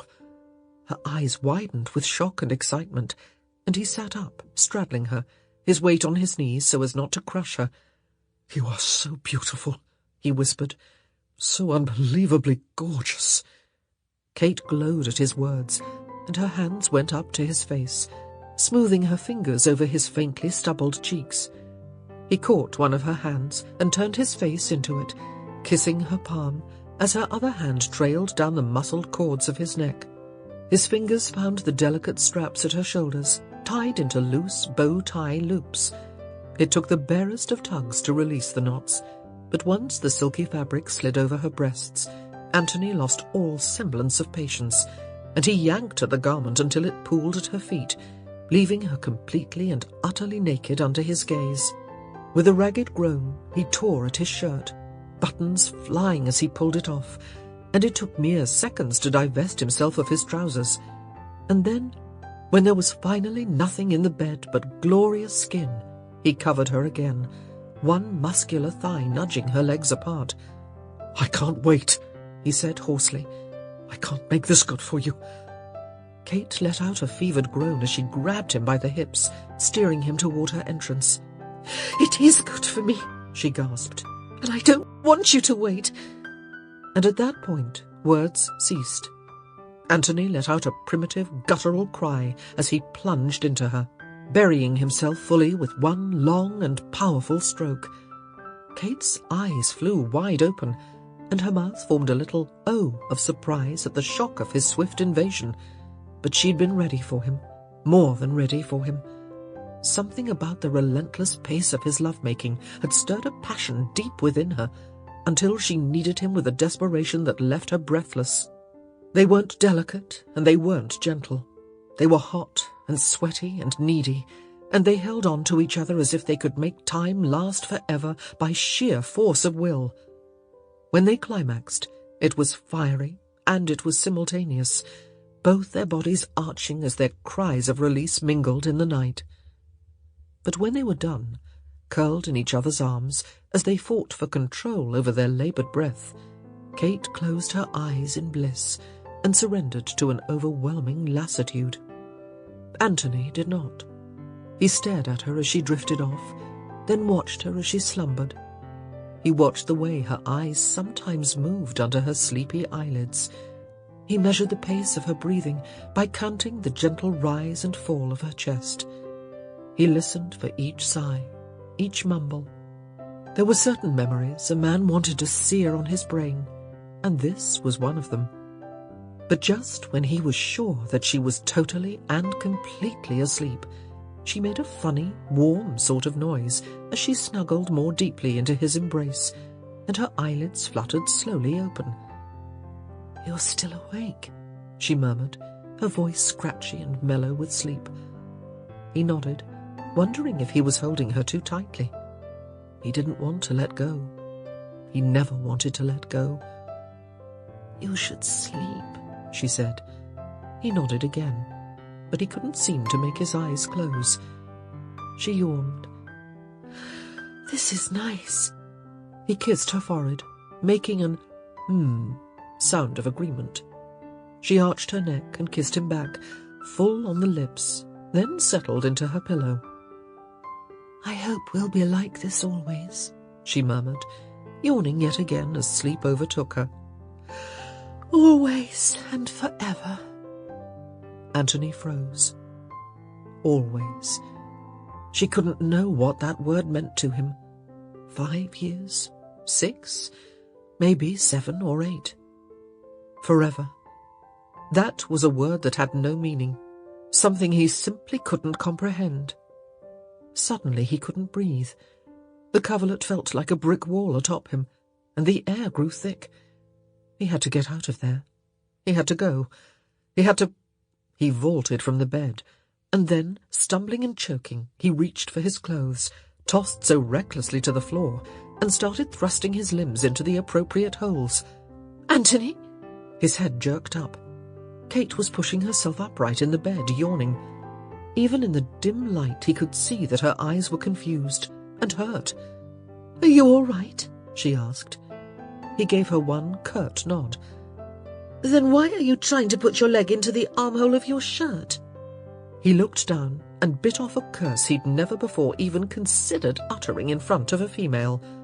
With yet another choice expletive, he balled the offending piece of linen into a wrinkled mess and threw it on the floor, pausing for barely a second before yanking his trousers on.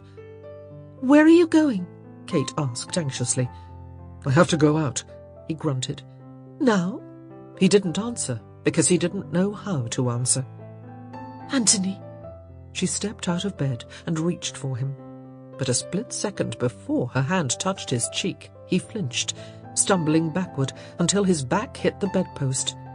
He saw the hurt on her face, the pain of his rejection, but he knew that if she touched him in tenderness, he'd be lost. "Damn it all!" he bit off. "Where the hell are my shirts?" "In your dressing room," she said nervously. "Where they always are." He stalked off in search of a fresh shirt, unable to bear the sound of her voice. No matter what she said, he kept hearing always and forever, and it was killing him.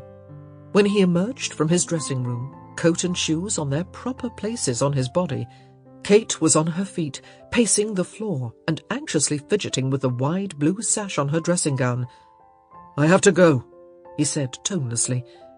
She didn't make a sound, which was what he'd thought he wanted, but instead he just found himself standing there, waiting for her to speak, unable to move until she did. "When will you be back?" she finally asked. "Tomorrow." "That's good." He nodded. "I can't be here," he blurted out. "I have to go." She swallowed convulsively. "Yes," she said, her voice achingly small. "You've said as much." And then, without a backward glance, and without a clue as to where he was going, he left. Kate walked slowly to the bed and stared at it. Somehow, it seemed wrong to climb in alone, to pull the covers around her and make a little huddle of one. She thought she should cry, but no tears pricked her eyes.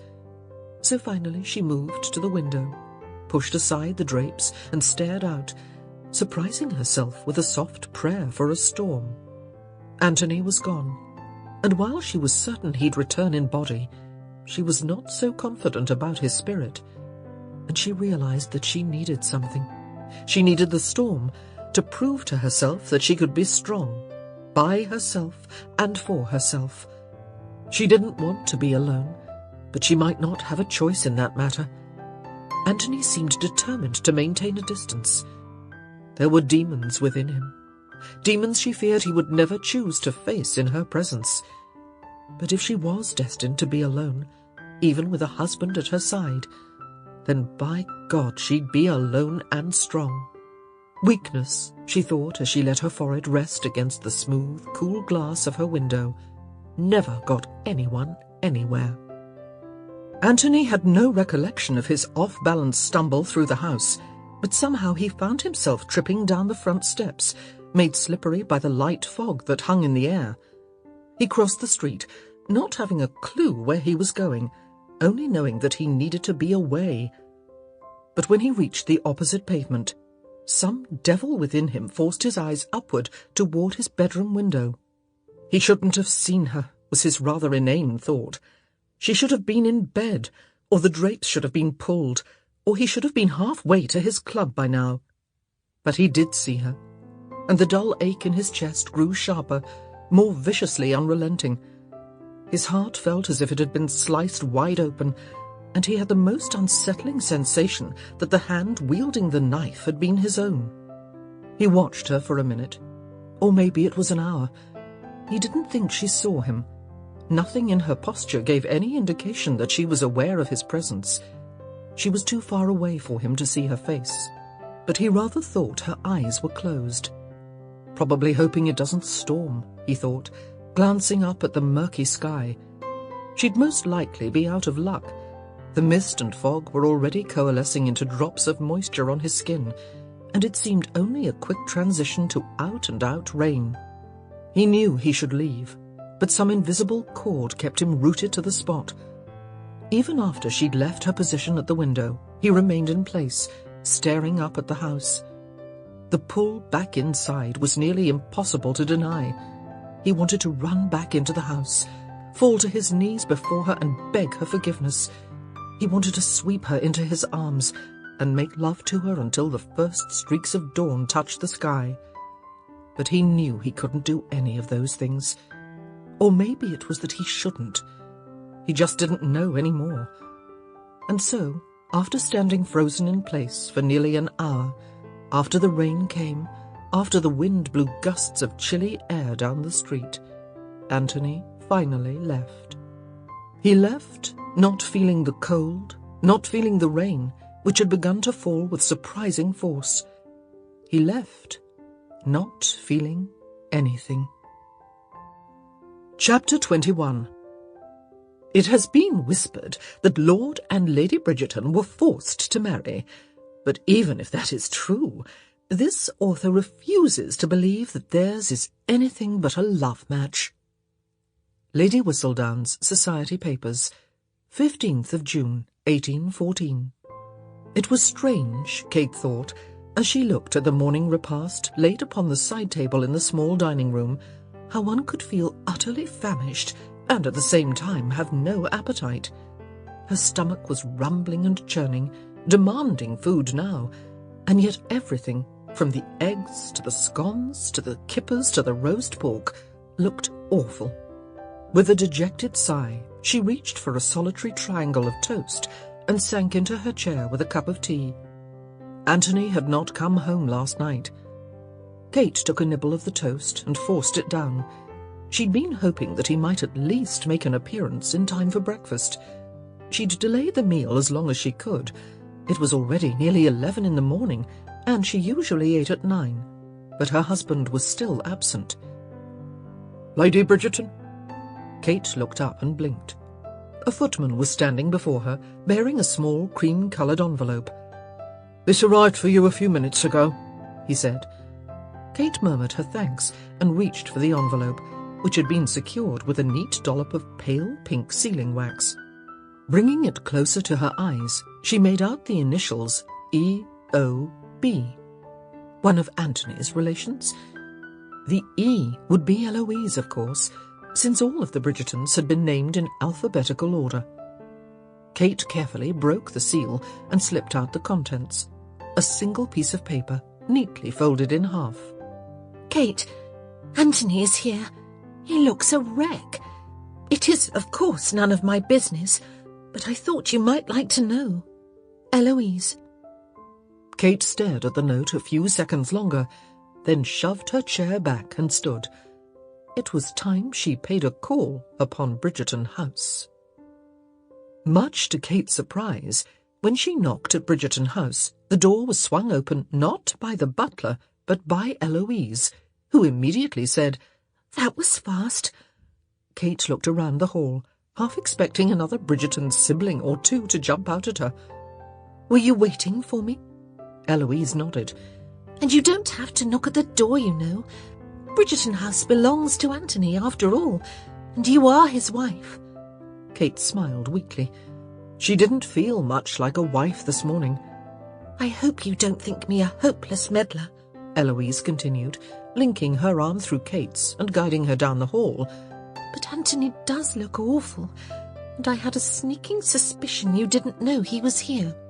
"Why would you think that?" Kate couldn't help asking. "Well," Eloise said, "he didn't go to any great pains to tell any of us that he was here." Kate eyed her sister-in-law suspiciously. "Meaning?" Eloise had the grace to blush a faint pink. "Meaning, that the only reason I know he's here is that I was spying upon him. I don't think my mother even knows he's in residence." Kate felt her eyelids blink in rapid succession. "You've been spying upon us?" "No, of course not. But I happened to be up and about rather early this morning, and I heard someone come in, and so I went to investigate, and I saw light coming from under the door in his study." "How, then, do you know he looks awful?" Eloise shrugged. "I figured he'd have to emerge eventually to eat or relieve himself, so I waited on the steps for an hour or so." "Or so?" Kate echoed. "Or 3, Eloise admitted. "It's really not that long when one is interested in one subject. And besides, I had a book with me to while away the time." Kate shook her head in reluctant admiration. "What time did he come in last night?" "Around 4 or so." "What were you doing up so late?"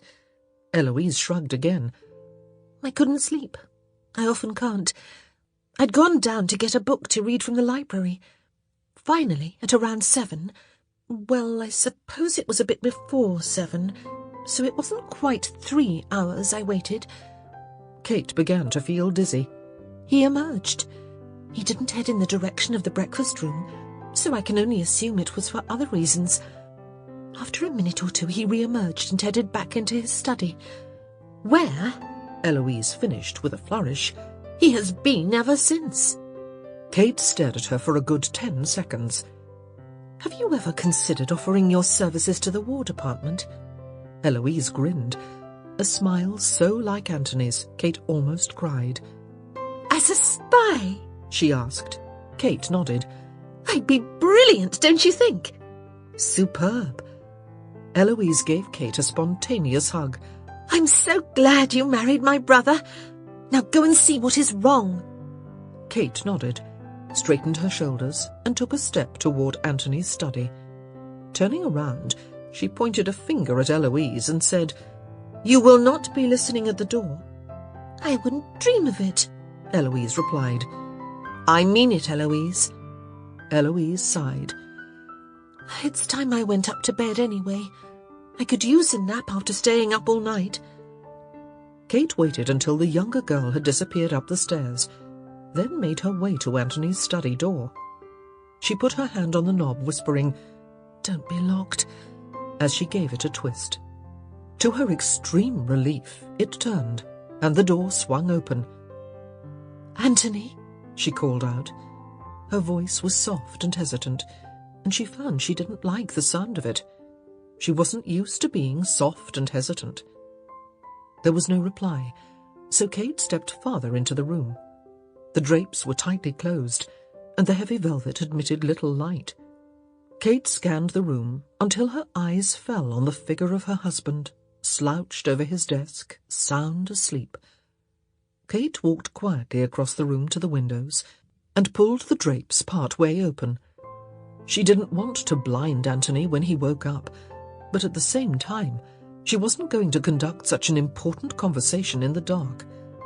Then she walked back over to his desk and gently shook his shoulder. "Anthony," she whispered. "Anthony." His reply was closer to a snore than anything else. Frowning impatiently, she shook a little harder. "Anthony," she said softly. "Anthony." He came awake in one sudden movement, an incoherent rush of speech bursting forth as his torso snapped upright. Kate watched as he blinked himself into coherency, then focused on her. "Kate," he said, his voice hoarse and husky with sleep, and something else, maybe alcohol. "What are you doing here?" "What are you doing here?" she countered. "The last time I checked, we lived nearly a mile away." "I didn't want to disturb you," he mumbled. Kate didn't believe that for 1 second, but she decided not to argue the point. Instead, she opted for the direct approach and asked, "Why did you leave last night?" A long stretch of silence was followed by a weary, tired sigh, and Anthony finally said, "It's complicated." Kate fought the urge to cross her arms. "I'm an intelligent woman," she said in a purposefully even voice. "I'm generally able to grasp complex concepts." Anthony didn't look pleased by her sarcasm. "I don't want to go into this now." "When do you want to go into it?" "Go home, Kate," he said softly. "Do you plan to come with me?" Anthony let out a little groan as he raked a hand through his hair. Christ! She was like a dog with a bone. His heart was pounding. His mouth tasted like wool. All he really wanted to do was splash some water on his face and clean his teeth, and here his wife would not stop interrogating him. "Anthony," she persisted. That was enough. He stood so suddenly that his chair tipped back and slammed into the floor with a resounding crash. "You will cease your questions this instant," he bit off. Her mouth settled into a flat, angry line. But her eyes... Anthony swallowed against the acidic taste of guilt that flooded his mouth, because her eyes were awash with pain, and the anguish in his own heart grew tenfold. He wasn't ready. Not yet. He didn't know what to do with her. He didn't know what to do with himself. All his life, or at least since his father had died, he'd known that certain things were true, that certain things had to be true. And now Kate had gone and turned his world upside down. He hadn't wanted to love her. Hell, he hadn't wanted to love anyone. It was the one thing, the only thing, that could make him fear his own mortality. And what about Kate? He'd promised to love and protect her. How could he do that, all the while knowing he would leave her? He certainly couldn't tell her of his odd convictions. Aside from the fact that she'd probably think he was crazy, all it would do was subject her to the same pain and fear that racked him. Better to let her live in blissful ignorance. Or was it even better if she didn't love him at all? Anthony just didn't know the answer, and he needed more time. And he couldn't think with her standing there before him, those pain-filled eyes raking his face. And, "Go," he choked out. "Just go." "No," she said, with a quiet determination that made him love her all the more. "Not until you tell me what is bothering you." He strode out from behind his desk and took her arm. "I can't be with you right now," he said hoarsely, his eyes avoiding hers. "Tomorrow. I'll see you tomorrow, or the next day." "Anthony!" "I need time to think." "About what?" she cried out. "Don't make this any harder than—" "How could it possibly get any harder?" she demanded. "I don't even know what you're talking about." "I just need a few days," he said, feeling like an echo. Just a few days to think, to figure out what he was going to do, how he was going to live his life. But she twisted around until she was facing him, and then her hand was on his cheek, touching him with a tenderness that made his heart ache. "Anthony," she whispered, "please." He couldn't form a word, couldn't make a sound. Her hand slipped to the back of his head, And then she was drawing him closer, closer, and he couldn't help himself. He wanted her so damned badly, wanted to feel her body pressed against his, to taste the faint salt of her skin. He wanted to smell her, to touch her, to hear the rasp of her breath in his ear. Her lips touched his, soft and seeking, and her tongue tickled the corner of his mouth. It would be so easy to lose himself in her, to sink down to the carpet and... No! The word was ripped from his throat, and by God, he'd had no idea it was there until it burst forth. No, he said again, pushing her away. Not now. But he didn't deserve her. Not right now. Not yet. Not until he understood how he was meant to live out the rest of his life. And if it meant he had to deny himself the one thing that might bring him salvation, so be it. Go, he ordered, his voice sounding a bit more harsh than he'd intended. Go now. I'll see you later. And this time she did go. She went without looking back. And Anthony, who'd only just learned what it was to love, learned what it was to die inside. By the following morning, Anthony was drunk. By afternoon, he was hungover. His head was pounding, his ears were ringing, and his brothers, who had been surprised to discover him in such a state at their club, were talking far too loudly. Anthony put his hands over his ears and groaned. Everyone was talking far too loudly. "Kate boot you out of the house?" Colin asked, grabbing a walnut from a large pewter dish in the middle of their table and splitting it open with a viciously loud crack. Anthony lifted his head just far enough to glare at him. Benedict watched his brother with raised brows and the vaguest hint of a smirk. "She definitely booted him out," he said to Colin. "Hand me one of those walnuts, will you?" Colin tossed one across the table. "Do you want the crackers as well?" Benedict shook his head and grinned as he held up a fat, leather-bound book. "Much more satisfying to smash them." "Don't," Anthony bit out, his hand shooting out to grab the book. "Even think about it. Ears a bit sensitive this afternoon, are they?" If Anthony had had a pistol, he would have shot them both. Hang the noise. "If I might offer you a piece of advice," Colin said, munching on his walnut. "You might not," Anthony replied. He looked up. Colin was chewing with his mouth open. As this had been strictly forbidden while growing up in their household, Anthony could only deduce that Colin was displaying such poor manners only to make more noise. "Close your damned mouth," he muttered. Colin swallowed, smacked his lips, and took a sip of his tea to wash it all down. "Whatever you did, apologize for it. I know you, and I'm getting to know Kate, and knowing what I know—" "What the hell is he talking about?" Anthony grumbled. "I think," Benedict said, leaning back in his chair, "that he's telling you you're an ass." "Just so," Colin exclaimed. Anthony just shook his head wearily.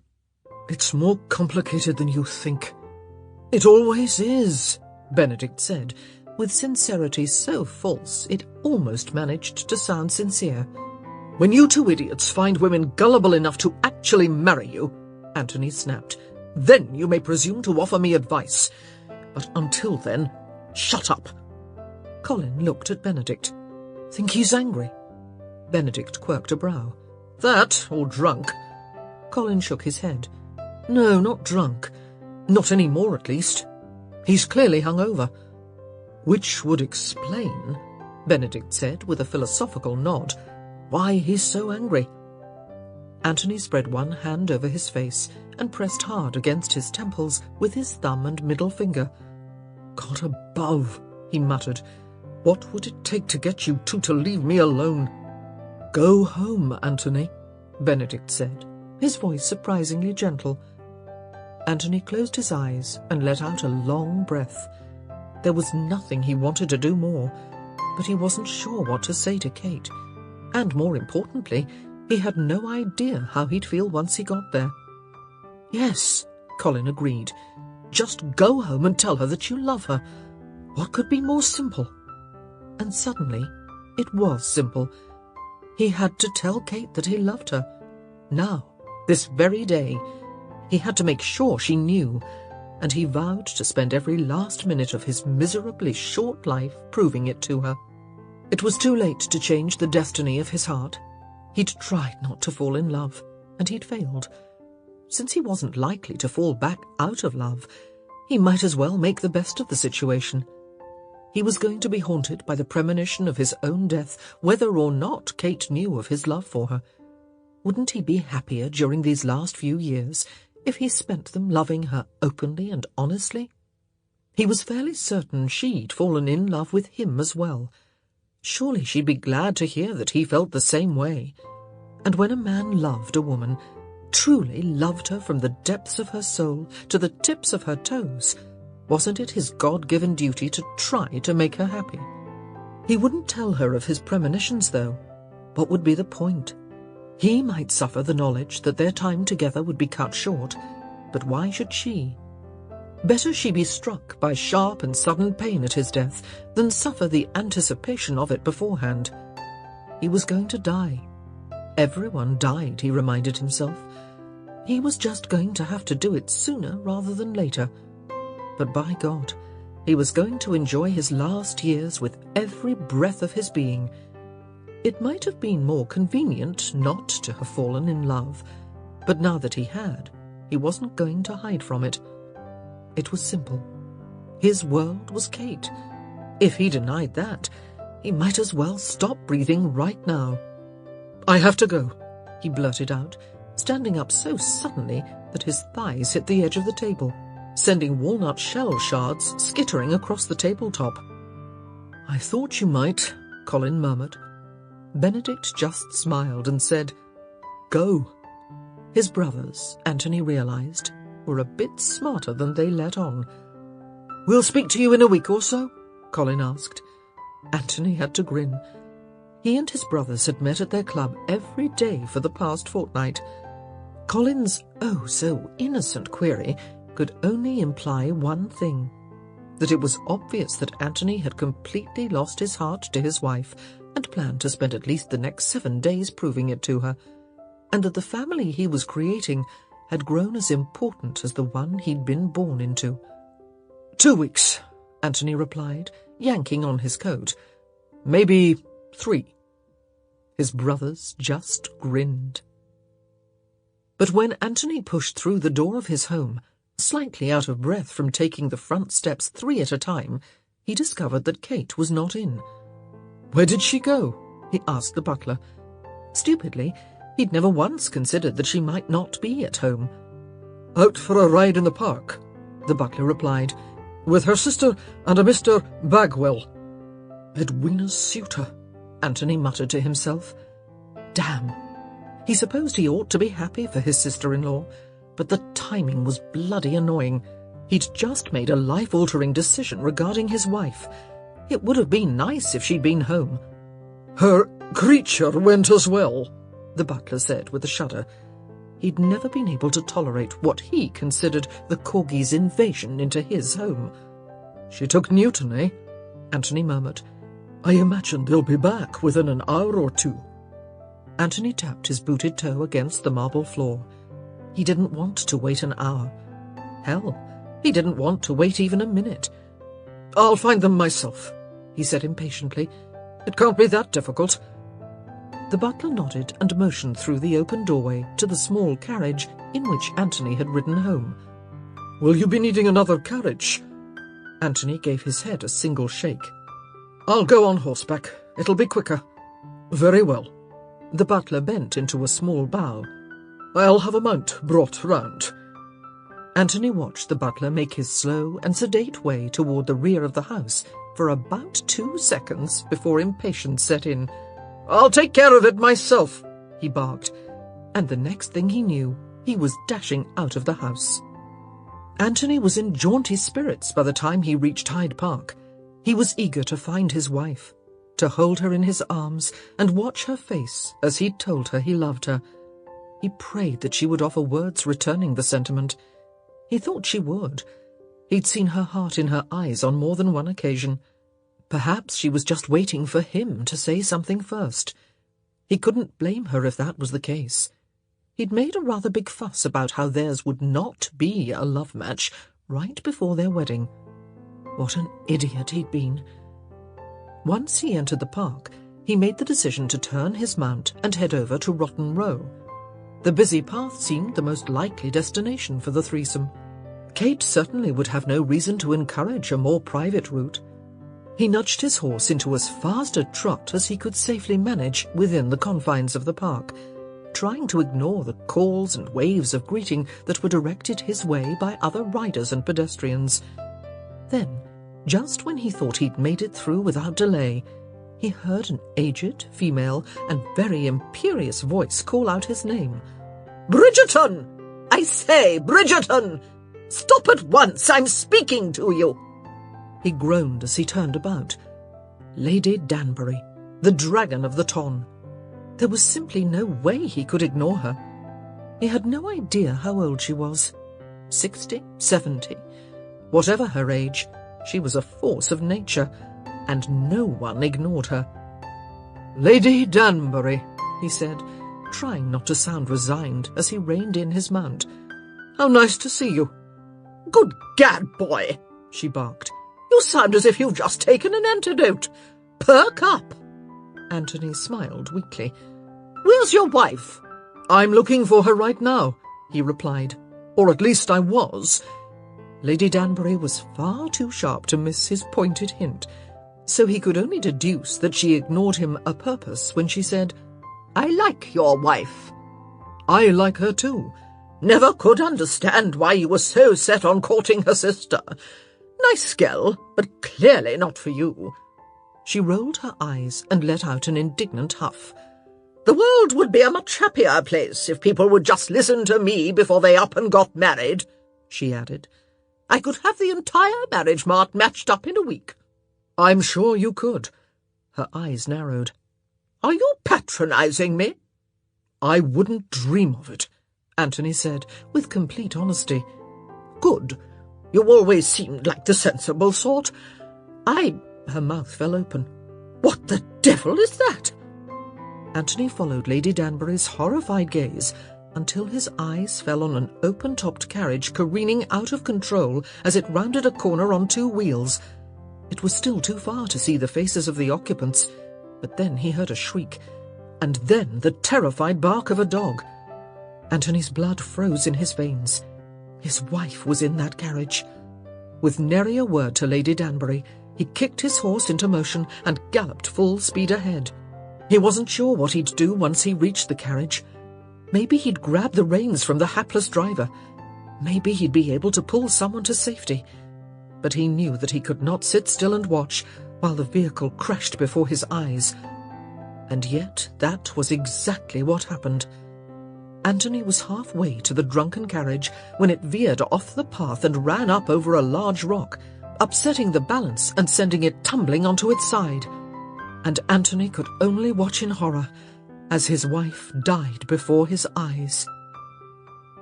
Chapter 22. Contrary to popular opinion, this author is aware that she is viewed as something of a cynic. But that, dear reader, could not be further from the truth. This author likes nothing better than a happy ending, and if that makes her a romantic fool, so be it. Lady Whistledown's Society Papers, 15th of June, 1814. By the time Anthony reached the overturned carriage, Edwina had managed to crawl from the wreckage and was clawing at a mangled piece of wood, trying to open a hole on the other side of the carriage. The sleeve of her dress was torn, and the hem was ragged and dirty, but she seemed not to notice as she tugged frantically at the door. Newton was jumping and squirming at her feet, his barks sharp and frenzied. "What happened?" Anthony asked, his voice curt and panicked as he leapt from his horse. "I don't know," Edwina gasped, wiping at the streaky tears that ran down her face. "Mr. Bagwell's not such an experienced driver, I think, and then Newton got loose. Then I don't know what happened. 1 minute we were rolling along, and the next—" "Where is Bagwell?" She motioned to the other side of the carriage. "He was thrown. He hit his head, but he'll be all right. But Kate—" "What about Kate?" Anthony dropped to his knees as he tried to peer into the wreckage. The entire carriage had overturned, smashing the right side of the vehicle as it had rolled. "Where is she?" Edwina swallowed convulsively, and her voice barely rose above a whisper as she said, "I think she's trapped beneath the carriage." In that moment, Anthony tasted death. It was bitter in his throat, metallic and hard. It scraped his flesh like a knife, choking and squeezing, pulling the air from his very lungs. Anthony yanked viciously at the wreckage, trying to open a wider hole. It wasn't as bad as it had looked during the crash, but that did little to calm his racing heart. "Kate!" he yelled, trying to sound calm and unworried. "Kate, can you hear me?" The only sound he heard in reply, however, was the frantic whinny of the horses. Damn! He'd have to get them unharnessed and loose before they panicked and started trying to drag the debris. "Edwina!" Anthony called sharply, looking over his shoulder. She hurried over, wringing her hands. "Yes." "Do you know how to unharness the horses?" She nodded. "I'm not very fast, but I can do it." Anthony flicked his head toward the onlookers who were hurrying over. "See if you can find someone to help you." She nodded again and quickly got to work. "Kate!" Anthony yelled again. He couldn't see anyone. A dislodged bench was blocking the opening. "Can you hear me?" Still no response. "Try the other side," came Edwina's frantic voice. "The opening isn't as crushed." Anthony jumped to his feet and ran around the back of the carriage to the other side. The door had already come off its hinges, leaving a hole just large enough for him to stuff his upper body into. "Kate!" he called out, trying not to notice the sharp sound of panic in his voice. Every breath from his lips seemed overloud, reverberating in the tight space, reminding him that he wasn't hearing the same sounds from Kate. And then, as he carefully moved a seat cushion that had turned sideways, he saw her. She was terrifyingly still, but her head didn't appear to be stuck in an unnatural position, and he didn't see any blood. That had to be a good sign. He didn't know much of medicine, but he held on to that thought like a miracle. "You can't die, Kate," he said, as his terrified fingers yanked away at the wreckage, desperate to open the hole until it was wide enough to pull her through. "Do you hear me? You can't die!" A jagged piece of wood sliced open the back of his hand, but Anthony didn't notice the blood running over his skin as he pulled on another broken beam. "You had better be breathing," he warned, his voice shaking and precariously close to a sob. "This wasn't supposed to be you. It was never supposed to be you. It isn't your time. Do you understand me?" He tore away another broken piece of wood and reached through the newly widened hole to grasp her hand. His fingers found her pulse, which seemed steady enough to him, but it was still impossible to tell if she was bleeding, or had broken her back, or had hit her head, or had... His heart shuddered. There were so many ways to die. If a bee could bring down a man in his prime, surely a carriage accident could steal the life of one small woman. Anthony grabbed the last piece of wood that stood in his way and heaved, but it didn't budge. "Don't do this to me," he muttered. "Not now. It isn't her time. Do you hear me? It isn't her time." He felt something wet on his cheeks and dimly realized that it was tears. "It was supposed to be me," he said, choking on the words. "It was always supposed to be me." And then, just as he was preparing to give that last piece of wood another desperate yank, Kate's fingers tightened like a claw around his wrist. His eyes flew to her face, just in time to see her eyes open wide and clear, with nary a blink. "What the devil?" she asked, sounding quite lucid and utterly awake. "Are you talking about?" Relief flooded his chest so quickly it was almost painful. "Are you all right?" he asked, his voice wobbling on every syllable. She grimaced, then said, "I'll be fine." Anthony paused for the barest of seconds as he considered her choice of words. "But are you fine right now?" She let out a little cough, and he fancied he could hear her wince with pain. "I did something to my leg," she admitted. "But I don't think I'm bleeding." Are you faint? Dizzy? Weak? She shook her head. Just in pain. What are you doing here? He smiled through his tears. I came to find you. You did? She whispered. He nodded. I came to... that is to say, I realized... He swallowed convulsively. He'd never dreamed that the day would come when he'd say these words to a woman, and they'd grown so big in his heart he could barely squeeze them out. I love you, Kate, he said chokingly. It took me a while to figure it out, but I do, and I had to tell you. Today. Her lips wobbled into a shaky smile as she motioned to the rest of her body with her chin. You've bloody good timing. Amazingly, he found himself grinning in return. Almost makes you glad I waited so long, eh?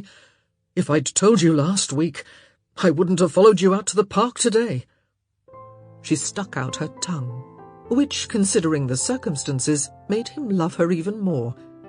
Just get me out, she said. Then you'll tell me you love me, he teased. She smiled, wistful and warm, and nodded. It was, of course, as good as a declaration, and even though he was crawling through the wreckage of an overturned carriage, even though Kate was stuck in the cursed carriage with what might very well be a broken leg, he was suddenly consumed with an overwhelming sense of contentment and peace. And he realized he hadn't felt that way for nearly 12 years, not since that fateful afternoon when he'd walked into his parents' bedroom and seen his father laid out on the bed, cold and still. I'm going to pull you through now, he said, sliding his arms beneath her back. It'll hurt your leg, I'm afraid, but it can't be avoided. My leg already hurts, she said, smiling bravely. I just want to get out. Anthony gave her a single, serious nod, then curved his hands around her side and began to pull. How is that? He asked, his heart stopping every time he saw her wince with pain. Fine, she gasped, but he could tell she was merely putting up a brave front. I'm going to have to turn you, he said, eyeing a broken and jagged piece of wood that stuck down from above. It was going to be difficult to maneuver her around it. He couldn't care less if he tore her clothing. Hell, he'd buy her 100 new dresses if she'd only promised never again to step into a carriage if it was being driven by anyone other than himself. But he couldn't bear the thought of scratching even an inch of her skin. She'd been through enough already. She didn't need more. I need to pull you out head first, he told her. Do you think you can wiggle yourself around? Just enough so I can grasp under your arms?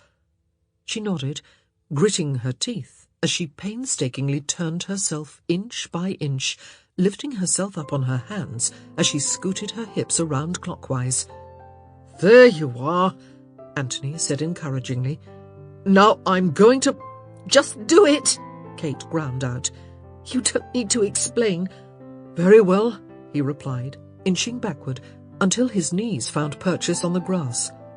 On a mental count of 3, he gritted his teeth and began to pull her out, and stopped a second later as Kate let out an ear-splitting scream. If he hadn't been so convinced that he'd die within the next 9 years, he would have sworn she'd just taken 10 off his life. Are you all right? He asked urgently. I'm fine, she insisted, but she was breathing hard, puffing through pursed lips, and her face was tense with pain. What happened? Came a voice from just outside the carriage.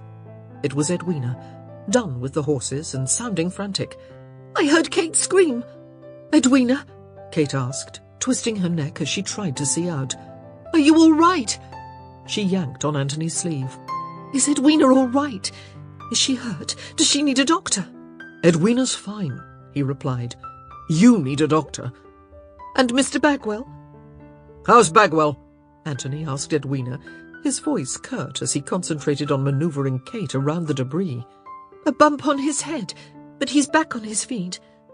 It's nothing, can I help? Came a worried male voice. Anthony had a feeling that the accident had been as much Newton's fault as Bagwell's, but still, the young man had been in control of the reins, and Anthony wasn't inclined to feel charitable toward him just now. "I'll let you know," he said curtly, before turning back to Kate and saying, "Bagwell's fine." "I can't believe I forgot to ask after them." "I'm sure your lapse will be pardoned, given the circumstances," Anthony said, edging farther back until he was nearly entirely out of the carriage. Kate was now positioned at the opening, and it would take only one more, rather long and almost certainly painful, tug to get her out. "Edwina! Edwina!" Kate was calling out. "Are you sure you're not injured?" Edwina jammed her face into the opening. "I'm fine," she said reassuringly. "Mr. Bagwell was thrown clear, and I was able to—" Anthony elbowed her out of the way. "Grit your teeth, Kate," he ordered. "What? Ah!" With one single tug, he freed her completely from the wreckage, both of them landing on the ground, both of them breathing hard. But where Anthony's hyperventilation was from exertion, Kate's was obviously from intense pain. "Good God!" Edwina nearly yelled. "Look at her leg!" Anthony glanced over at Kate and felt his stomach drop down clear to his toes. Her lower leg was crooked and bent, and more than obviously broken. He swallowed convulsively, trying not to let his concern show. Legs could be set, but he'd also heard of men who'd lost limbs due to infection and bad medical care. "What's wrong with my leg?" Kate asked. "It hurts, but... oh my God!" "Best not to look," Anthony said, trying to tip her chin in the other direction. Her breathing, which was already rapid from trying to control the pain, grew erratic and panicked. "Oh my God!" she gasped. "It hurts. Didn't realize how much it hurt until I saw—" "Don't look," Anthony ordered. "Oh my God! Oh my God!" "Kate?" Edwina asked in a concerned voice, leaning in. "Are you all right? Look at my leg!" Kate nearly shrieked. "Does it look all right? I was actually speaking of your face. You look a bit green." But Kate couldn't reply. She was hyperventilating too hard. And then, with Anthony, Edwina, Mr. Bagwell and Newton all staring down at her, her eyes rolled back in her head, and she fainted. 3 hours later, Kate was installed in her bed. Certainly not comfortable, but at least in a bit less pain thanks to the laudanum Anthony had forced down her throat the minute they'd gotten home. Her leg had been expertly set by the 3 surgeons Anthony had summoned. Not, as all 3 surgeons had pointed out, that more than one was needed to set a bone, but Anthony had crossed his arms implacably and stared them all down until they'd shut up. And a physician had stopped by to leave several prescriptions that he swore would hasten the bone-knitting process. Anthony had fussed over her like a mother hen, second-guessing every move from every doctor, until one of them had actually had the audacity to ask him when he'd received his license from the Royal College of Physicians. Anthony had not been amused. But after much haranguing, Kate's leg was set and splintered, and she was told to look forward to at least a month of confinement in bed. "Look forward?" she groaned to Anthony, once the last of the surgeons had gone. "How can I look forward to that?" "You'll be able to catch up on your reading," he suggested. She let out an impatient exhale through her nose. It was hard to breathe through her mouth while clenching her teeth. "I wasn't aware I was behind on my reading." If he'd been tempted to laugh, he did a good job of hiding it. "Perhaps you could take up needlework," he suggested. She just glared at him, as if the prospect of needlework were going to make her feel better. He sat gingerly on the edge of her bed and patted the back of her hand. "I'll keep you company," he said with an encouraging smile. "I'd already decided to cut back on the time I spent at my club." Kate sighed. She was tired and cranky and in pain, and she was taking it out on her husband, which really wasn't fair. She turned her hand over so that their palms met, and then entwined her fingers through his. "I love you, you know," she said softly. He squeezed her hands and nodded, the warmth of his eyes on hers saying more than words ever could. You told me not to, Kate said. I was an ass. She didn't argue. A quirk of his lips told her that he noticed her lack of contradiction. After a moment of silence, she said, You were saying some odd things in the park. Anthony's hand remained in hers, but his body pulled back slightly. I don't know what you mean, he replied. I think you do, she said softly. Anthony closed his eyes for a moment, then stood, his fingers trailing through her grasp, until finally they were no longer touching at all. For so many years, he'd been careful to keep his odd convictions to himself. It seemed best. Either people would believe him and then worry, or they wouldn't and then think him insane. Neither option was particularly appealing. But now, in the heat of one terrified moment, he'd blurted it out to his wife.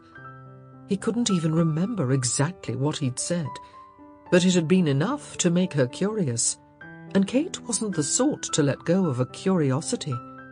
He could practice all the avoidance he wanted, but eventually she'd get it out of him. A more stubborn woman had never been born. He walked to the window and leaned against the sill, gazing blankly in front of him, as if he could actually see the streetscape through the heavy burgundy drapes that had long since been pulled shut. There is something you should know about me, he whispered. She didn't say anything, but he knew she'd heard. Maybe it was the sound of her changing her position in bed. Maybe it was the sheer electricity in the air. But somehow he knew. He turned around. It would have been easier to speak his words to the curtains, but she deserved better from him. She was sitting up in bed, her leg propped up on pillows, her eyes wide and filled with a heart-breaking mix of curiosity and concern. I don't know how to tell you this without sounding ridiculous, he said. Sometimes the easiest way is just to say it, she murmured. She patted an empty spot on the bed. Do you want to sit beside me? He shook his head. Proximity would only make it that much more difficult. Something happened to me when my father died, he said. You were very close to him, weren't you? He nodded. Closer than I'd ever been to anyone. Until I met you. Her eyes glistened. What happened? It was very unexpected, he said. His voice was flat, as if he were recounting an obscure news item, and not the single most disturbing event of his life. A bee, I told you. She nodded. Who would have thought a bee could kill a man? Anthony said with a caustic laugh. It would have been funny if it weren't so tragic. She didn't say anything, just looked at him with a sympathy that made his heart break. I stayed with him throughout the night, he continued, turning slightly so that he would not have to look into her eyes. He was dead, of course, but I needed a little more time. I just sat beside him and watched his face. Another short burst of angry laughter escaped his lips. God, what a fool I was! I think I half expected him to open his eyes at any moment. I don't think that's foolish, Kate said softly. I've seen death too. It's hard to believe that someone is gone when he looks so normal and at peace. I don't know when it happened, Anthony said, but by morning I was sure. That he was dead? She asked. No, he said roughly, that I would be too. He waited for her to comment. He waited for her to cry, to do anything, but she just sat there staring at him with no perceptible change of expression, until finally he had to say, I'm not as great a man as my father was. He might choose to disagree, she said quietly. Well, he's not here to do that, is he? Anthony snapped. Again she said nothing. Again he felt like a heel. He cursed under his breath and pressed his fingers against his temples. His head was starting to throb.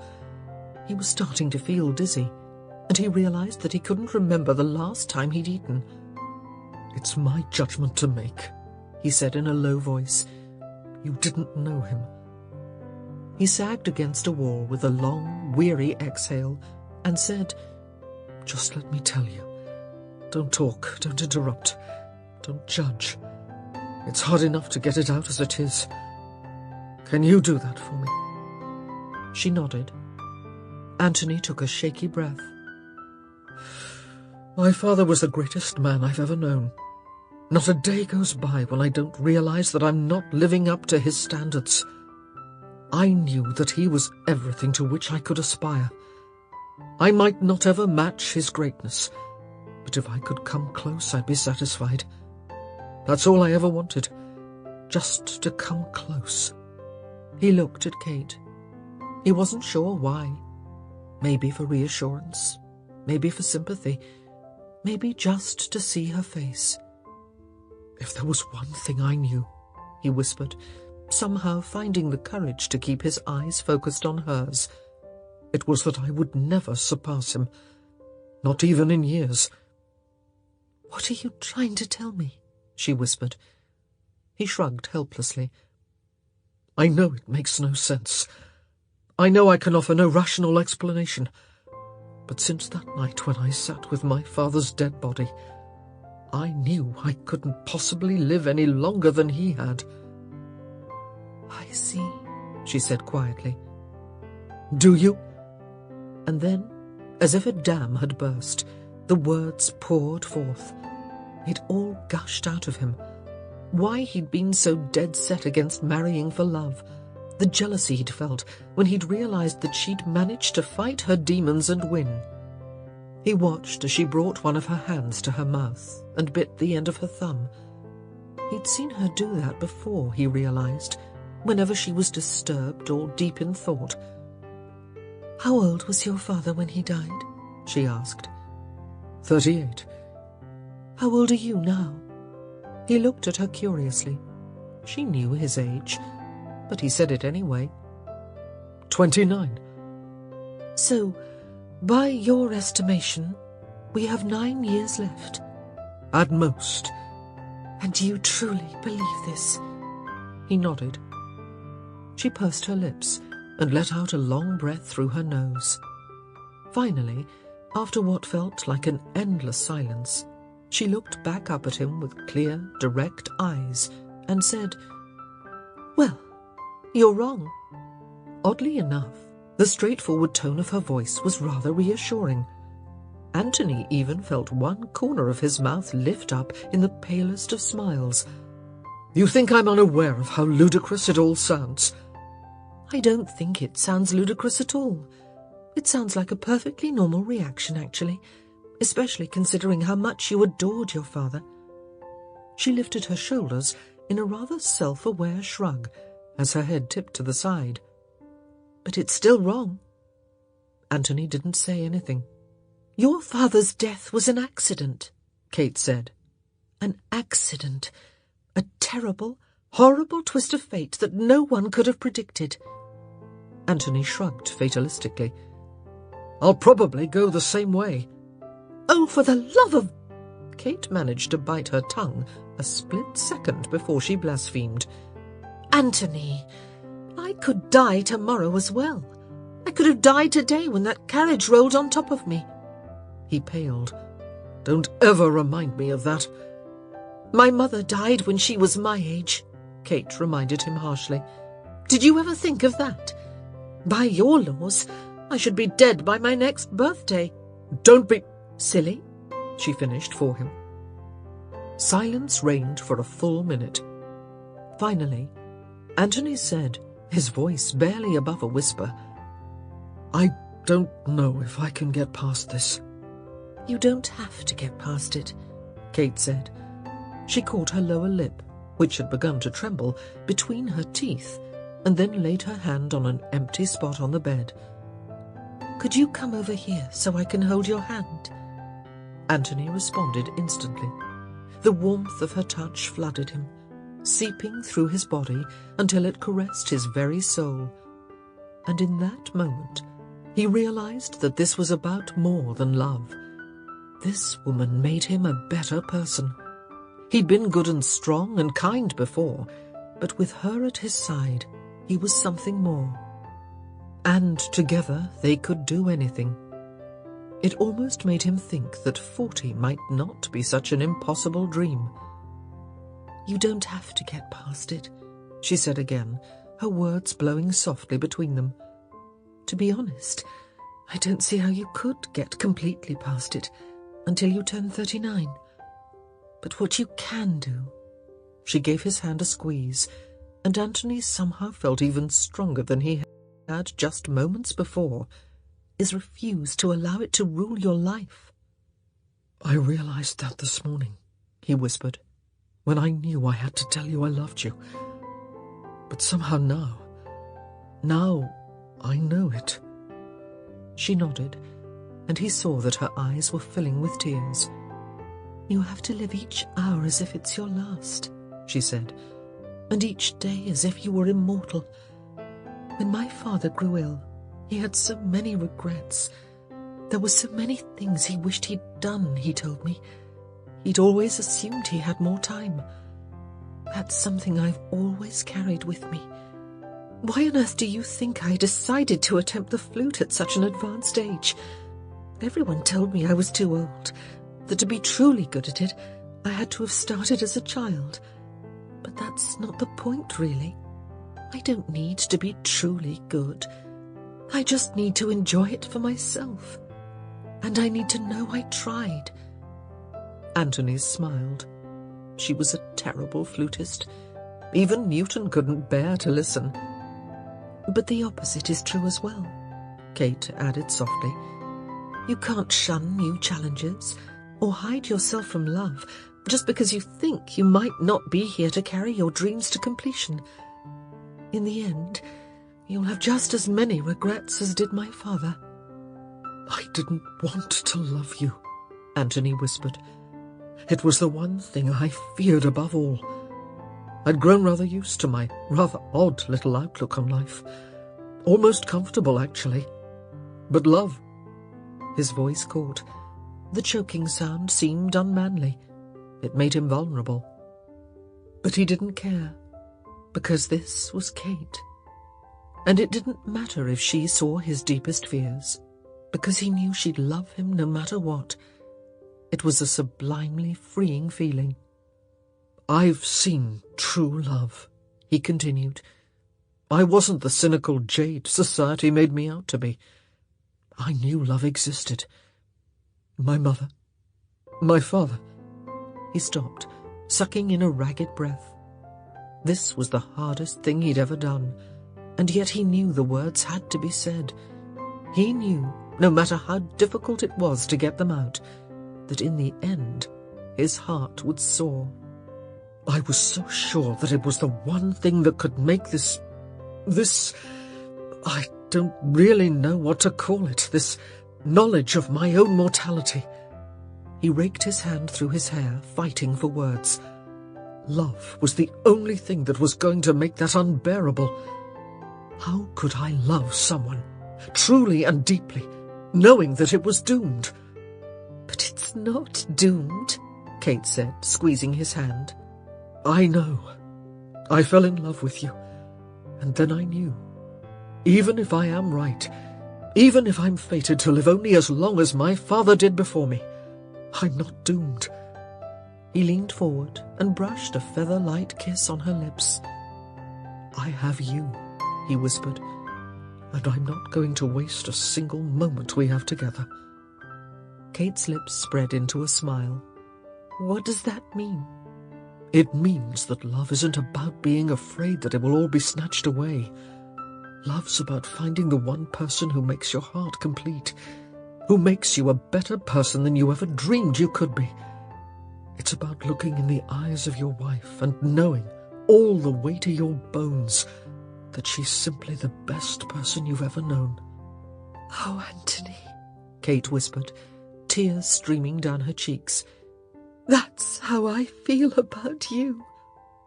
"When I thought you died—" "Don't say it," she choked out. "You don't have to relive that." "No," he said, "I do. I have to tell you. It was the first time even after all these years of expecting my own death, that I truly knew what it meant to die. Because, with you gone, there was nothing left for me to live for. I don't know how my mother did it. She had her children, Kate said. She couldn't leave you. I know, he whispered, but the pain she must have endured. I think the human heart must be stronger than we could ever imagine. Anthony stared at her for a long moment, his eyes locking with hers, until he felt they must be one person. Then, with a shaking hand, he cupped the back of her head and leaned down to kiss her. His lips worshipped hers, offering her every ounce of love and devotion and reverence and prayer that he felt in his soul. I love you, Kate, he whispered, his lips brushing the words against her mouth. I love you so much. She nodded, unable to make a sound. And right now I wish... And then the strangest thing happened. Laughter bubbled up inside of him. He was overtaken by the pure joy of the moment, and it was all he could do not to pick her up and twirl her grandly through the air. "Anthony?" she asked, sounding equal parts confused and amused. Do you know what else love means? He murmured, planting his hands on either side of her body and letting his nose rest against hers. She shook her head. I couldn't possibly even hazard a guess. It means, he grumbled, that I'm finding this broken leg of yours a damned nuisance. Not half so much as I, my lord, she said, casting a rueful glance at her splintered leg. Anthony frowned. No vigorous exercise for 2 months, eh? At least. He grinned, and in that moment he looked every inch the rake she'd once accused him of being. Clearly, he murmured, I shall have to be very, very gentle. Tonight, she croaked. He shook his head. Even I haven't the talent to express myself with that light a touch. Kate giggled. She couldn't help herself. She loved this man, and he loved her, and whether he knew it or not, they were going to grow very, very old together. It was enough to make a girl, even a girl with a broken leg, positively giddy. Are you laughing at me? He queried, one of his brows arching arrogantly as he slid his body into place next to her. I wouldn't dream of it. Good, because I have some very important things to tell you. Really? He nodded gravely. I may not be able to show you how much I love you this eve, but I can tell you. I should never tire of hearing it, she murmured. Good, because when I'm done telling you, I'm going to tell you how I'd like to show you. Anthony, she squeaked. I think I'd start with your earlobe, he mused. Yes, definitely the earlobe. I'd kiss it, and then nibble it, and then... Kate gasped, and then she squirmed, and then she fell in love with him all over again. And as he whispered sweet nothings in her ear, she had the strangest sensation, almost as if she could see her entire future laid out before her. Each day was richer and fuller than the last, and every day she was falling, falling, falling. Was it possible to fall in love with the same man over and over again, every single day? Kate sighed as she settled into the pillows, letting his wicked words wash over her. By God, she was going to try. Epilogue. Lord Bridgerton celebrated his birthday.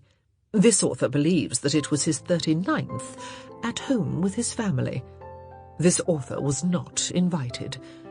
Nonetheless, details of the fete have reached this author's always attentive ears, and it sounds to have been a most amusing party. The day began with a short concert, Lord Bridgerton on the trumpet and Lady Bridgerton on the flute. Mrs. Bagwell, Lady Bridgerton's sister, apparently offered to mediate on the pianoforte, but her offer was refused. According to the Dowager Viscountess, a more discordant concert has never been performed, and we are told that eventually young Miles Bridgerton stood atop his chair and begged his parents to cease. We are also told that no one scolded the boy for his rudeness, but rather just heaved huge sighs of relief when Lord and Lady Bridgerton laid down their instruments. Lady Whistledown's Society Papers, 17th of September, 1823. "She must have a spy in the family," Anthony said to Kate, shaking his head. Kate laughed as she brushed her hair, readying herself for bed. "She didn't realise that today is your birthday, not yesterday." "A trifling matter," he grumbled. "She must have a spy. There's no other explanation." "She did get everything else right," Kate couldn't help noting. "I tell you, I've always admired that woman." "We weren't that bad," Anthony protested. "We were dreadful." She set the brush down and walked to his side. "We're always dreadful, but at least we try." Anthony wound his arms around his wife's waist and settled his chin on the top of her head. There was little that brought him more peace than simply holding her in his arms. He didn't know how any man survived without a woman to love. "It's almost midnight," Kate murmured. "Your birthday is almost over." Anthony nodded. 39. He'd never thought he'd see the day. No, that wasn't true. Since the moment he'd let Kate into his heart, his fears had been slowly melting away. But still, it was nice to be 39. Settling. He'd spent a goodly portion of the day in his study, staring up at his father's portrait, and he'd found himself talking. For hours on end, he'd talked to his father. He told him of his 3 children, of his siblings' marriages and their children. He told him of his mother, and how she'd recently taken up painting with oils, and that she was actually quite good. And he told him of Kate, and how she'd freed his soul, and how he loved her so damn much. It was, Anthony realized, what his father had always wanted for him. The clock on the mantel began to chime, and neither Anthony nor Kate spoke until the 12th bell rang. "That's it, then," Kate whispered. He nodded. "Let's go to bed." She moved away, and he could see that she was smiling. "That's how you want to celebrate?" He took her hand and raised it to his lips. "I can think of no better way. Can you?" Kate shook her head, then giggled as she ran for the bed. "Did you read what else she wrote in her column?" "That Whistledown woman?" She nodded. Anthony planted his hands on either side of his wife and leered down at her. "Was it about us?" Kate shook her head. "Then I don't care." "It was about Colin." Anthony let out a little sigh. "She does seem to write about Colin a great deal." "Maybe she has a tundra for him," Kate suggested. "Lady Whistledown?" Anthony rolled his eyes. "That old biddy?" "She might not be old." Anthony snorted derisively. "She's a wrinkled old crone, and you know it." "I don't know," Kate said, scooting out of his grasp and crawling under the covers. "I think she might be young." "And I think," Anthony announced, "that I don't much want to talk about Lady Whistledown just now." Kate smiled. "You don't?" He slid into place next to her, his fingers settling around the curve of her hip. "I have much better things to do." "You do?" "Much." His lips found her ear. "Much, much, much better." And in a small, elegantly furnished chamber, not so very far from Bridgerton House, a woman, no longer in the first blush of youth, but certainly not wrinkled and old, sat at her desk with a quill and a pot of ink, and pulled out a piece of paper. Stretching her neck from side to side, she set her quill to paper and wrote, Lady Whistledown's Society Papers, 19th of September, 1823. Ah, gentle reader, it has come to this author's attention. Author's note. Antony's reaction to his father's untimely death is a very common one, especially among men. To a much lesser degree, women whose mothers die young react in a similar fashion. Men whose fathers die at a very young age are very often gripped by a certainty that they, too, will suffer the same fate. Such men usually know their fears are irrational, but it is nearly impossible to get past these fears until one has reached, and passed, the age of one's father's death. Since my readers are almost exclusively women, and Antony's issue is such, to use a very modern phrase, a guy thing, I worried that you might not be able to relate to his problem. As a writer of romance, I constantly find myself walking a fine line between making my heroes utterly and completely heroic and making them real. With Antony, I hope I struck a balance. It's easy to scowl at a book and grumble, "Get over it already." But the truth is, for most men, it's not so easy to get over the sudden and premature loss of a beloved father. Sharp-eared listeners will note that the bee sting that killed Edmund Bridgerton was actually the second sting he'd received in his life. This is medically accurate. Bee sting allergies generally don't manifest themselves until the second sting. Since Antony has only been stung once in his life, it's impossible to know whether or not he's allergic. As the author of this book, however, I'd like to think I have a certain creative control over the medical conditions of my characters. So I've decided that Antony has no allergies of any kind, and furthermore, will live to the ripe old age of 92. My very best wishes, Julia Quinn.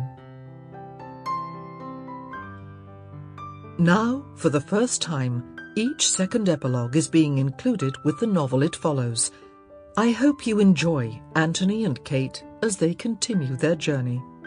Warmly, Julia Quinn. The Viscount Who Loved Me, the second epilogue. 2 days prior. Kate stomped across the lawn, glancing over her shoulder to make sure that her husband was not following her. 15 years of marriage had taught her a thing or two, and she knew that he would be watching her every move. But she was clever, and she was determined, and she knew that for £1, Antony's valet could feign the most marvellous sartorial disaster, something involving jam on the iron, or perhaps an infestation in the wardrobe. Spiders, mice, it really didn't matter which. Kate was more than happy to leave the details up to the valet, as long as Antony was suitably distracted long enough for her to make her escape. "It is mine, all mine," she chortled, in much the same tones she'd used during the previous month's Bridgerton family production of Macbeth. Her eldest son had casted the roles. She had been named First Witch. Kate had pretended not to notice when Antony had rewarded him with a new horse. He'd pay now. His shirts would be stained pink with raspberry jam, and she was smiling so hard she was laughing. "Mine, mine, mine, mine," she sang, wrenching open the door to the shed on the last syllable, which just so happened to be the deep, serious note of Beethoven's Fifth. "Mine, mine, mine, mine." She would have it. It was hers. She could practically taste it. She would have tasted it even, if this would somehow have bonded it to her side. She had no taste for wood, of course, but this was no ordinary implement of destruction. This was the mallet of death. "Mine, mine, mine, mine, mine, mine, mine, mine, mine, mine, mine," she continued, moving into the hoppy little section that followed the familiar refrain. She could barely contain herself as she tossed a blanket aside. The Pall Mall set would be resting in the corner, as it always was, and in just a moment— "Looking for this?" Kate whirled around.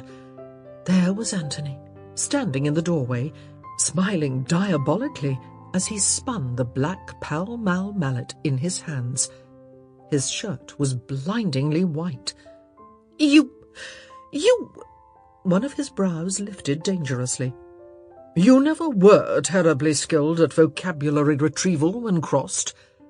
How did you... He leaned forward, his eyes narrowing. I paid him £5. You gave Milton £5? Good Lord, that was practically his annual salary. It's a deuced sight cheaper than replacing all of my shirts, he said with a scowl. Raspberry jam. Really? Have you no thought toward economies? Kate stared longingly at the mallet. Games in 3 days, Anthony said with a pleased sigh. And I have already won. Kate didn't contradict him. The other Bridgertons might think the annual Pall Mall rematch began and ended in a day, but she and Anthony knew better. She'd beaten him to the mallet for 3 years running. She was damned if he was going to get the better of her this time. Give up now, dear wife, Anthony taunted. Admit defeat and we shall all be happier. Kate sighed softly, almost as if she acquiesced. Anthony's eyes narrowed. Kate idly touched her fingers to the neckline of her frock. Anthony's eyes widened. It's hot in here, don't you think? She asked, her voice soft and sweet and terribly breathless. You little minx, he murmured. She slid the fabric from her shoulders. She wasn't wearing anything underneath. No buttons, he whispered. She shook her head. She wasn't stupid. Even the best laid plans could find their way awry. One always had to dress for the occasion. There was still a slight chill in the air, and she felt her nipples tighten into insulted little buds. Kate shivered, then tried to hide it with a breathy pant, as if she were desperately aroused. Which she might have been, had she not been single-mindedly focused on trying not to focus on the mallet in her husband's hand. Not to mention the chill. Lovely, Anthony murmured, reaching out and stroking the side of her breast. Kate made a mewling sound. He could never resist that. Anthony smiled slowly, then moved his hand forward until he could roll her nipple between his fingers. Kate let out a gasp, and her eyes flew to his. He looked, not calculating exactly, but still very much in control. And it occurred to her, he knew precisely what she could never resist. Ah, wife, he murmured, cupping her breast from the bottom and lifting it higher until it sat plump in his hand. He smiled. Kate stopped breathing. He bent forward and took the bud in his mouth. She wasn't faking anything now. He repeated his torture on the other side. Then he stepped back. Back. Kate stood still, panting.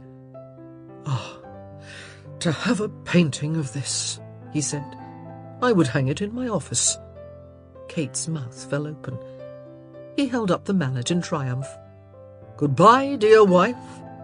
He exited the shed, then poked his head back round the corner. Try not to catch a chill. You'd hate to miss the rematch, wouldn't you?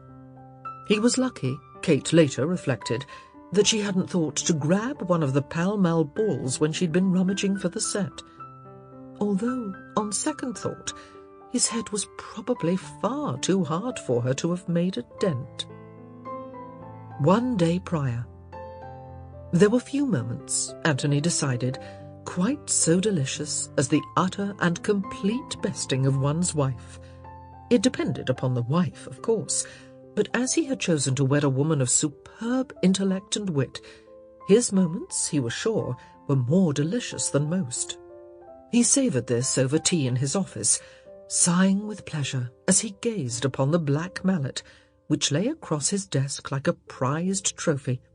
It looked gorgeous, gleaming in the morning light, or at least gleaming where it wasn't scuffed and battered from decades of rough play. No matter. Anthony loved every last dent and scratch. Perhaps it was childish, infantile even, but he adored it. Mostly he adored that he had it in his possession, but he was still rather fond of it. When he was able to forget that he had brilliantly snatched it from under Kate's nose, he actually recalled that it marked something else, the day he'd fallen in love. Not that he'd realized it at the time, nor had Kate, he imagined, but he was certain that that was the day they had been fated to be together, the day of the infamous pall-mall match. She left him with the pink mallet.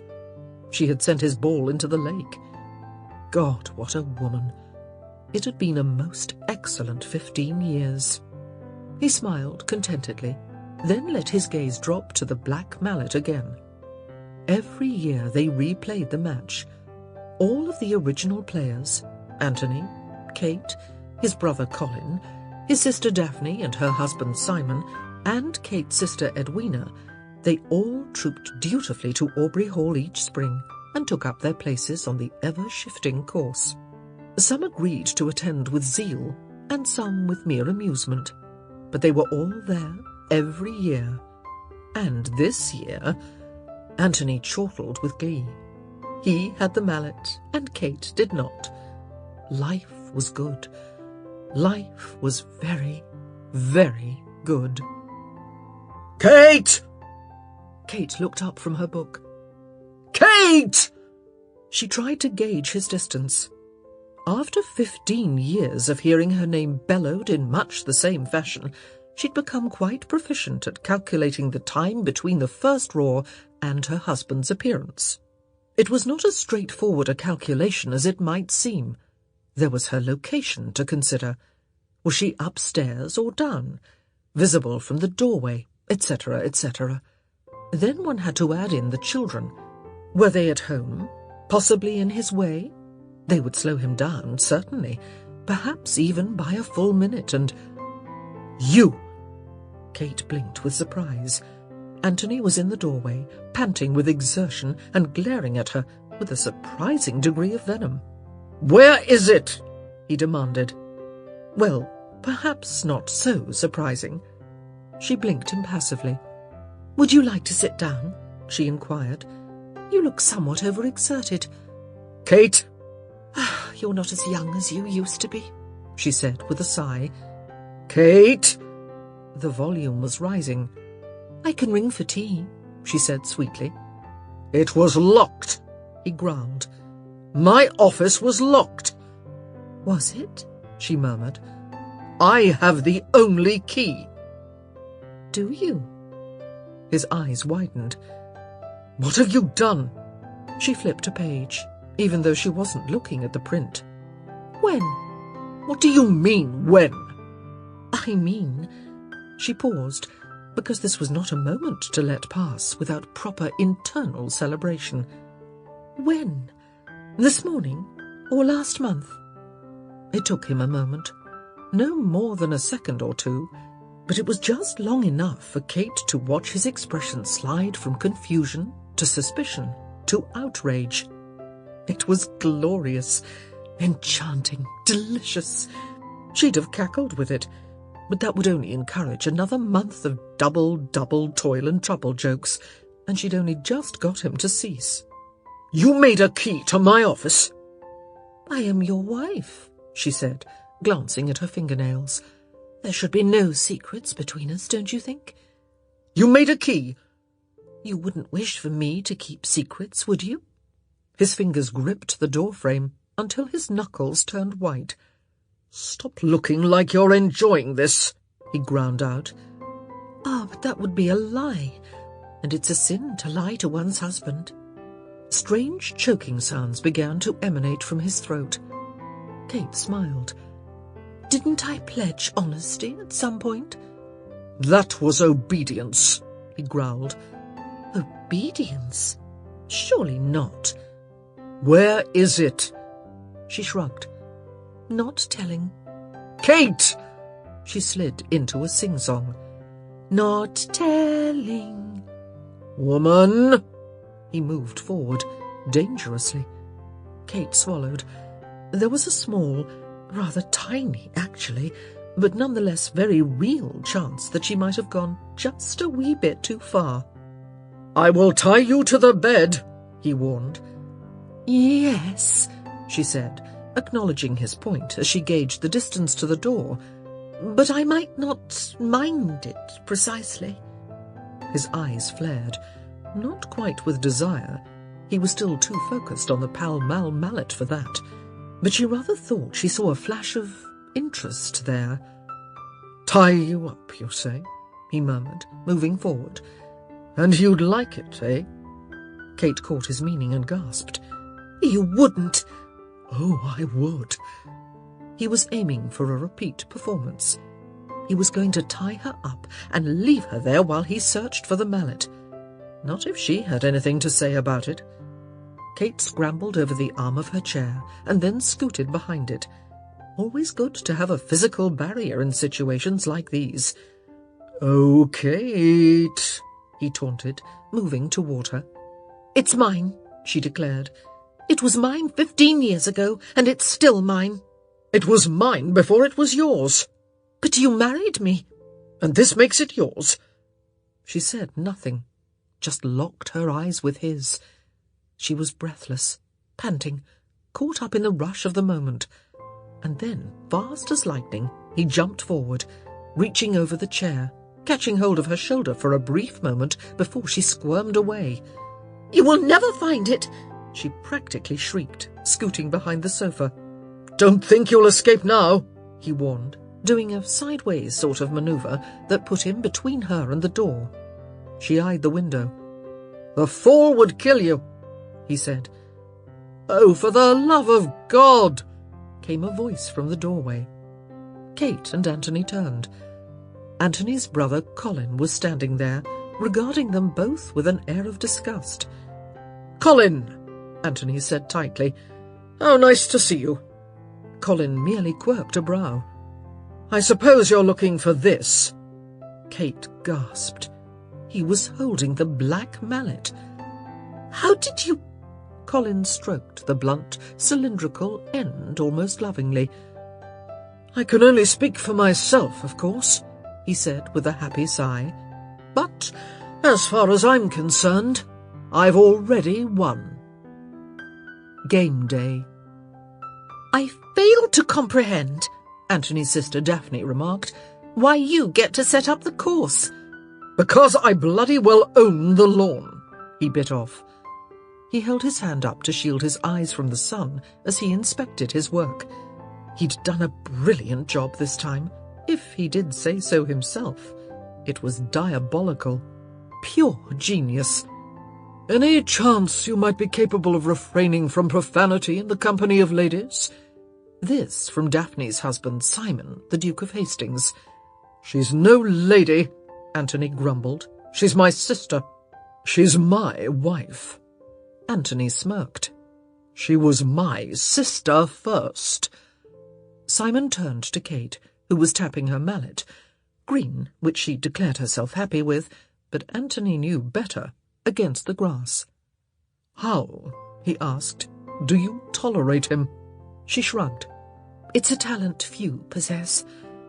Colin stepped up, clutching the black mallet like the Holy Grail. "Shall we begin?" he asked grandly. Simon's lips parted with surprise. "The mallet of death." "I'm very clever," Colin confirmed.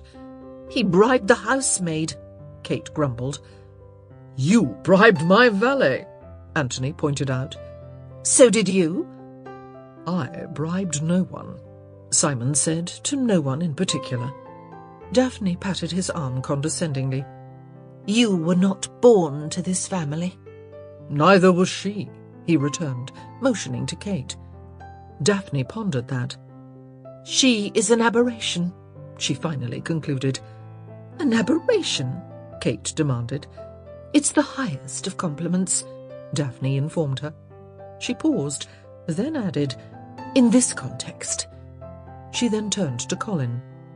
"How much?" "How much what?" "How much did you give the housemaid?" He shrugged. £10. £10? Daphne nearly shrieked. "Are you mad?" Anthony demanded. "You gave the valet 5, Kate reminded him. I hope it wasn't one of the good housemaids, Anthony grumbled, for she'll surely quit by the day's end with that sort of money in her pocket. All of the housemaids are good, Kate said, with some irritation. £10, Daphne repeated, shaking her head. I'm going to tell your wife. Go ahead, Colin said indifferently, as he nodded toward the hill, sloping down to the Pall Mall course. She's right there. Daphne looked up. Penelope's here. Penelope's here? Anthony barked. Why? She's my wife, Colin returned. She's never attended before.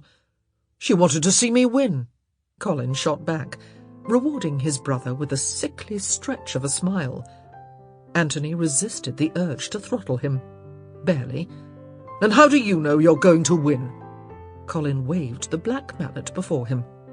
I already have. Good day, all, Penelope said, ambling down to the gathering. No cheering, Anthony warned her. Penelope blinked in confusion. I beg your pardon. And under no circumstances, he continued, because really, someone had to make sure the game retained some integrity. May you come within 10 paces of your husband. Penelope looked at Colin, bobbed her head 9 times as she estimated the steps between them, and took a step back. There will be no cheating, Anthony warned. At least no new types of cheating, Simon added. Previously established cheating techniques are permissible. May I speak with my husband during the course of play? Penelope inquired mildly. No! A resounding chorus, 3 voices strong. You'll notice, Simon said to her, that I made no objection. As I said, Daphne said, brushing by him on her way to inspect a wicket. You were not born of this family. Where is Edwina? Colin asked briskly, squinting up toward the house. She'll be down shortly, Kate replied. She was finishing breakfast. She is delaying the play. Kate turned to Daphne. My sister does not share our devotion to the game. She thinks we're all mad, Daphne asked. Quite. Well, she is sweet to come down every year, Daphne said. It's tradition, Anthony barked. He'd managed to get hold of the orange mallet and was swinging it against an imaginary ball, narrowing his eyes as he rehearsed his aim. He hasn't been practicing the course, has he? Colin demanded. How could he? Simon asked. He only just set it up this morning. We all watched him. Colin ignored him and turned to Kate. Has he made any strange nocturnal disappearances recently? She gaped at him. You think he's been sneaking out to play Pall Mall by the light of the moon? I wouldn't put it past him, Colin grumbled. Neither would I, Kate replied. But I assure you, he has been sleeping in his own bed. It's not a matter of beds, Colin informed her. It's a matter of competition. This can't be an appropriate conversation in front of a lady, Simon said, but it was clear he was enjoying himself. Anthony shot Colin an irritated look, then sent one in Simon's direction for good measure. The conversation was growing ludicrous, and it was well past time they began the match. Where is Edwina? He demanded. I see her coming down the hill, Kate replied. He looked up to see Edwina Bagwell, Kate's younger sister, trudging down the slope. She'd never been much for outdoor pursuits, and he could well imagine her sighing and rolling her eyes. Pink for me this year, Daphne declared, plucking one of the remaining mallets from the stack. I am feeling feminine and delicate. She gave her brothers an arch look. Deceptively so. Simon reached behind her and selected the yellow mallet. Blue for Edwina, of course. Edwina always gets blue, Kate said to Penelope. Why? Kate paused. I don't know. What about purple? Penelope asked. Oh, we never use that. Why? Kate paused again. I don't know. Tradition, Anthony put in. Then why do the rest of you switch colours every year? Penelope persisted. Anthony turned to his brother. "Does she always ask so many questions?" "Always." He turned back to Penelope and said, "We like it this way." "I'm here," Edwina called out cheerfully as she approached the rest of the players. "Oh, blue again. How thoughtful." She picked up her equipment, then turned to Anthony. "Shall we play?" He gave a nod, then turned to Simon. "You're first, Hastings." "As always," he murmured, and he dropped his ball into the starting position. "Stand back," he warned, even though no one was within swinging distance. He drew his mallet back and then brought it forward with a magnificent crack. The ball went sailing across the lawn, straight and true, landing mere yards from the next wicket. "Oh, well done!" Penelope cheered, clapping her hands. "I said no cheering," Anthony grumbled. Couldn't anyone follow instructions these days? "Even for Simon?" Penelope returned. "I thought it was just Colin." Anthony set his ball down carefully. "It's distracting." "As if the rest of us aren't distracting," Colin commented. "Cheer away, darling." But she held silent as Anthony took aim. His swing was even more powerful than the Duke's, and his ball rolled even farther. Bad luck there," Kate said. Anthony turned on her suspiciously. "What do you mean? It was a brilliant swing." "Well, yes, but—" "Out of my way," Colin ordered, marching to the starting position. Anthony locked eyes with his wife. "What do you mean?" "Nothing," she said offhandedly. "Just that it's a trifle muddy right there." "Muddy?" Anthony looked toward his ball, then back to his wife, then back to the ball. "It hasn't rained for days." No." He looked back to his wife, his maddening, diabolical, and soon-to-be-locked-in-a-dungeon wife. "How did it get muddy?" "Well, perhaps not muddy." "Not muddy," he repeated, with far more patience than she deserved. "Puddlish might be more appropriate." Words failed him. "Puddly?" She scrunched her face a touch. "How does one make an adjective out of a puddle?" He took a step in her direction. She darted behind Devney. "What is happening?" Devney asked, twisting about.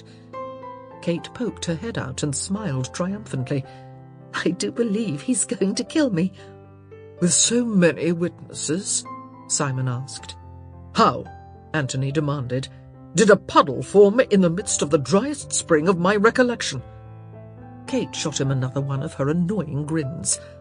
"I spilled my tea." "An entire puddle's worth?" She shrugged. "I was cold." "Cold?" "And thirsty." "And apparently clumsy as well," Simon put in. Anthony glared at him.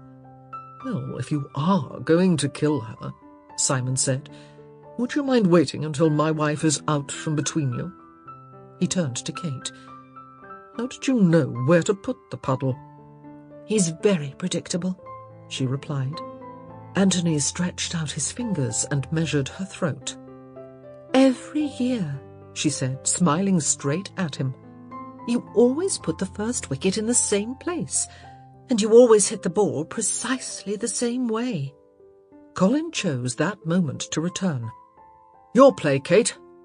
She darted out from behind Devney and scooted toward the starting pole. "All's fair, dear husband," she called out gaily, and then she bent forward, aimed, and sent the green ball flying straight into the puddle. Anthony sighed happily. There was justice in this world after all.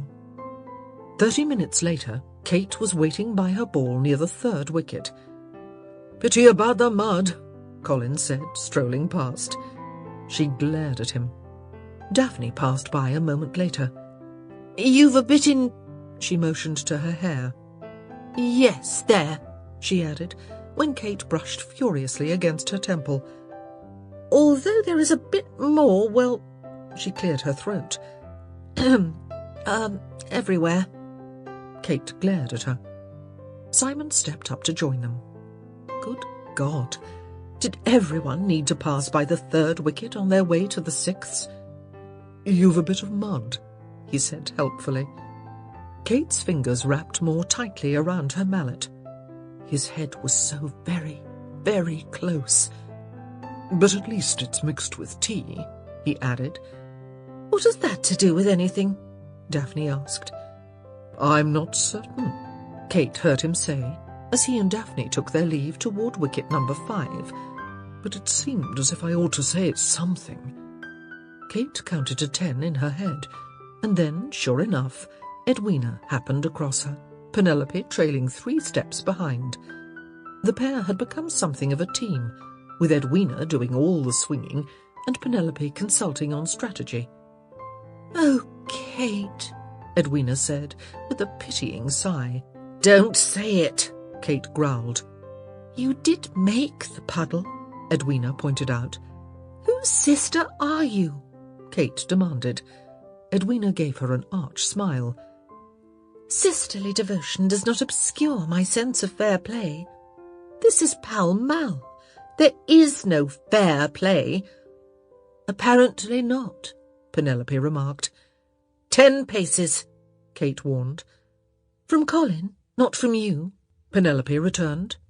"Although I do believe I shall remain at least a mallet's length away at all times. Shall we go?" Edwina inquired. She turned to Kate. "We just finished with the 4th wicket." "And you needed to take the long way round?" Kate muttered. "It seemed only sporting to pay you a visit," Edwina demurred. She and Penelope turned to walk away, and then Kate blurted it out. She couldn't help herself. "Where is Anthony?" Edwina and Penelope turned. "Do you really want to know?" Penelope asked. Kate forced herself to nod. "On the last wicket, I'm afraid," Penelope replied. "Before or after?" Kate ground out. "I beg your pardon? Is he before the wicket or after it?" she repeated impatiently. And then, when Penelope did not answer instantly, she added, "Has he gone through the bloody thing yet?" Penelope blinked with surprise. No. He has about 2 more strokes, I should think. Perhaps 3. Kate watched them depart through narrowed eyes. She wasn't going to win. There was no chance of that now. But if she couldn't win, then by God, neither would Anthony. He deserved no glory this day, not after tripping her and sending her tumbling into the mud puddle. Oh, he'd claimed it was an accident, but Kate found it highly suspicious that his ball had gone spluttering out of the puddle at the exact moment she'd stepped forward to reach her own ball. She'd had to do a little hop to avoid it, and was congratulating herself on her near miss when Anthony had swung around with a patently false, "I say, are you all right?" His mallet had swung with him, conveniently at ankle level. Kate had not been able to out-hop that one, and she'd gone flying into the mud, face down. And then Anthony had had the gall to offer her a handkerchief. She was going to kill him. Kill. Kill, kill, kill. But first, she was going to make sure he didn't win. Anthony was smiling broadly, whistling even, as he waited his turn.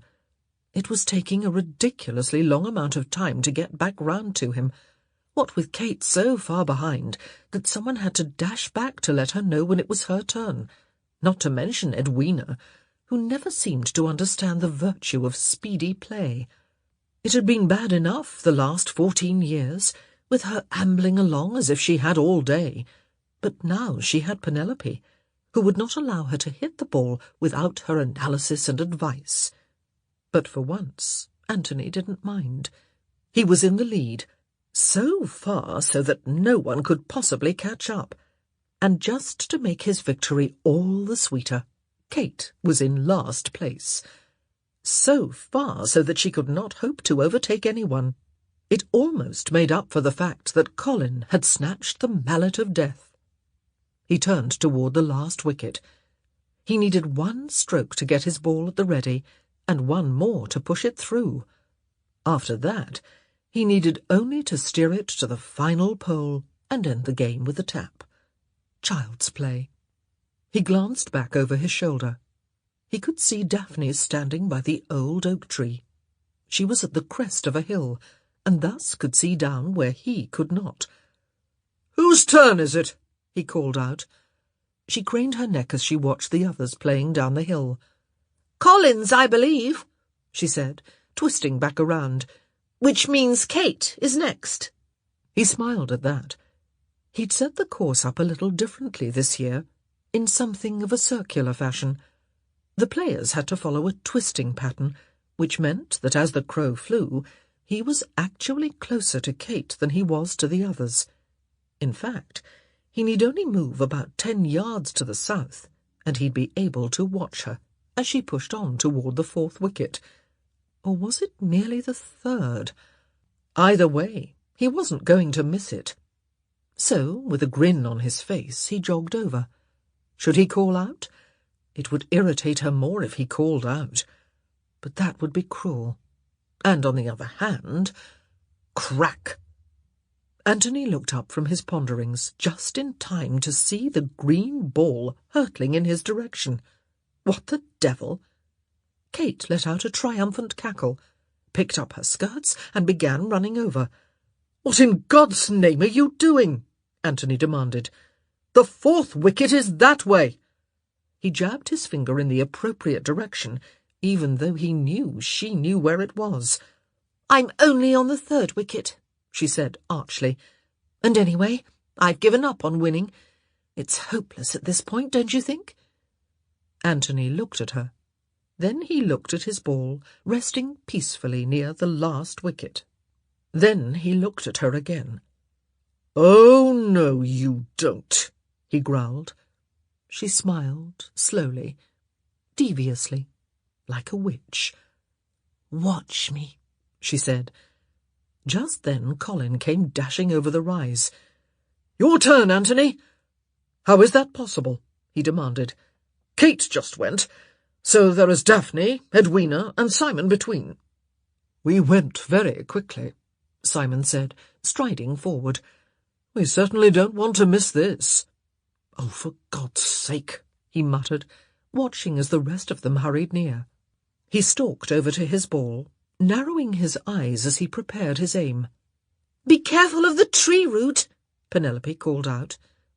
Anthony grit his teeth. "It wasn't cheering," she said, her face magnificently bland. "Surely a warning doesn't qualify as cheer." "Shut up!" Anthony ground out. "We all have our place in this game," she said, lips twitching. Anthony turned around. "Colin," he barked, "if you don't wish to find yourself a widower, kindly muzzle your wife." Colin walked over to Penelope. "I love you," he said, kissing her on the cheek. "And I—" "Stop it!" Anthony exploded. When all eyes turned to him, he added, rather in a grunt, "I'm trying to concentrate." Kate danced in a little closer. "Get away from me, woman." "I just want to see," she said. "I've hardly had the chance to see anything this game, being so far behind the entire time." He narrowed his eyes. "I might be responsible for the mud, and please note my emphasis on the word might, which does not imply any sort of confirmation on my part." He paused, quite pointedly ignoring the rest of the gathering, all of whom were gaping at him. "However," he continued, "I fail to see how your position in last place is my responsibility." "The mud made my hands slippery," she ground out. "I could not properly grip the mallet." Off to the side, Colin winced. "Weak, I'm afraid, Kate. I'll have to grant this point to Anthony, much as it pains me." "Fine," she said, after tossing Colin a withering glare. "It's no one's fault but my own. However—" And then she said nothing. However what?" Edwina finally inquired. Kate could have been a queen with her sceptre as she stood there, all covered with mud. "However," she continued regally. "I don't have to like it. And this being Pall Mall, and we being Bridgertons, I don't have to play fair." Anthony shook his head and bent back down to make his aim. "She has a point this time," Colin said, irritating sod that he was. "Good sportsmanship has never been valued highly in this game." "Be quiet," Anthony grunted. "In fact," Colin continued, "one could make the argument that I said be quiet. The opposite is true, and that bad sportsmanship—" "Shut up, Colin!" "—is, in fact, to be lauded, and—" Anthony decided to give up and take a swing. At this rate they'd be standing there until Michaelmas. Colin was never going to stop talking, not when he thought he had a chance of irritating his brother. Anthony forced himself to hear nothing but the wind, or at least he tried. He aimed, he drew back. Crack! Not too hard, not too hard. The ball rolled forward, unfortunately not quite far enough. He was not going to make it through the last wicket on his next try, at least not without intervention divine enough to send his ball around a fist-sized stone. "Colin, you're next," Daphne said, but he was already dashing back to his ball. He gave it a haphazard tap, then yelled out, "Kate!"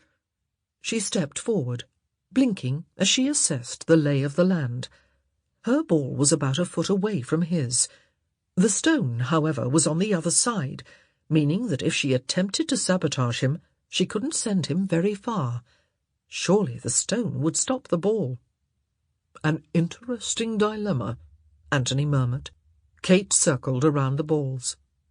"It would be a romantic gesture," she mused, "if I allowed you to win." "Oh, it's not a question of your allowing," he taunted. "Wrong answer," she said, and she aimed. Anthony narrowed his eyes. What was she doing? Kate hit the ball with a fair bit of force, aiming not squarely at his ball, but at the left side. Her ball slammed into his, sending it spiralling off to the right. Because of the angle, she couldn't send it as far as she might have with a direct shot, but she did manage to get it right to the top of the hill. Right to the top. Right to the top, and then down it.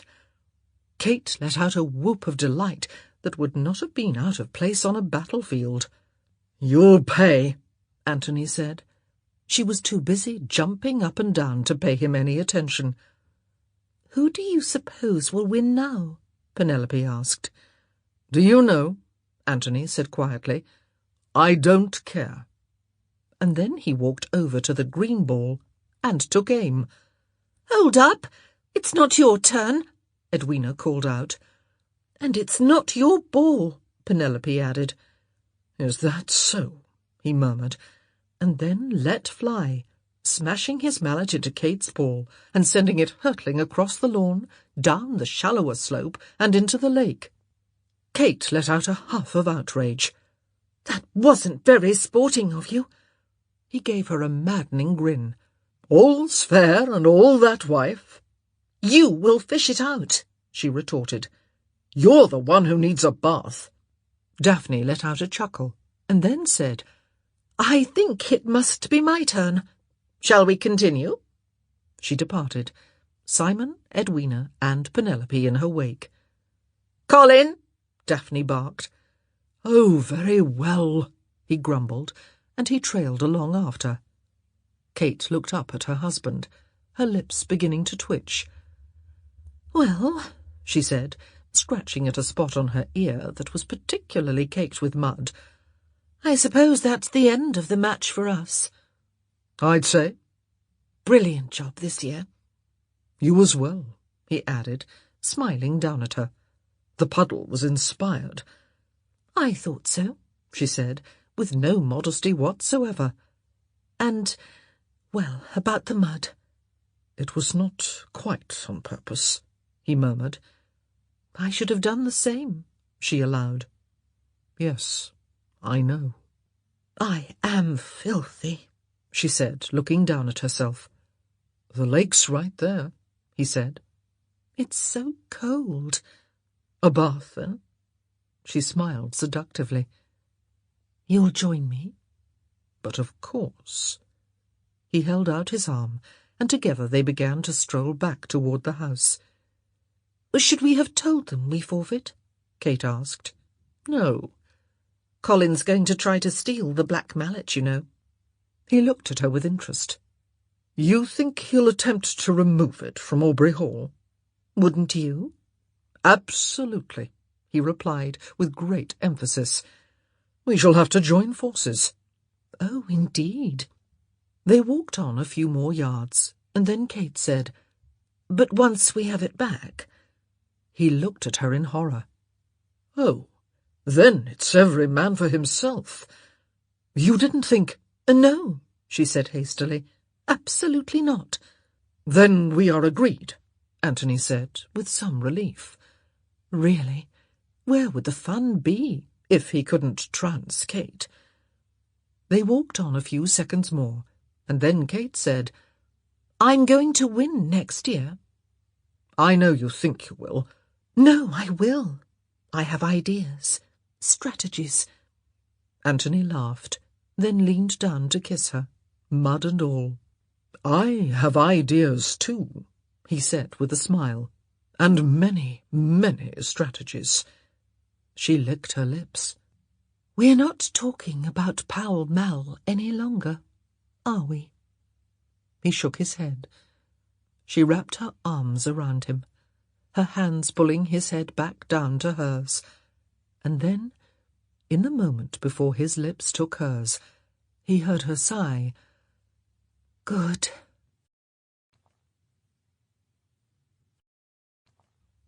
The end. This is Rosalind Landor. We hope you have enjoyed this production of The Viscount Who Loved Me by Julia Quinn. Recorded Books offers a wide selection of bestsellers, mysteries, classics, histories and more, so look for us at your public library or on download sites online. And thank you for being a Recorded Books reader.